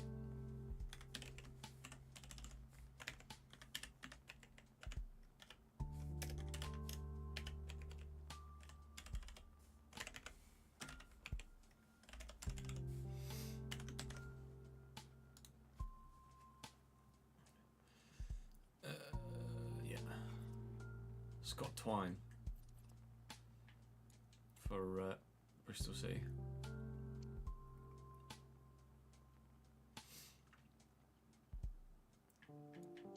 Catch is going to be like, can I play? I'm going to be like, no. No, you cannot.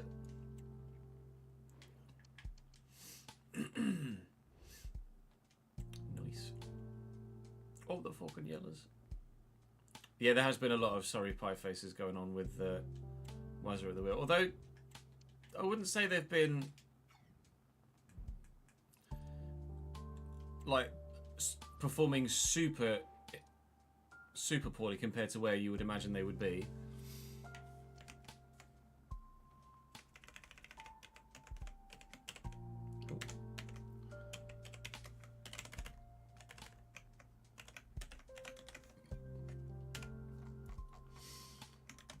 So we nearly completely run out of money now.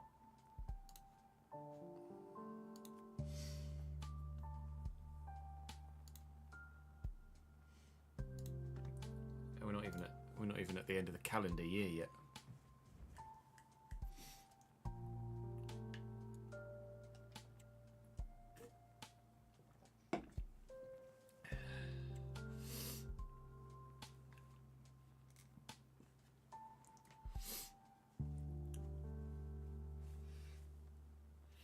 Well, it just means that we wouldn't have a transfer budget and we'd just have a wage budget, I guess.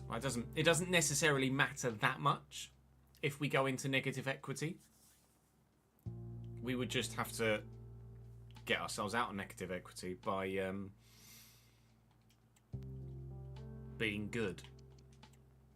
We just wouldn't have much of a transfer budget and we wouldn't be able to move anything from transfer budget to wage budget.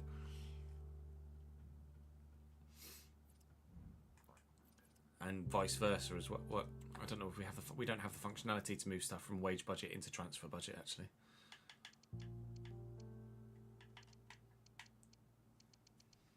Right, so that's from the Bolton game. So that is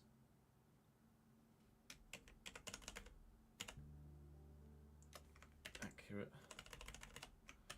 Other than that should be to 100. Because we made an extra 100 quid. Whee!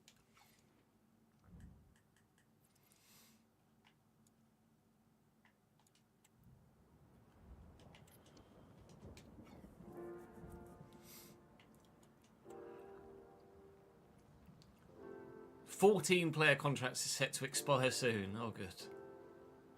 Oh, well, Bristol City scored again. Mehmeti, 5 minutes later.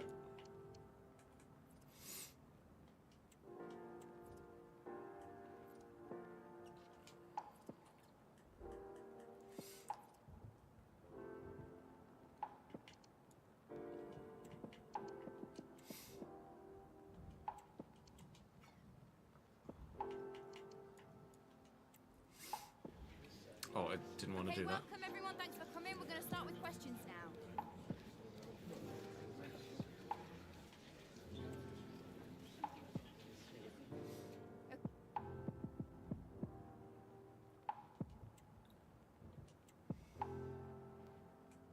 This is now something we're going to have to deal with.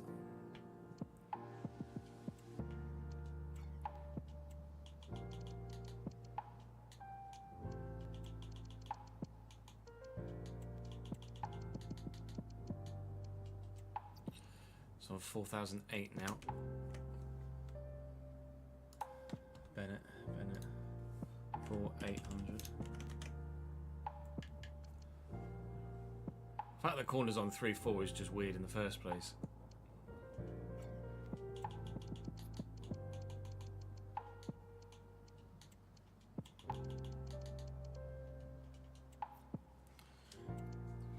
A 3-4 for Corner. Sorry, not 3-4. Actually, did it say 3-4? Yeah, 3-4. Which is already on. Alright, sweet. Gary Gardner. I'm just... Basically what I'm doing in the background, you obviously can't see at the moment, is I'm just delegating. I'm just going through and offering wages to players, or new wages.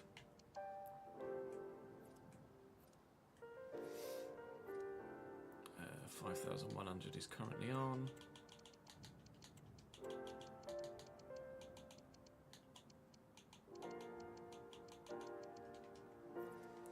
$5,100, he stays. I'll tell you what I haven't done is actually address the actual extra contract length. So Corner now has 4 years left. Benno has... Actually, Corner has 5 years left. Benno now has 4 years left. Job now has 3 years left. We have 3 years left anyway. Oh no, I didn't offer a college to Job, did I? Who did I do? I can't remember off the top of my head. Fucking hell. Am I really that... Is my memory really that bad? Agreed, Griff. Not Griff. Jin. It does look unfinished when you agree a contract with someone.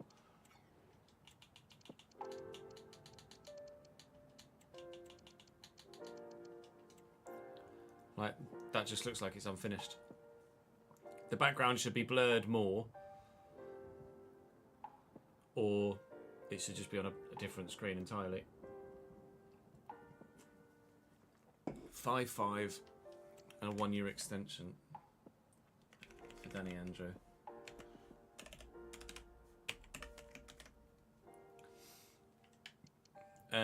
Catch, I'd be happy to let go.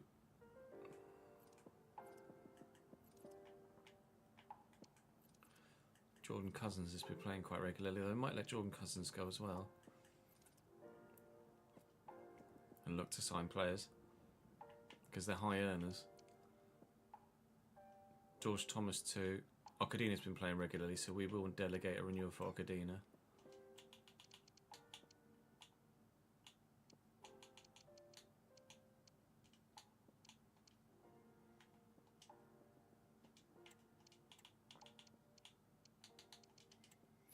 For 8 and an extra 2 years for Okadina.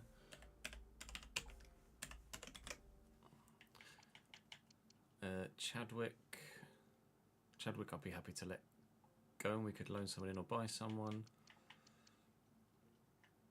Soleil's going to be playing a decent amount of football, isn't he? Yeah. So Soleil will delegate. He's currently on 5-3.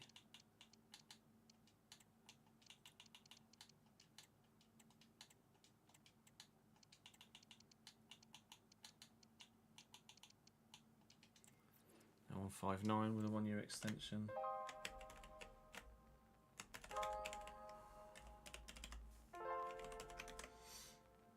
Still under budget, aren't we? Yeah, wage budget remaining $9 grand.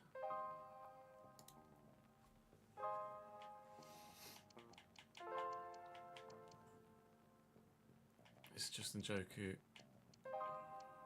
Christ.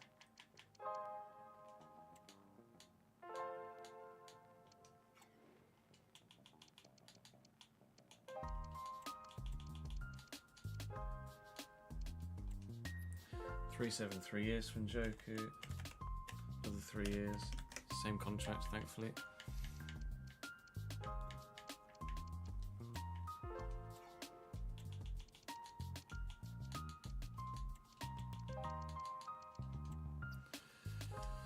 Dumbarton's just a 4-year extension.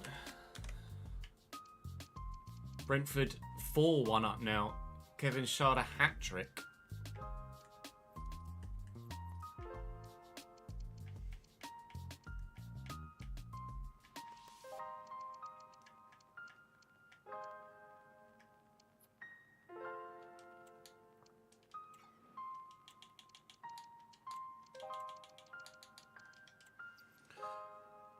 Three, 6, 2 years for Jack Stevens.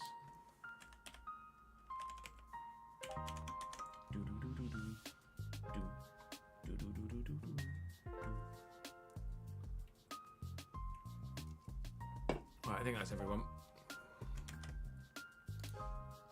£8.5 grand left in the wage budget. So the rest are just those that we're happy to let expire or those that are in on loan.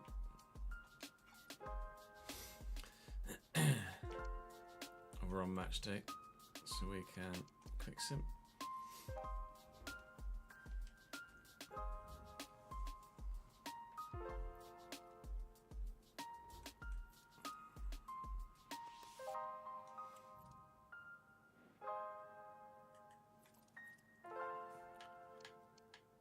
It's not a play wage. Well, it's not nothing. It's just what happens. Play wages have gone up.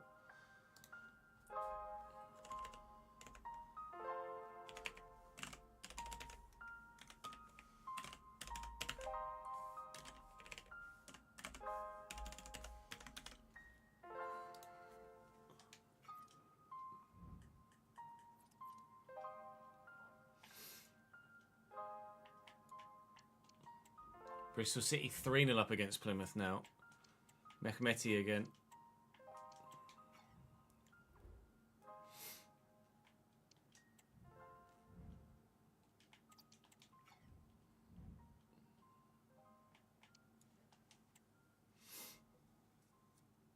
Thanks for the follow, Autistic Gamer, Fred Dread, and MOTGG. Appreciate it, guys. Yeah, that's the link to the current player spreadsheet and the old last year's RTG spreadsheet. I will update that link with this year's spreadsheet once we've finalised everything. The spreadsheet's changed a lot, Jeffrey, yes.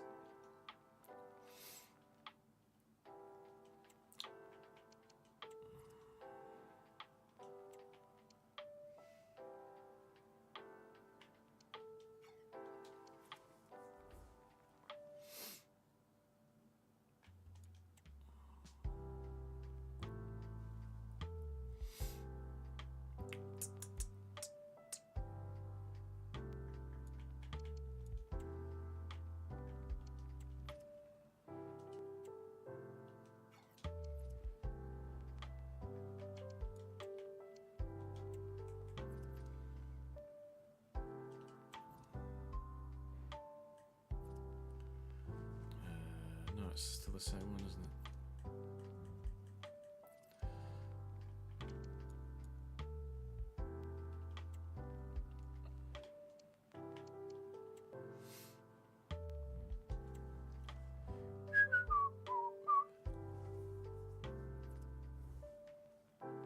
Can tell a software dev made this, as in the spreadsheet, Jin.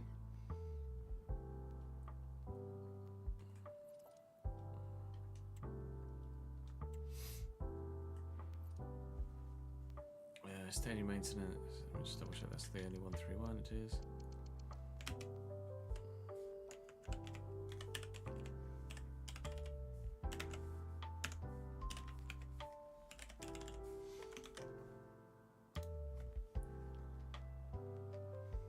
Oh, the UI element.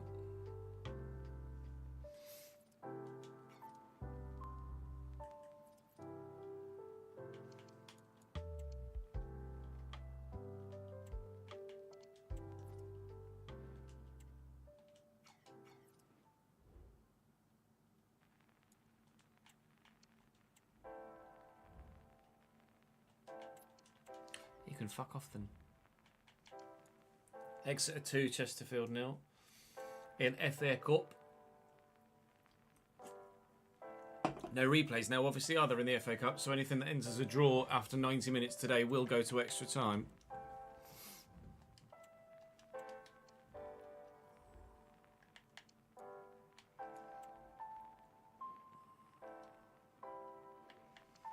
Go on then, Jubs. In you go, lad. Whee! Cambridge.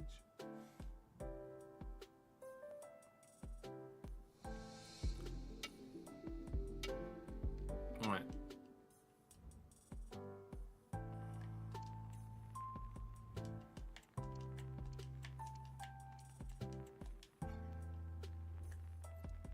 That is Corner going out on loan. We'll get an email about that when we begin the loan, when we get to the transfer window, won't we? We should do anyway. Peterborough 2, Notts County 2. Bollocks.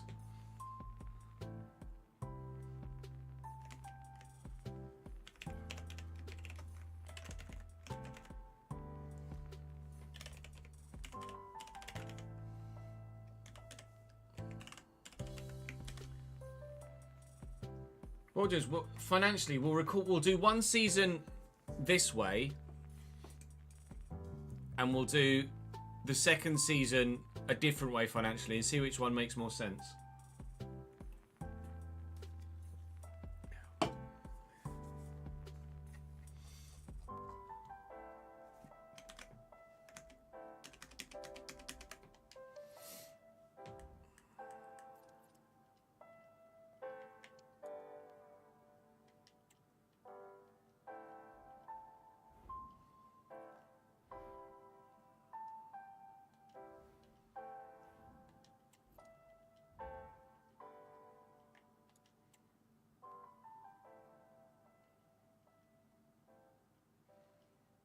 Swindon taking a 2-1 lead against Accrington Stanley.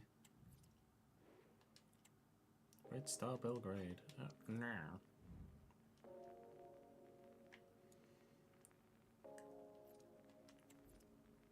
Okay, so here we go. Something to start adjusting. So in the squad tracker, let's do our players that are going out on loan initially. Corner is going out on loan to... Where did Corner go? Wimbledon. Let's see if we spell it right, Chess.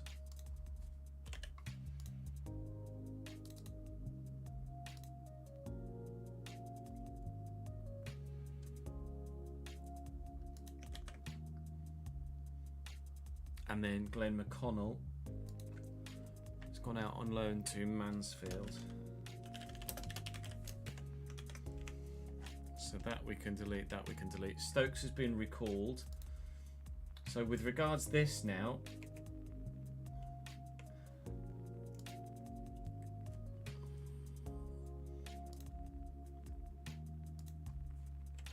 what we have to do, I imagine, is sales value 0, sold season 1, sold to, I'll just put end of loan. Then that should take him out of here, and it has done. So 18.9, if I do 15.3 and Stokes is there, £3,600. So if I redo that, and then I copy that, and it will be the same for Undland Dulu. So Bosch, and then the same for Richards as well at QPR Bosch. So then on the squad tracker, they are now gone, and our wage budget is drastically increased. So that works as intended.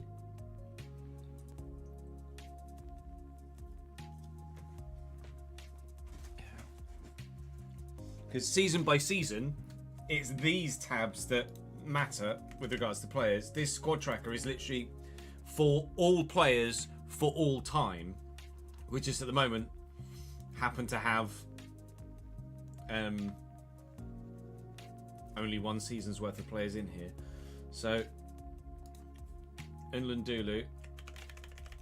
I now need to change that to N for no, because he's not eligible anymore. Taylor Richards is now N because he's not with us anymore.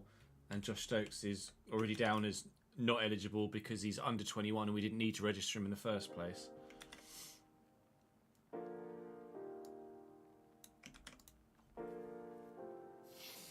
Wolves 2, Bournemouth 3. They've pulled one back and Peterborough have now taken the lead against Notts County. It's now 3-2 at London Road, which is annoying.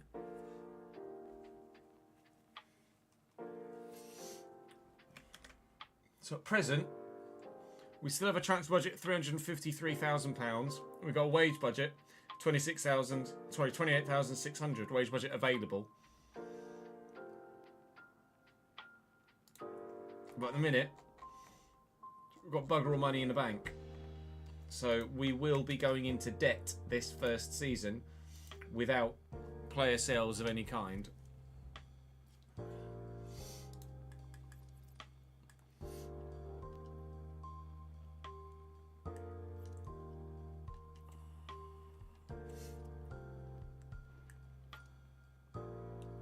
We're not counting the youth facilities at the minute.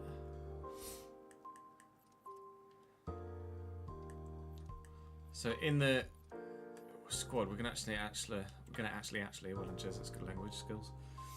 We're going to ensure that we have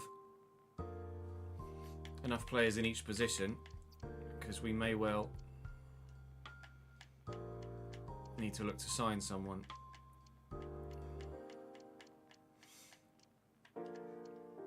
As it stands at the moment, we actually don't. Soleil on one side, Brophy on the other. Might help signing a winger. We might look to sign a winger. So let's have a look. Transfer listed. Left wingers. Can't afford Zerban. This is the whole save, by the way.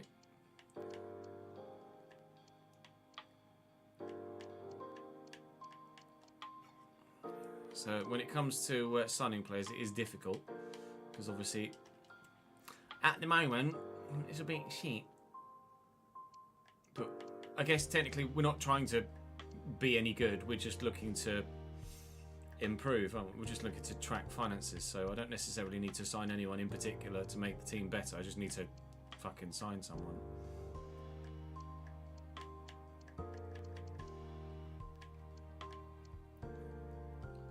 So maybe... Well, I don't have enough transfer budget for Lopez. Our transfer budget currently, this season, is £353,000.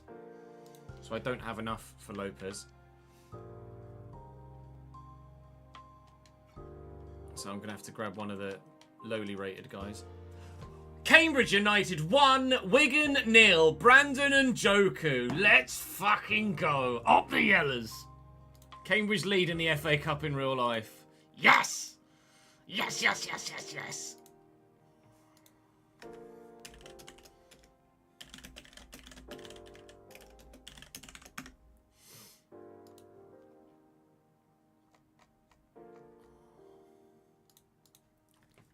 Get it! You fucking beauty! To be fair, Rory McKenzie, he's 31. It doesn't matter, does it? It doesn't matter, does it? No. What I should do is sign lowly rated players. Norwich lead 3-2 against Luton now. Actually, you know what? Let's sign him. His contract expires in 6 months. So if I go approach to buy, I can buy him. Oh, good. Okay. So we'll offer £170,000, which they'll accept. Right, negotiate. Wolves 2, Bournemouth 4. Justin Clover with a second penalty and now a hat-trick. It's fine. 2-year deal. No release clause. And financially, we'll offer him £3,800 a week. There's 9. I'll remove the bonuses.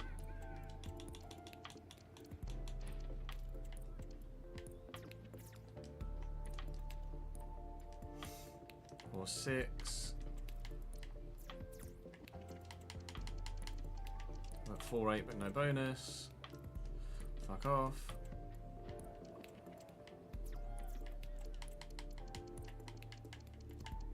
5-3 with no bonus. 5-3. Okay, so that is then going to be that deal done. So now comes the first test of the spreadsheet.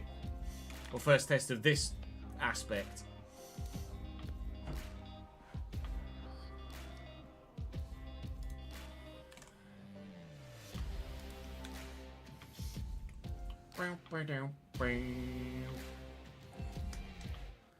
So I am now, he's a left mid, right? He was a left mid, so I'm gonna insert a column there.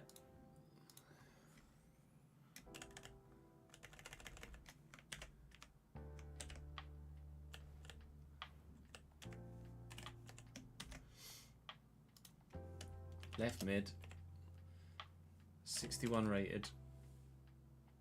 What was his first name? I can't remember his bloody first name. 31. He was on £5,200 a week. Was it 5-2 we offered him in the end? 5-2. On a 2-year deal. So purchase value £170,000. 5-3 was it? Thank you. 5-300. Purchase value £170,000. Purchase season 1. Purchase from Kilmarnock. And there was 0 sell-on clause. So he will now be added in here. Something. What was his first name? Something Mackenzie. Rory Mackenzie. Rory Mackenzie, and he is eligible. So he now is part of the squad. So he's been automatically added in here. His wages have gone. He's automatically added to the registration thing as well. That, I believe, has tracked correctly.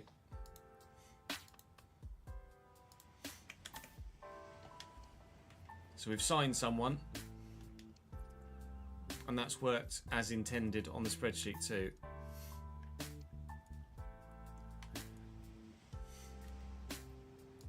Let Bosch.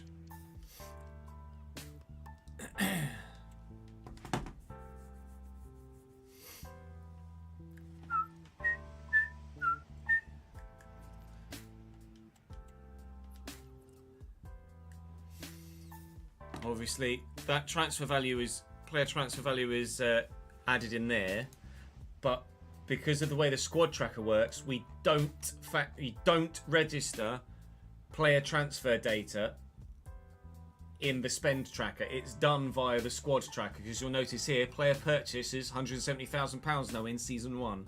It's tracked by this little table, and that little table gets its data from the financial info aspect of the squad tracker.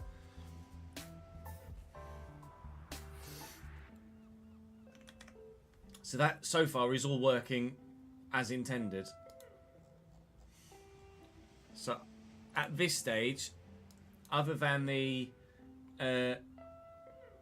lone player wage thing, I don't think we've butted our heads with anything else other than making our own personal decision about the financial aspect of money in, money out. But we are now, in theory, we are now in debt. So season 2's transfer budget currently registers as minus 26,000, which is fine. Technically, it would just be 0. Crawley have pulled one back against Lincoln. Technically, it would just be 0. It's just registering as minus 26,000, but that's not going to affect the wage budget or anything. So it doesn't matter that that registers as minus. That's just the nature of the spreadsheet in the way that it has to work for everything else to work. So we've got travel costs here of £1,400.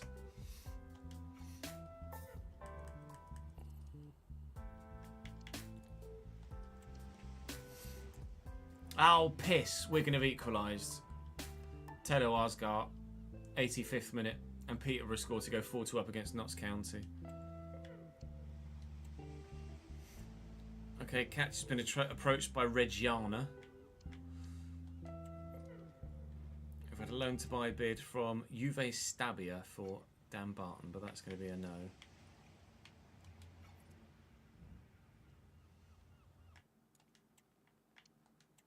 No, I don't want the youth tournament.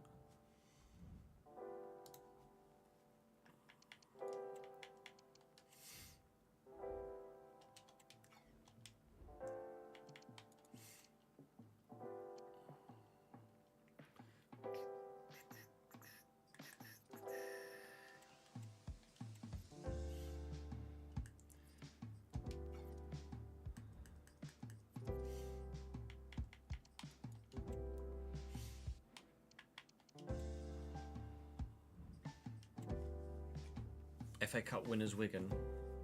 Hade. That was a long time ago, yeah. Longer than one cares to remember. A lot has changed in life since Wigan won the FA Cup.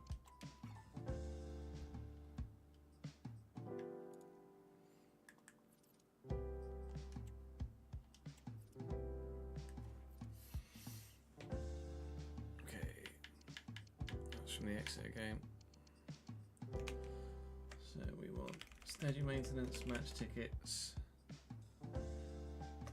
like that. And player wages is now 123, and shirt sales there was 1,300.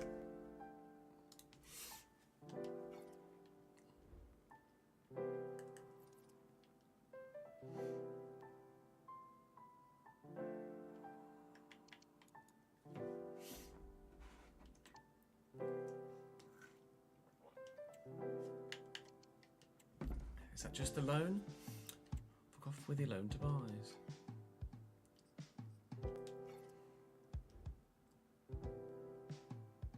You were chatting to Gary, were you?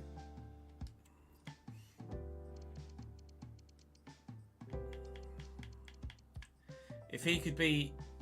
What is his situation, IRL? Is he still injured, or is he just not playing? I genuinely don't know. Pretty sure he was injured when we first signed him.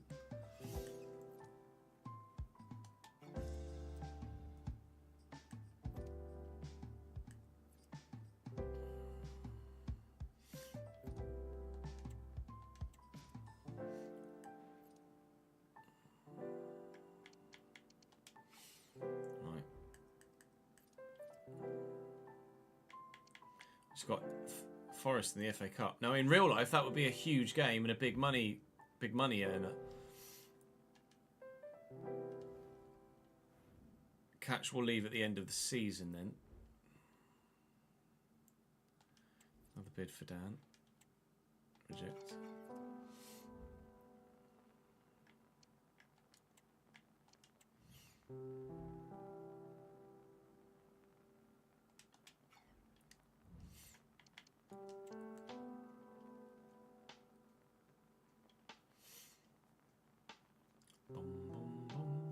Obama was still president. Yeah, that's how long ago it was. Digger's been approached by Alanyaspor in Turkey. Of course he has.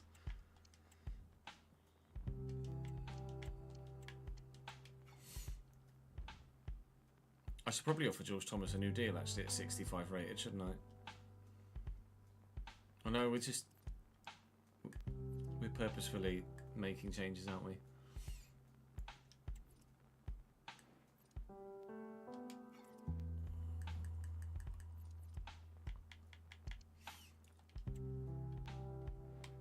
This will be a heavy defeat. There you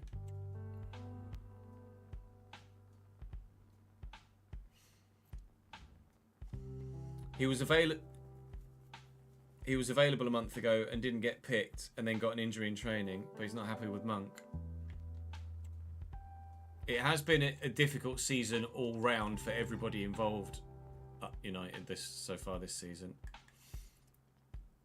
I know fans were very much hoping that Gary would be available and playing regularly. But it hasn't transpired that way thus far, unfortunately. That's that then, isn't it? It's just the same again. Again, we're just bleeding more money.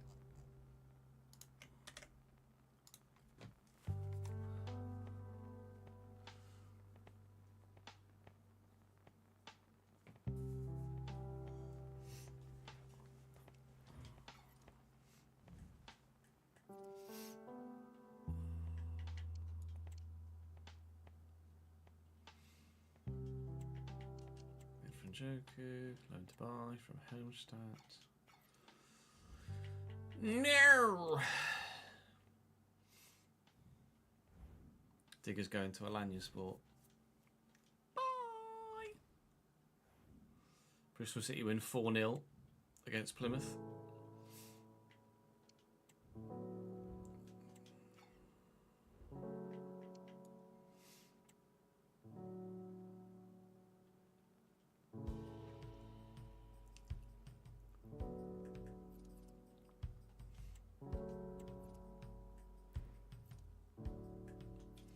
We were very much hoping that Gary Gardner would add a lot to the squad, but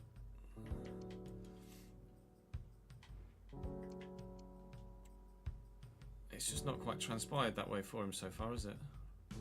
Hopefully, because obviously he's got immense quality. Hopefully something can be sorted out.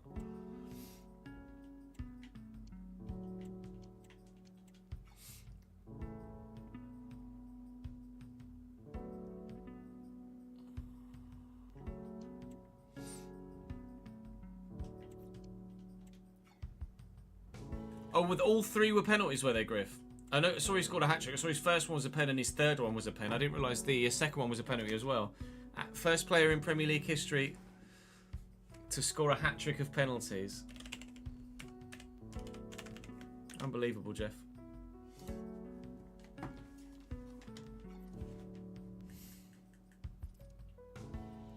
Aki Stanley equalised in the 91st minute against Swindon. That'll then go to extra time.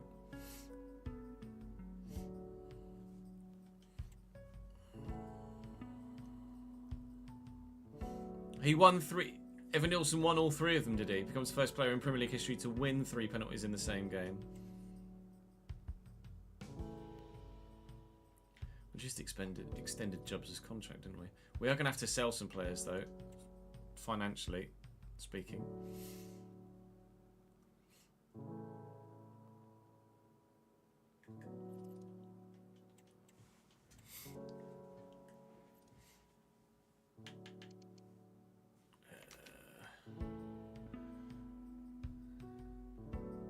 Travel costs for Reading.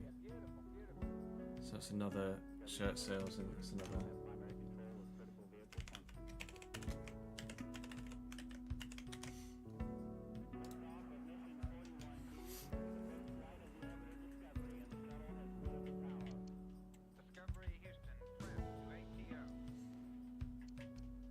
Oh, piss.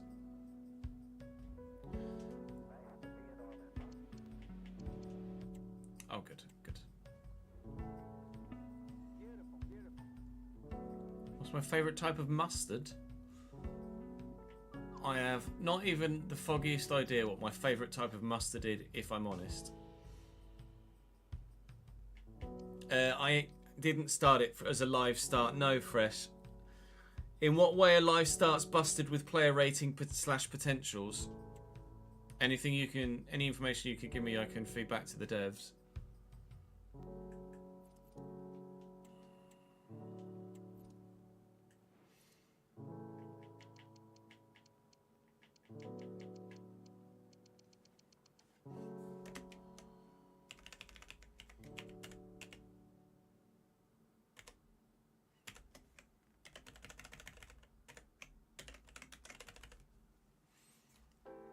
In what way they balked?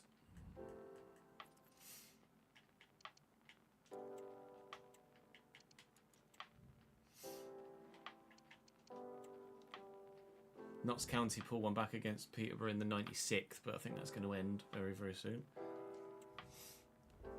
Extra time between Barnsley and Bristol Rovers.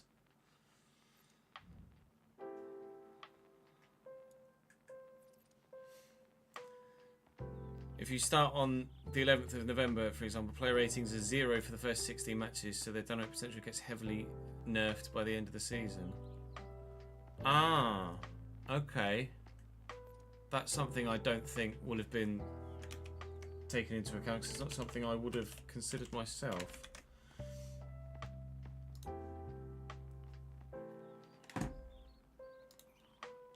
Let me ask the question of the devs.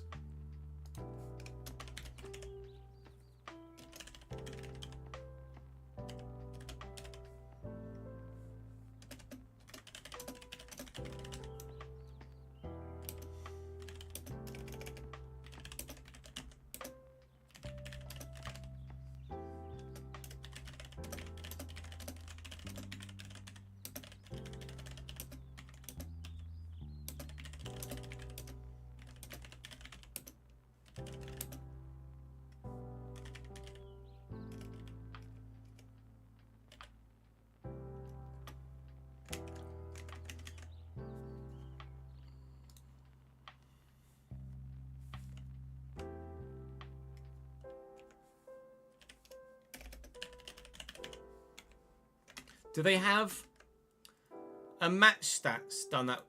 A match stats done the same way, but so player ratings read as 0, but does it count? Does it register games played or goals scored and assists, etc.? They're tracked, I would imagine. I haven't actually played a live. I haven't had the opportunity to have the spare time to play a live starts game yet. I was impressed with Langella when I watched him against Mansfield. He hasn't played as much recently. I think he's injured actually, but I was impressed with him. What stats aren't? Is it everything that's reading as 0, Freshbot, or is it registering appearances and goals scored, etc.?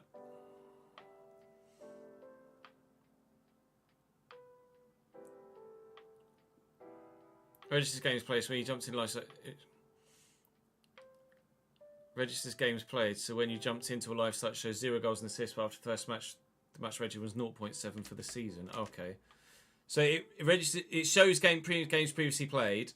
Does it register previous goals and assists though as well? So when you start a live start, does it say Chris Wood, say for example, just take Forest, say Chris Wood played 12, scored 6, 3 assists, but player rating is 0?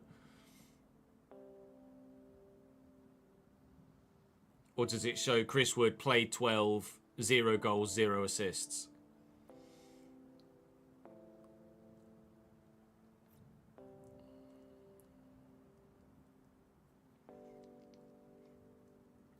We are checking. The goals and assists register, but it's the match rating that doesn't.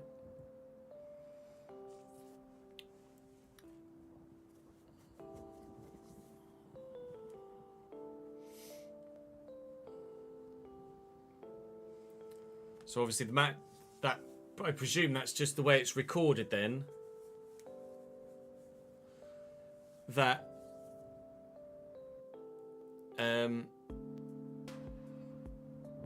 the previous match stats. In fact, let's just pause what we're doing here a sec, and we'll just go and look.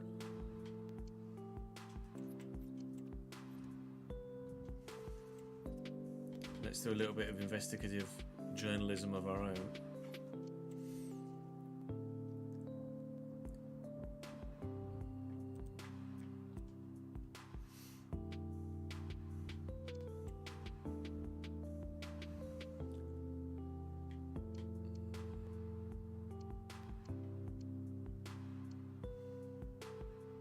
So if we take over at, let's use Forest as the example. Forest.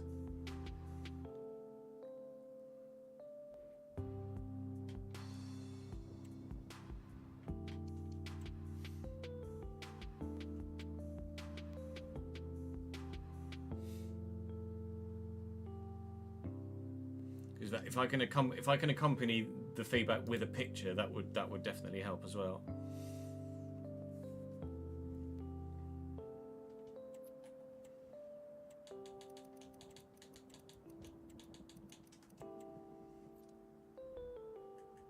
So in the squad hub, it tracks the goals and.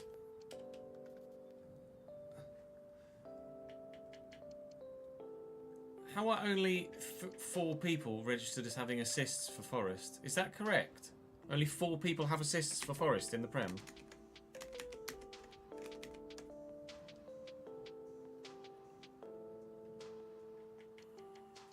Let's have a look on transfer market.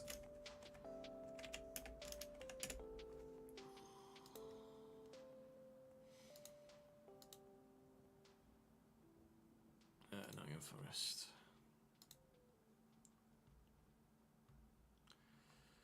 And then we want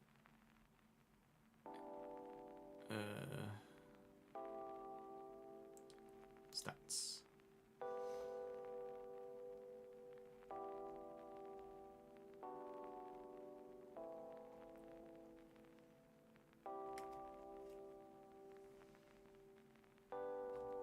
Let's do goals to start with.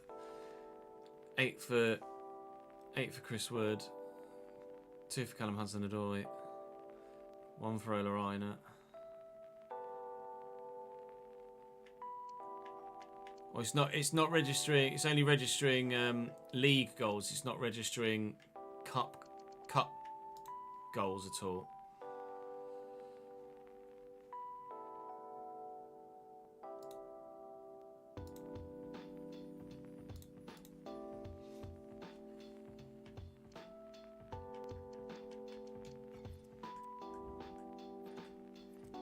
So let me get a picture of pre and post.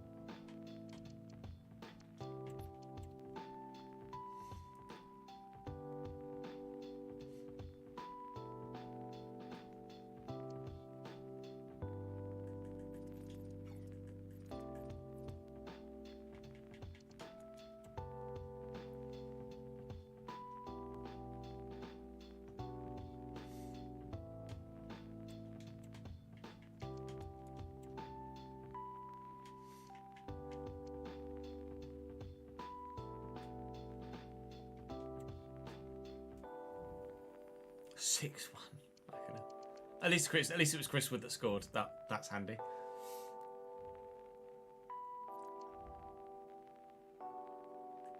Yeah, so it's not generating the data of previous match ratings.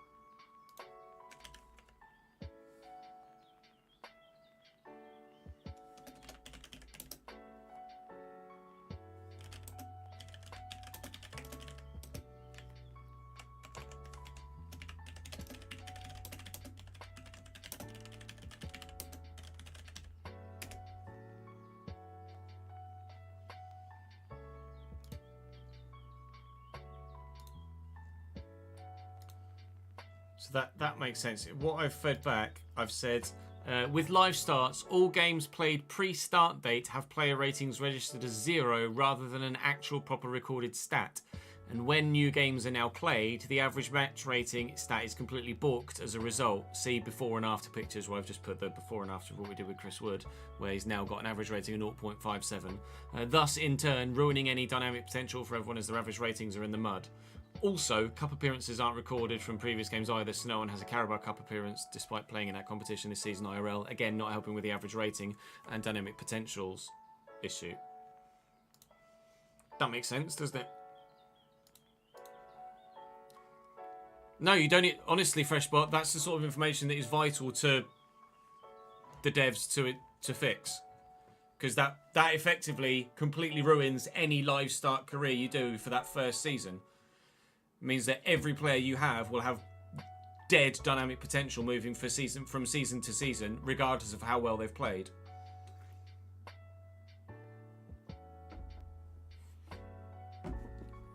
Which in turn would make me not want to do a live start career at all ever anyway. Say you do a live start, you take over for the final match day to try and do a live start. Say there's a relegation picture where someone needs to win on the final day to stay up, and they just so happen to have a player that has scored 25 goals this season, has been the main reason why they've stayed up. That person would then have an average rating of like 0.04, and despite being the Golden Boot winner, for example, would have basically no dynamic potential for the next season, which would just make me not want to play a live start season anyway.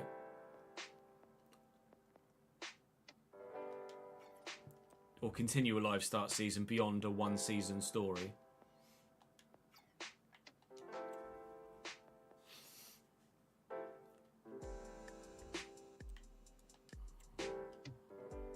I'll keep that save file just in case they want me to double check something, but I'm sure that's fine. Yes, it would ruin dynamic potential entirely for them. Oh, we just registered the latest travel costs for Steve. Did we do travel costs for Steven? I'm sure we did. Yeah.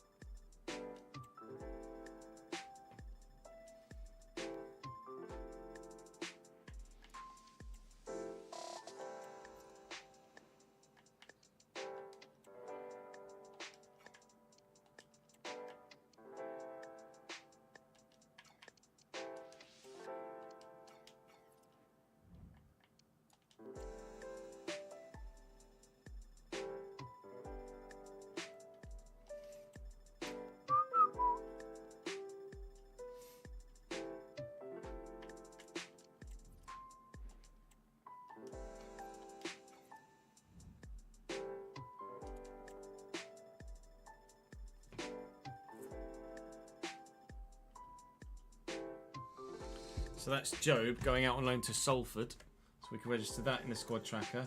I'm going to do Job out to Salford City.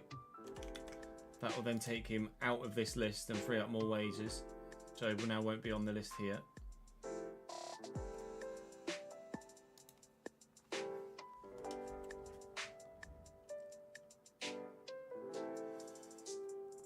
And that's for 2 years as well, so we'd leave that as is for multiple seasons for the squad tracker.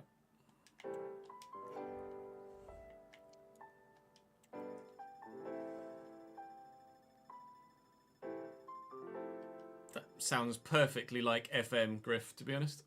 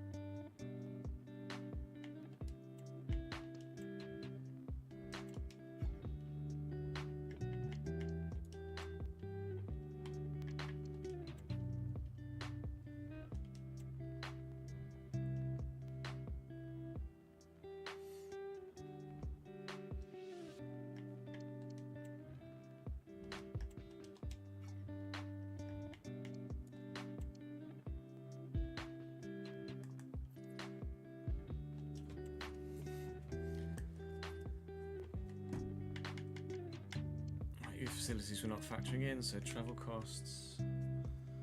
Spend tracker.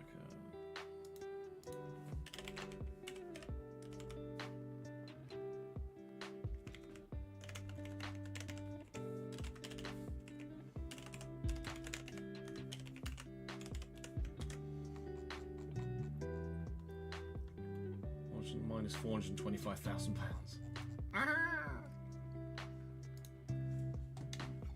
I'm pretty sure the end of season money you get from the league is not going to be enough either. So if it stays as is, if we continue to record finances as they are, I imagine it would be a position where you'd be needing to sell almost every season to survive financially. But it's what clubs do in real life, isn't it? Clubs have to sell to survive. At this level, a lot of clubs just make a loss and suck it up.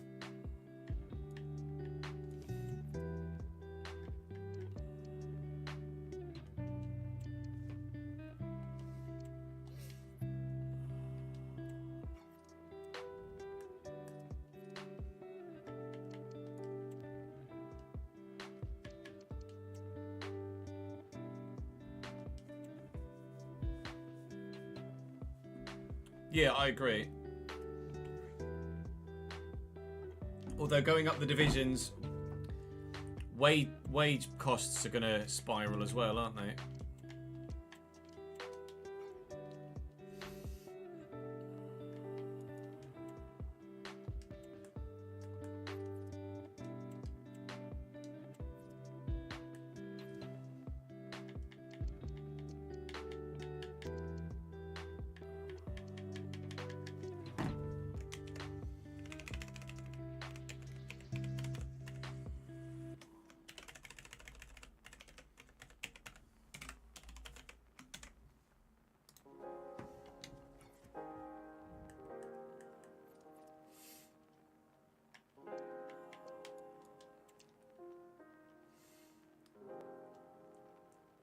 We might make it through one season today. I'm not sure which match day this is.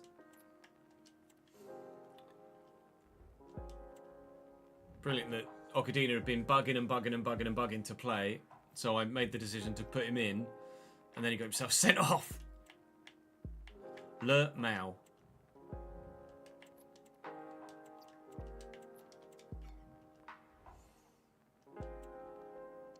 Yeah, 15 match days to go.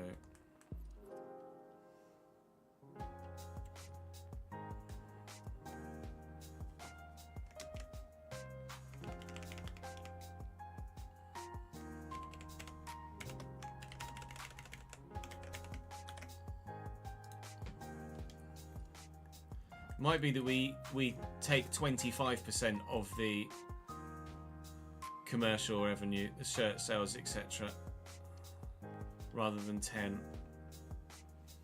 Or it might be easier to just do 20% rather than work out. Well, I guess just half it and half it again, I guess, isn't it?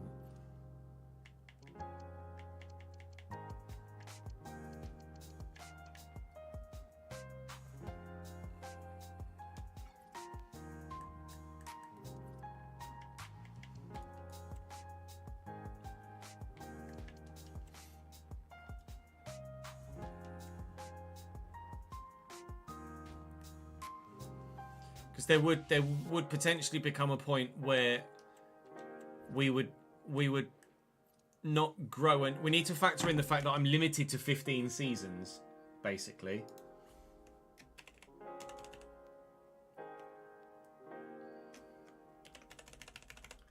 So obviously, in real life and in FM, you could muddle your way through 20 years just trying to survive financially before getting that lucky break, whereas I need to be Premier League and in the Premier League and in Europe by season 14 if we want to consider it a successful save. Or maybe that's just how it goes. But I have to factor in views, etc. as well. people would probably just tune out if I wasn't getting anywhere at all. Perhaps. I don't know.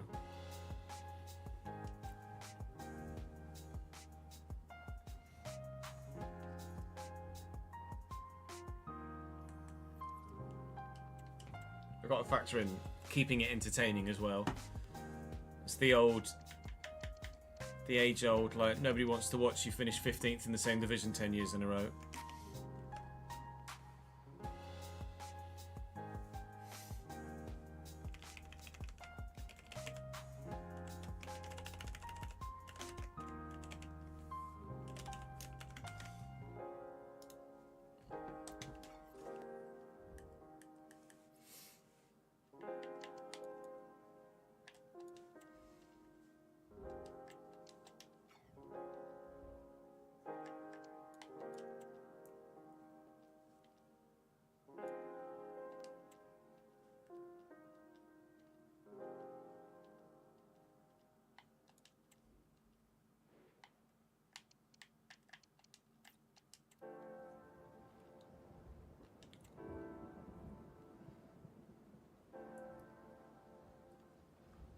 Yeah, if we got stuck, if we were, so we're starting in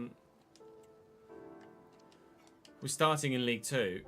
If we were still only League 1 by season 5, I think people would probably be like, Thankfully, obviously, we have the luxury of being able to change it midway through. If I was on FM and I was still stuck in League 1 after 6 years, then I'm fucked. Whereas I could, with the spreadsheet, artificially allow myself a little bit more money to then become successful by having more financial freedom.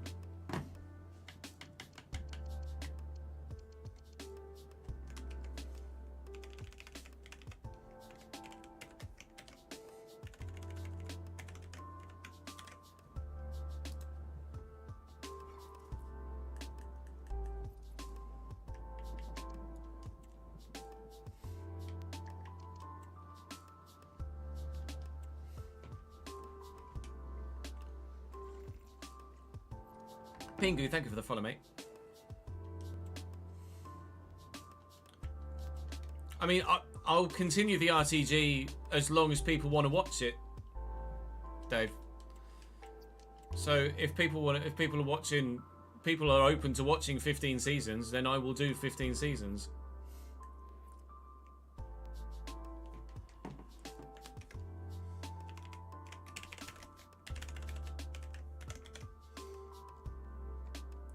It was the views were pretty steady on the previous RTG all the way until it became apparent that we weren't going to finish the save, and only that second half of the final season did views drop. Views were pretty solid throughout.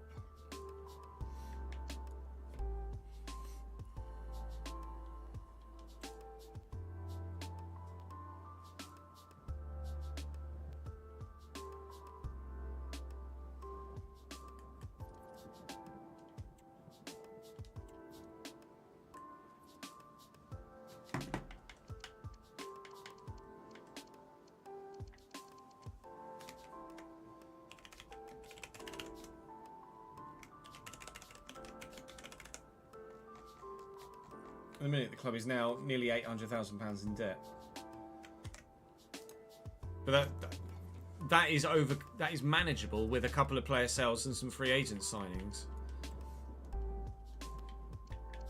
and obviously season ticket sales and competition prize money would go a long way as well. I'm not sure what the prize money is at the end of the season for being in League 1. That's the thing. It needs to be substantial enough to make this current percentage of recordings, so to speak, this current financial plan, effective.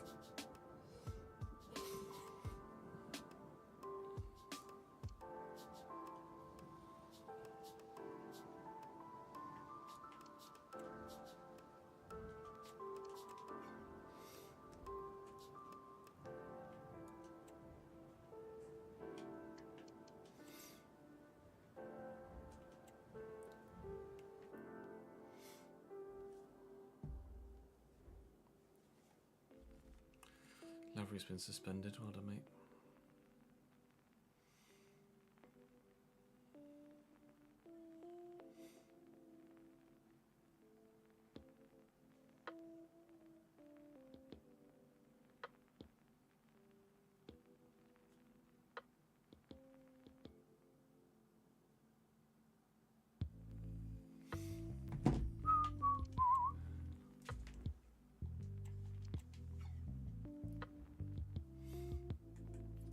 We registered that last thing we did, didn't we?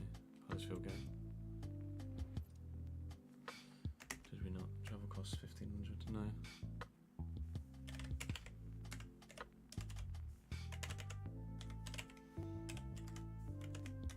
Well, I think it's, I don't know whether the club would make more than 700. The club would surely make more than £700 a week in commercial sales towards the end of a season. You would imagine anyway.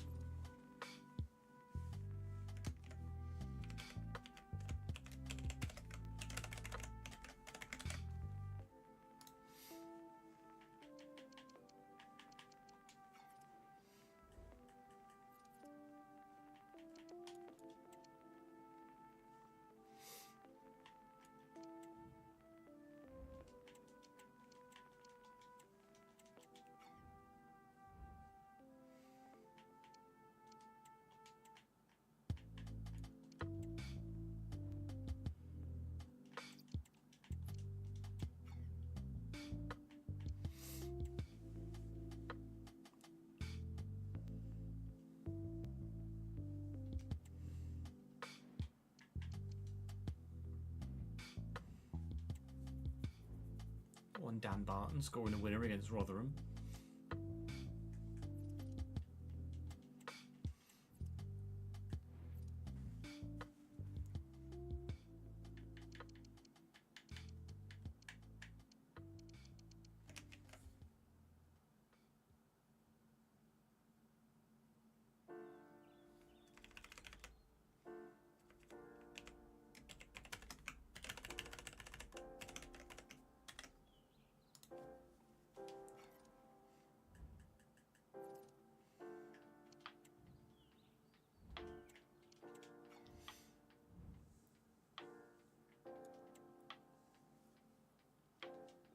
We try our best, Fresh Spot, we try our best.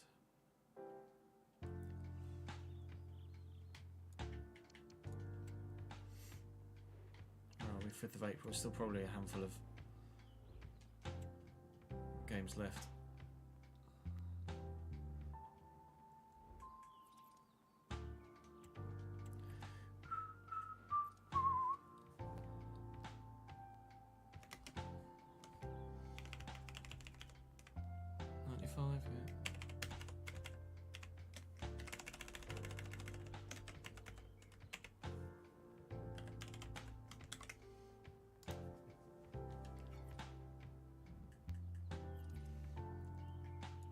How many games left?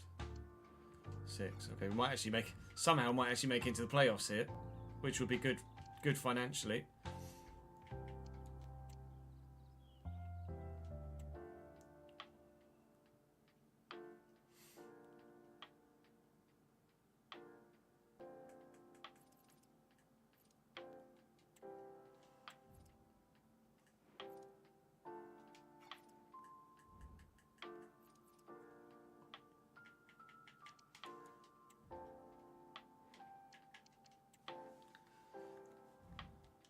That's expected.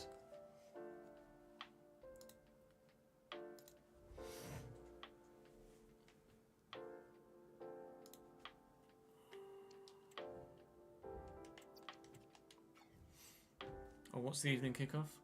West Ham Arsenal.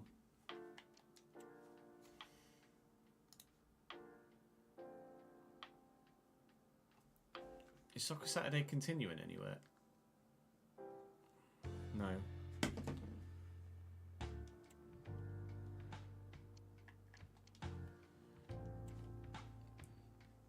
Still 1-1 in the Cambridge game in the 111th minute.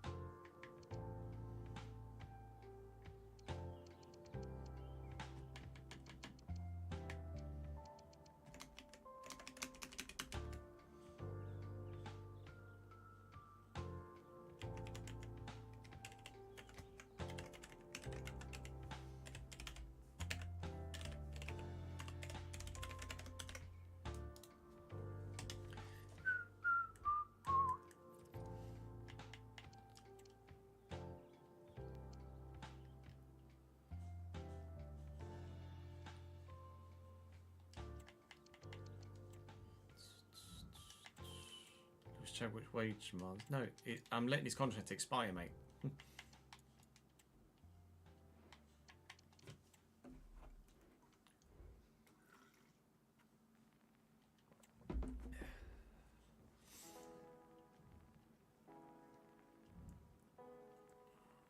It's not a bad idea.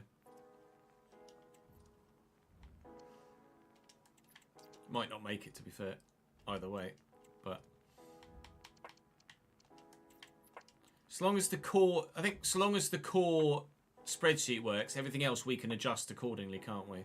This is more stress testing the spreadsheet than it is the ins and outs of the finances. That we can adjust on the fly as we go through.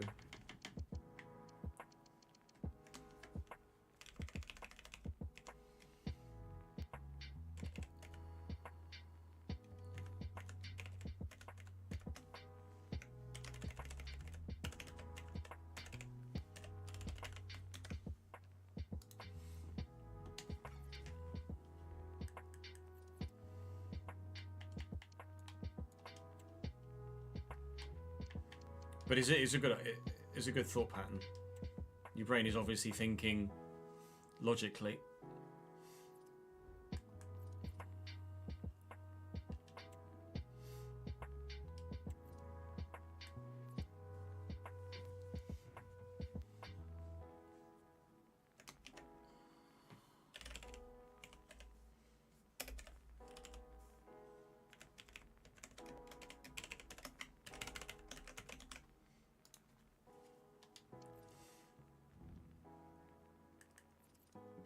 Yeah, exactly.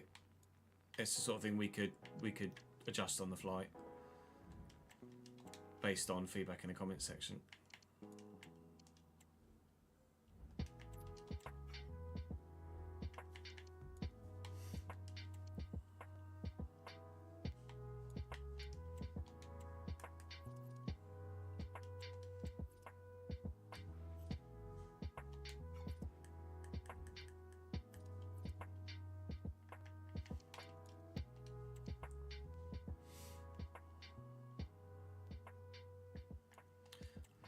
I want some wages. Give me some money. No. If I could have the opportunity or the functionality to set you for release so that you shut up about your wages, then I would do so. Unfortunately, I do not.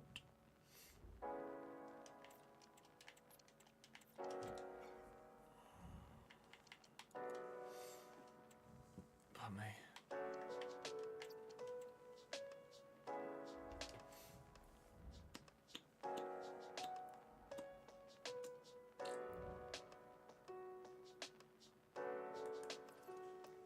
Do-we-do-do. 400 quid. So that again.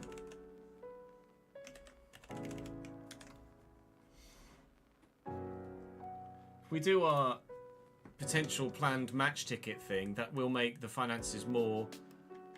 Will make the finances fluctuate more. Wow, can you imagine this as the season finale?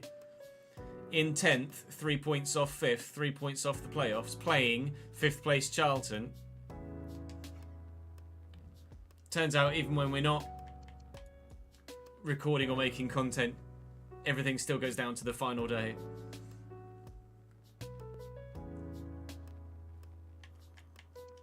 Because you're like, I want to play. Simon, you're not playing me. Right, I'm just going to have a quick toilet break and then we'll end the season. Just the Chesnoid effects. Apparently so, yeah. BRB, lads.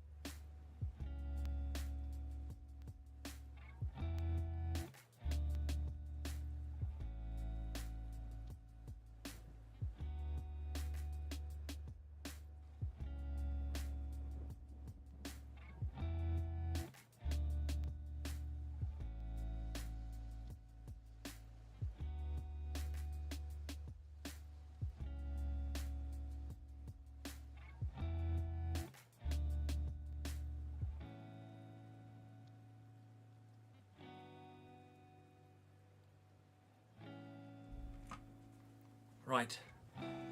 I'm actually quite intrigued to see how this season finishes. I imagine we're going to lose this game. But I will field the strongest possible lineup I can for it, because why not?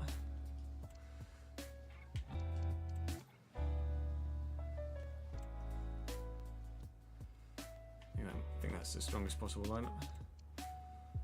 George Thomas. Imagine George Thomas comes in and bags the goal.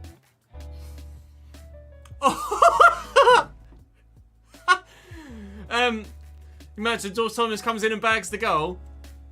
Where have Cambridge just finished in the league? Dunno, boss. Honestly, I could have scripted that if I tried. Oh, they made it to the playoffs as well. Can you believe it? Oh my god. Honestly. Someone clip that. Jeez Louise. That's disgusting. Unbelievable. Well, there we have it. Playoffs. That's outrageous. Oi, oi, oi. And then a travel cost of 1,500. Ashley, thank you very much for the 26 months, mate. Appreciate it, dude. Club is now £1.2 million, nearly £1.3 million in debt, which is not great.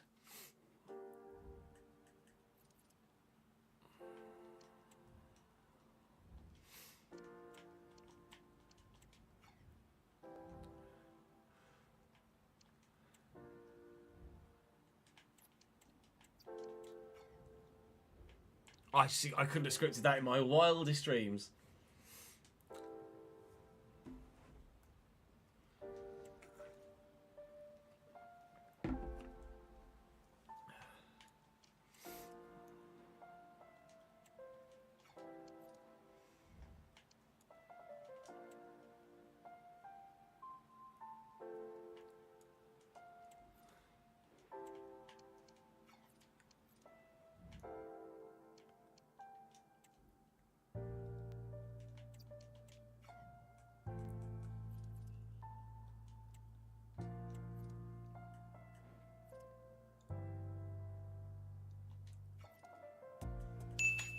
Thank you for the 100 bits. Ashley, appreciate it. Do you know what to do for an RTG save?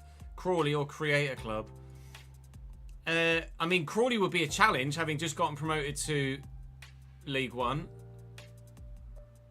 Certainly.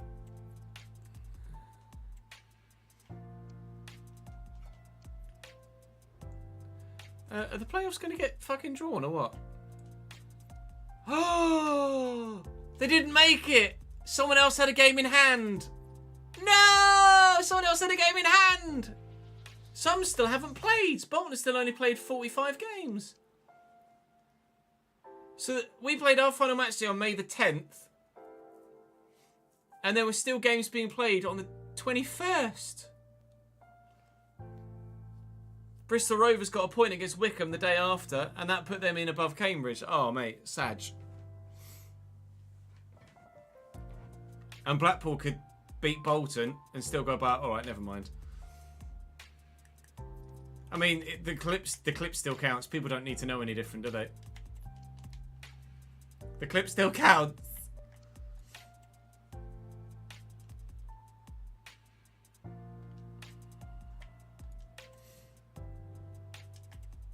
Prize money 1.643. There you go. So prize money 1643095,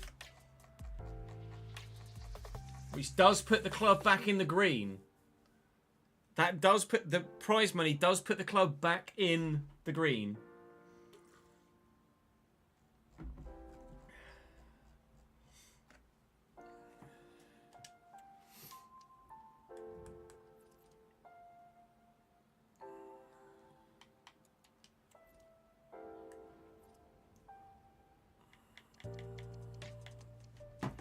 But then there is still Arsenal are 1-0 up. Gabriel.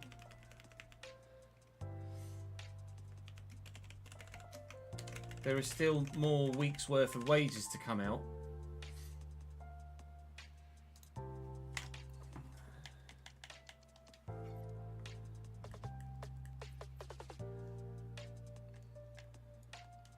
"31 days, we'll go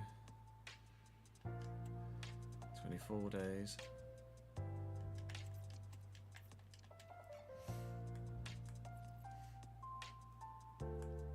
So I think the club probably are still going to make a loss for the season.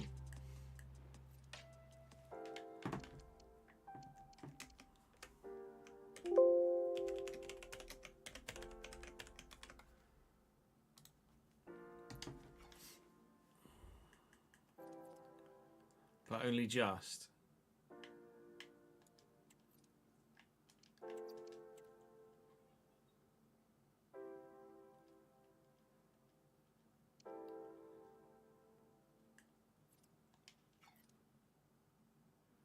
Yeah, then we can figure it out. I've just had a thought in my head that I can't really figure out how to vocalise yet, but...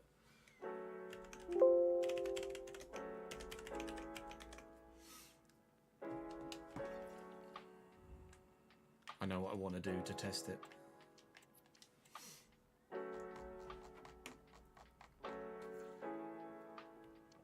Now, even with the prize money back in the red...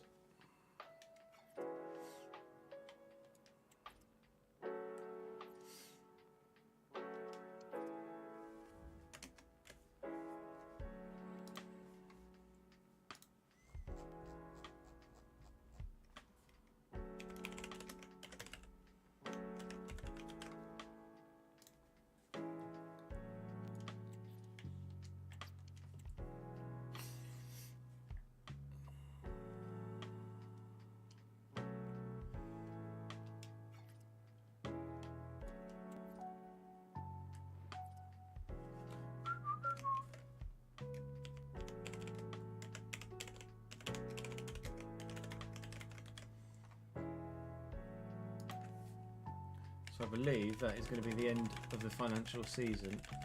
Said it would be about 200, didn't we? Wasn't far off. So, based on a 10% shirt sales and a 10%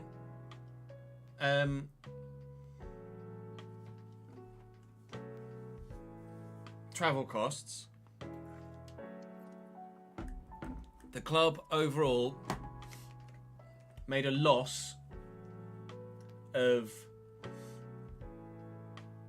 £1.5 million ish. That's with no player sales though. Club made a loss of 1.3 million pound, 1.5 mil. So loss of 1.5 mil, but with no. That's with no player sales.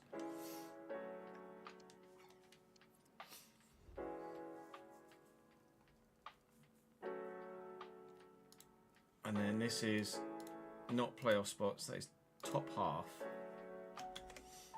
Meaning in season 2.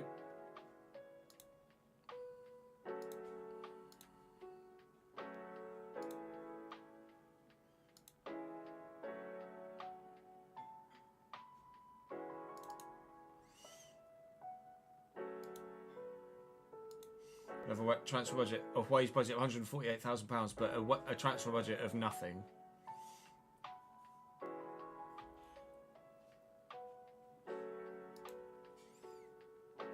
I wonder if I manually change that, whether that affects anything. That's something to consider.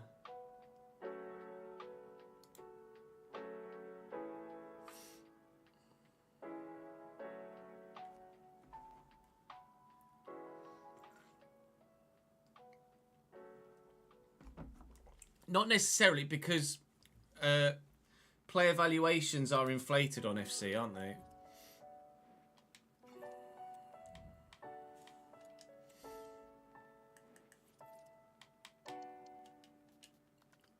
So I could say just one sale of Liam Bennett would probably wipe out all of the debt.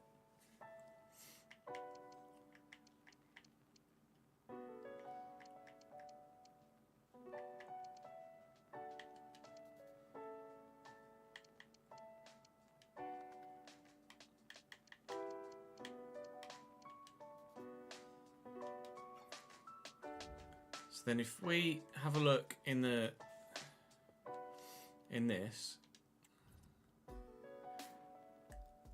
so merchandise earnings this season are 1.19 million. So we've effectively taken 190,000 divided by 10. We've effectively taken £119,000 because we've done 10%, haven't we? So presuming that that figure is correct. In our spend tracker, we've made £119,000 from shirt sales.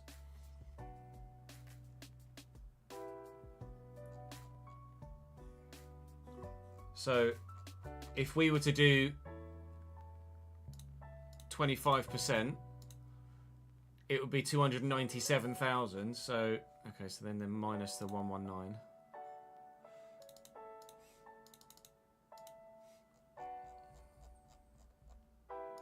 So then just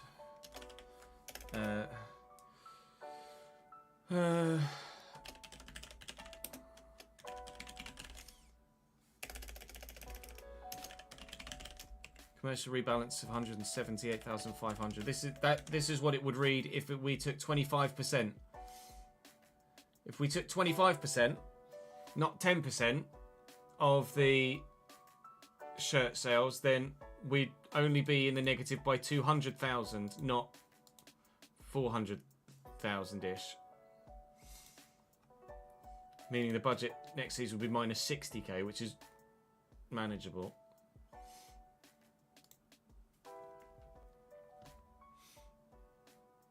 I think 25% is probably a good figure, because that's without any player sales. Obviously, we would probably sell players we don't want or need to keep the financial situation at the club okay. Chat. I know there's less of you here now because the football's on, but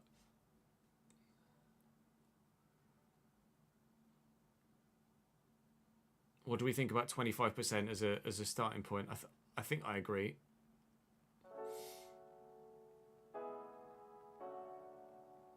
Arsenal love a corner goal this season, don't they?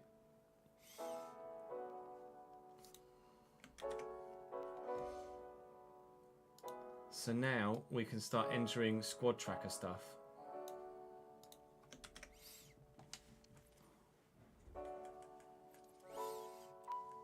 And then we'll have to deal with season by season after that.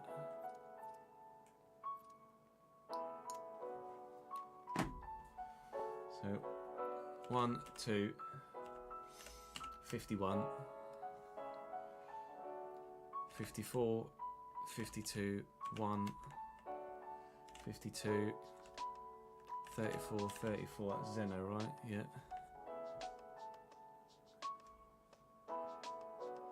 Hang on, let's do this as well. Vinny got 2 assists, lol.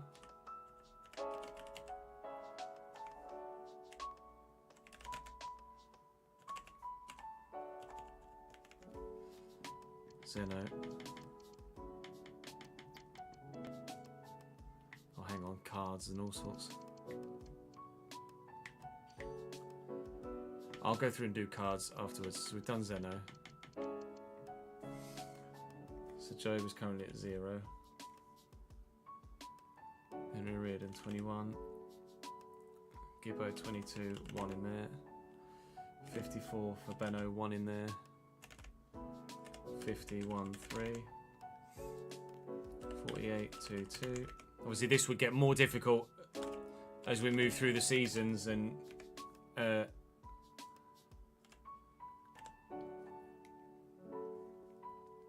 having to do more maths.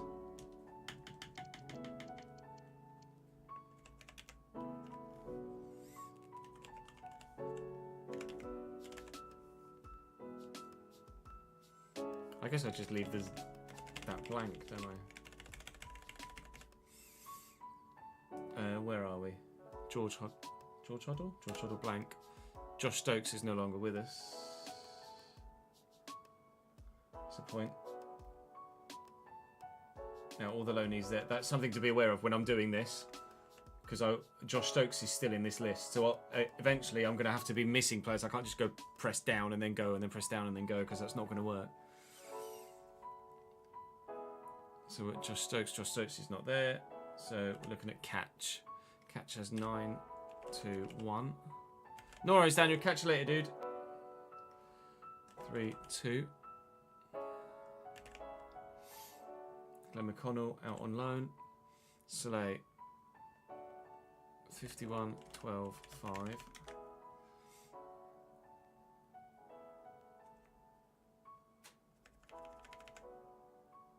Oh, I've put that in the wrong fucking thing for Glenn McConnell.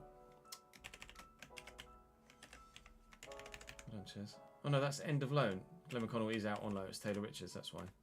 Who's not on my list. Dan Barton. 23, 4, 3. Then we're at Cornder, who's got none. Dan Ndulu's not with us anymore. So I'd have to, at the beginning, just before the window, something to bear in mind. Just before the window, I'm going to have to make sure I take note of people whose loans we expect to be recalled. We're going to have to make sure we take note of their appearances, goals, assists, etc. before they leave us. Otherwise, that data will be lost to time. Lavery. I'm on Lavery on here. 50, 21, 6.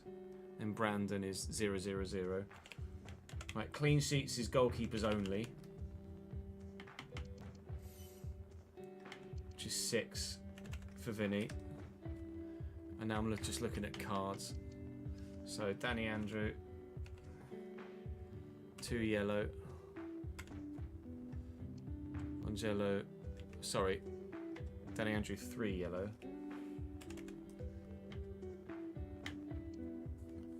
4. 5 yellows for Kellen Watts.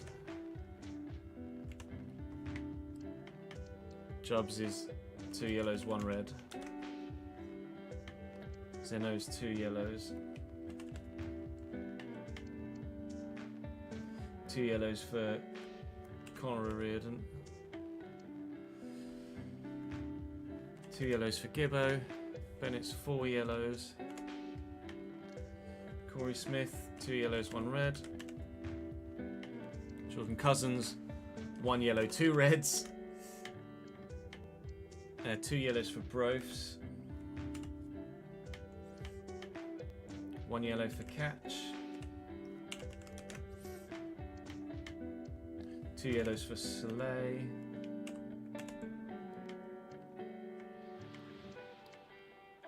6 yellows for Lavery. Right, that is that spreadsheet. That is that squad tracker for season 1 complete. We believe. So let me resave that. Save as. Test. End of season 1. And in the stats dashboard,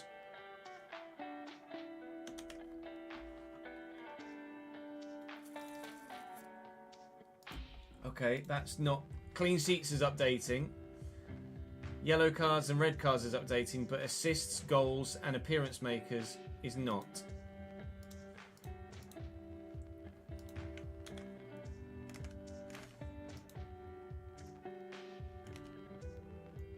Why that would be, I have absolutely no idea.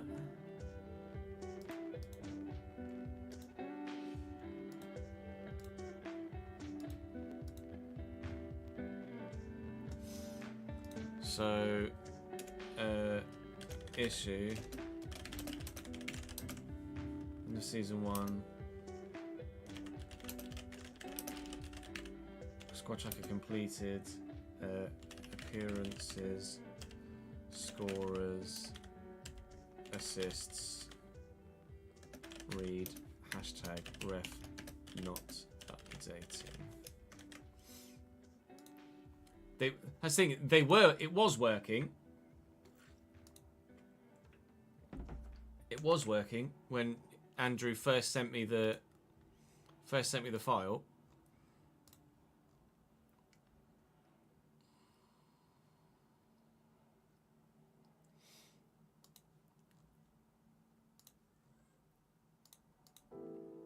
So we found one thing that has. That's one thing that. That's now one thing that's broken. But that, I believe, is the only thing thus far that has broken.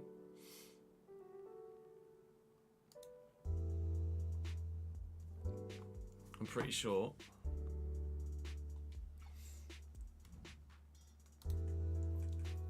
So let's save this.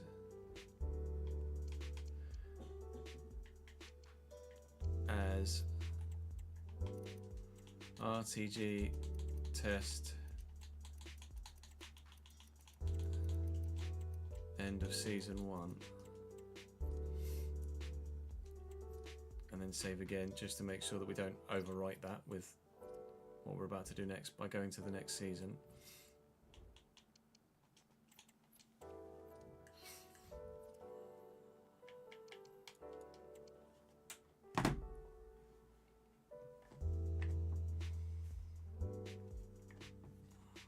Oh, I had 2 fucking unread emails there that I now can't see.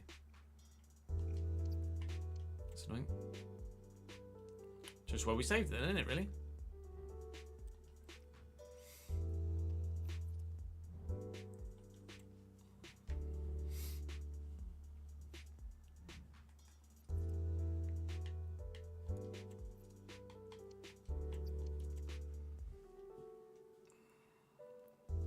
Two 2-0 Arsenal.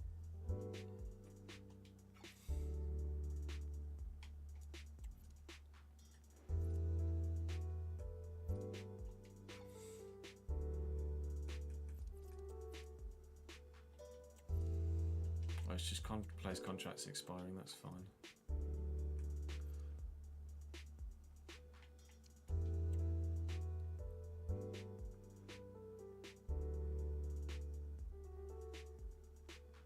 So we're happy to end the season. Everything is updated.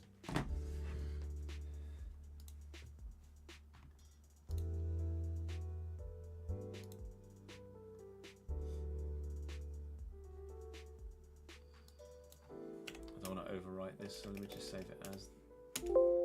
Yes. There we go. We'll save it on the test again.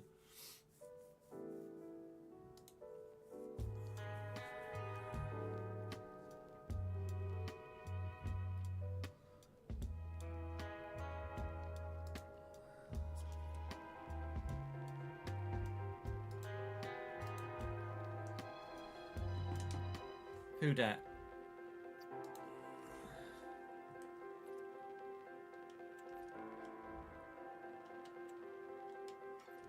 So in the squad hub at the minute, if we lost those that were on loan are now no longer here, aren't they? Right. Okay. So now we'd go here.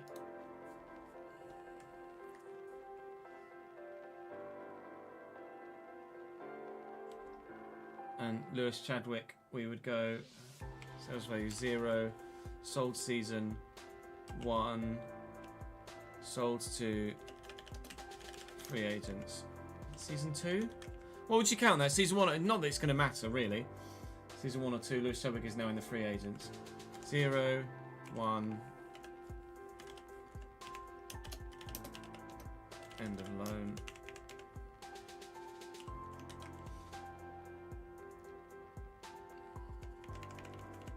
Andrew now has 1 year left on his contract. Longello, 0, 1. End of loan. Morrison was released, wasn't he? 0, 1. Free agents. Kell, 1 year left. Jubbs, 2 years left. Zeno, 1 year left. Job is still on loan at Salford. O'Riordan is now 0, 1. End of loan. Gibbo has 1 year left. Benno, 3 years left. Smith, 1 year left. Okay, Digby hasn't gone yet, but he's about to. So 0, 1. And where's he going?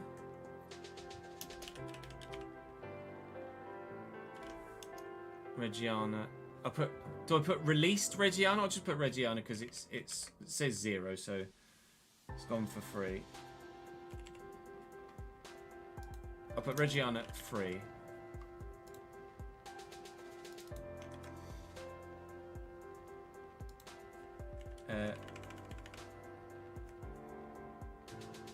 Maureen McKenzie now, 2 years left. Prost, 1 year left. Gary Gardner, 1 year left. George Hoddle, 1 year left, and he's back from loan at Bromley. Josh Stokes, end of loan we've done. Catch is leaving us, so Catch is 0, 1. Free agents. Actually, did Catch sign a contract somewhere? Oh, Catch is going to Reggiana as well, lol.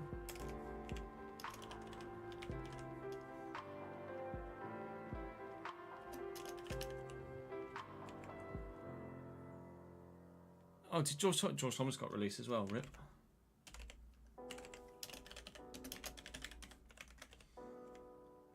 Glenn McConnell is back from his loan. 2 years left on his deal.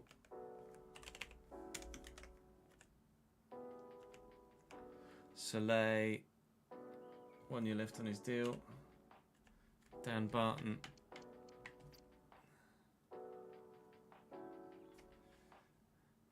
Four years left on his deal.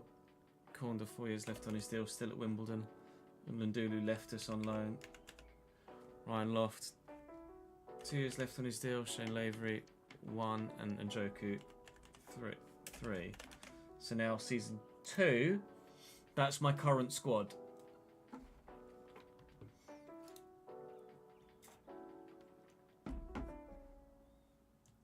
So those that are no longer with us, and I'd set that to no. So no. End of loan, no. Reggiana free, no. End of loan. That's a no. That's a no. End of loan. So that was our... Unfortunately, it can't save stuff here to then take it to another season. So this is always going to re-update, but that's fine.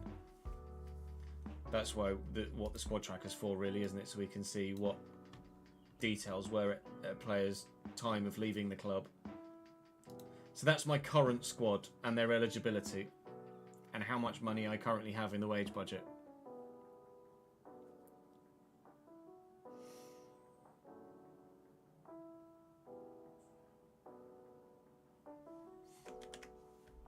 Continually, nothing has broken with regards to financial tracking.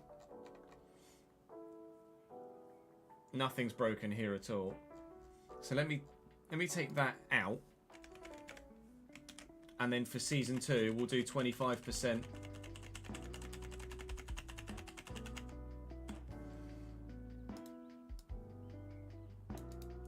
For season 2 we'll do 25% commercial sales, and see what the bank balance looks like at the end of season 2.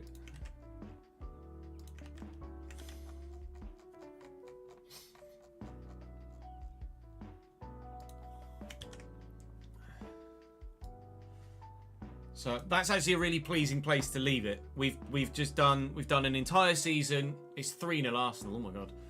We've done an entire season, and now we're about to start the new one. So that's actually ended perfectly for us as it happens, in terms of just timeline of me being live, etc., and getting everything done.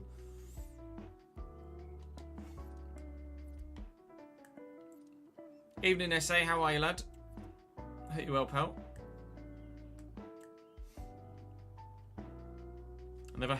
The club have actually given me a transfer budget of 2.75 million, when in actual fact, my transfer budget at the beginning of season 2 is at minus £114,000.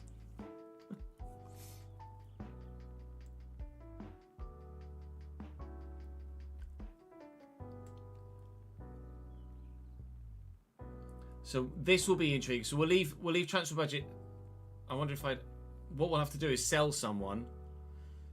We'll have to sell someone, then change this to 0 and see what it does to the spreadsheet. Is that a 4? It's 4. Bloody hell. Arsenal are on fire. Right, that is... I mean, the starting balance wasn't amazing. I wonder what...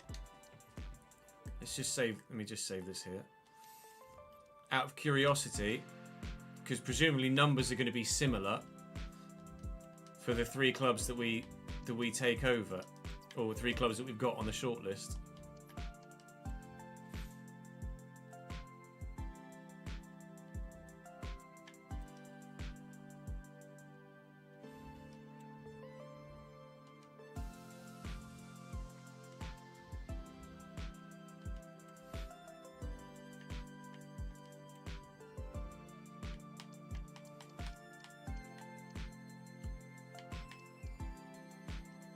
So Bradford actually have a little bit more money.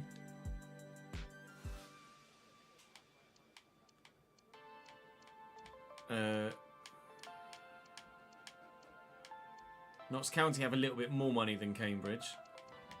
Salford have even more money than Cambridge. So actually, it's going to be very similar.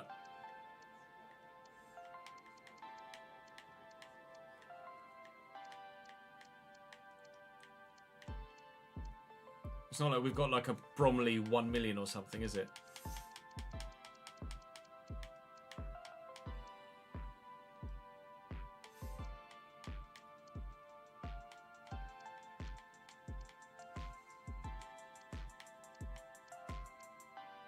Thank God we're not doing Barrow, because those kits are hideous.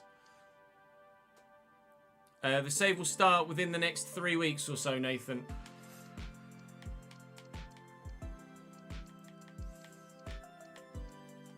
So I'd be curious to know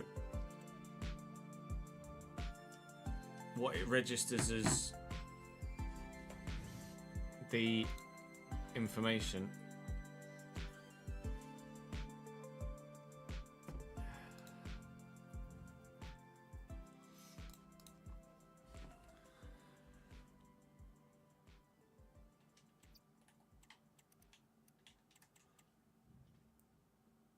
A warm welcome to 4-1.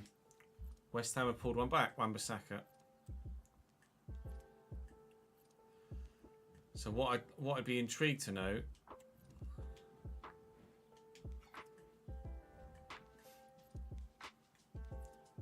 is if we just go calendar.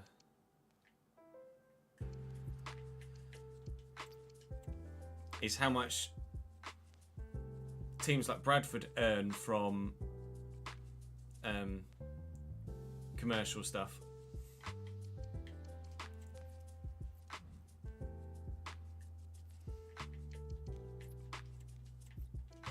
Like players, not player sales, like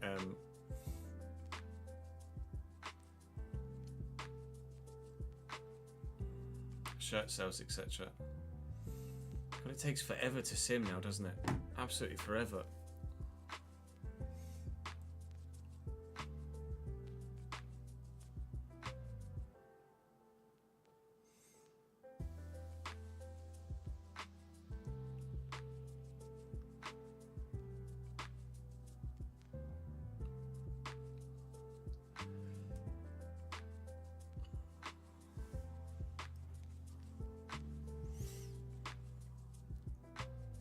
West Ham with a really good position for a free kick, actually.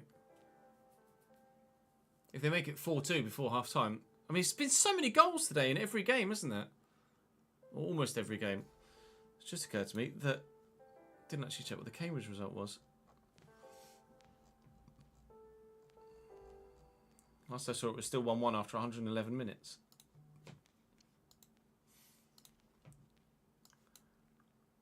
Oh... Fuck. Johnny Smith, left-footed shot from long range to the right bottom corner, or on the right to the left bottom corner. So Wigan score a goal in the 119th minute from outside the box to win the FA Cup tie. Fucking shite.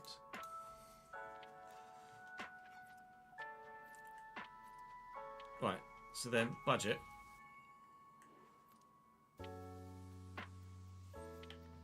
Jesus, the wages are astronomical. But they're making so much more from match tickets. Because of the size of club, they're making loads of money from match tickets. But stadium maintenance is much bigger.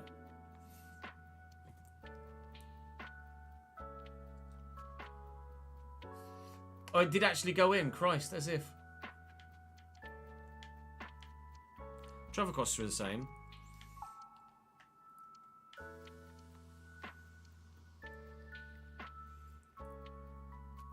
But because of the spreadsheet, if we want to do a commercial rebalancing at any point, if we feel like it's too much, then we can do that the same way that we just tested it, where I can just put one figure in for a commercial rebalance, and then that's fine.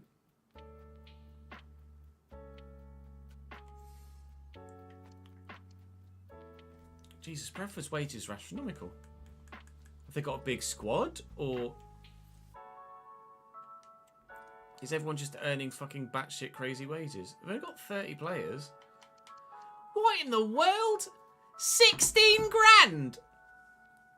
16 grand! That's bullshit, mate. Yeah. We'll be starting with Football Manager wage levels, I think.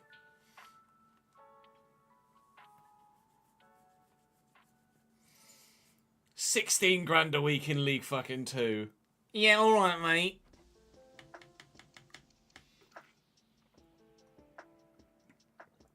That is fucking bollocks. Good to know, though.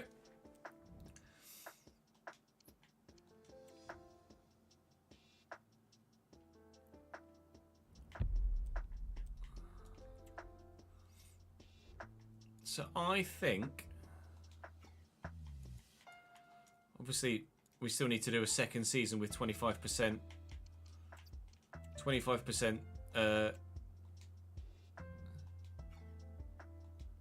a 25% rebalance. But that's effectively 1 season tested, and the only thing that I can't do to resolve, that isn't something we can do our end, is the squad tracker stats dashboard.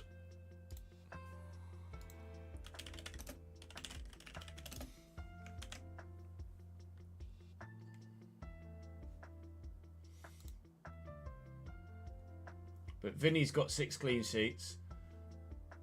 Shane's got 6 yellow cards.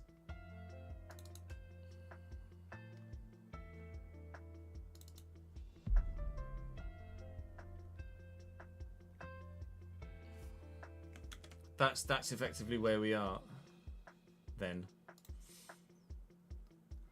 Right. I think we're in a good spot so far. There wasn't too much wrong with that at all. So that will draw us to an end for now for today. Thank you very much for watching. I'm not live tomorrow. I'm back live again on Monday. Monday we will be recording more player career, new season at Atletico Madrid, and we will also be actually, will we be taking on board feedback from the Everton save? I don't know as we will. It might just be player career mode content. Yeah, I think it is. So Monday will be more F1 and then player career, unless we just do a full day of player career, which would probably get a bit much for me, to be honest, with the shite gameplay.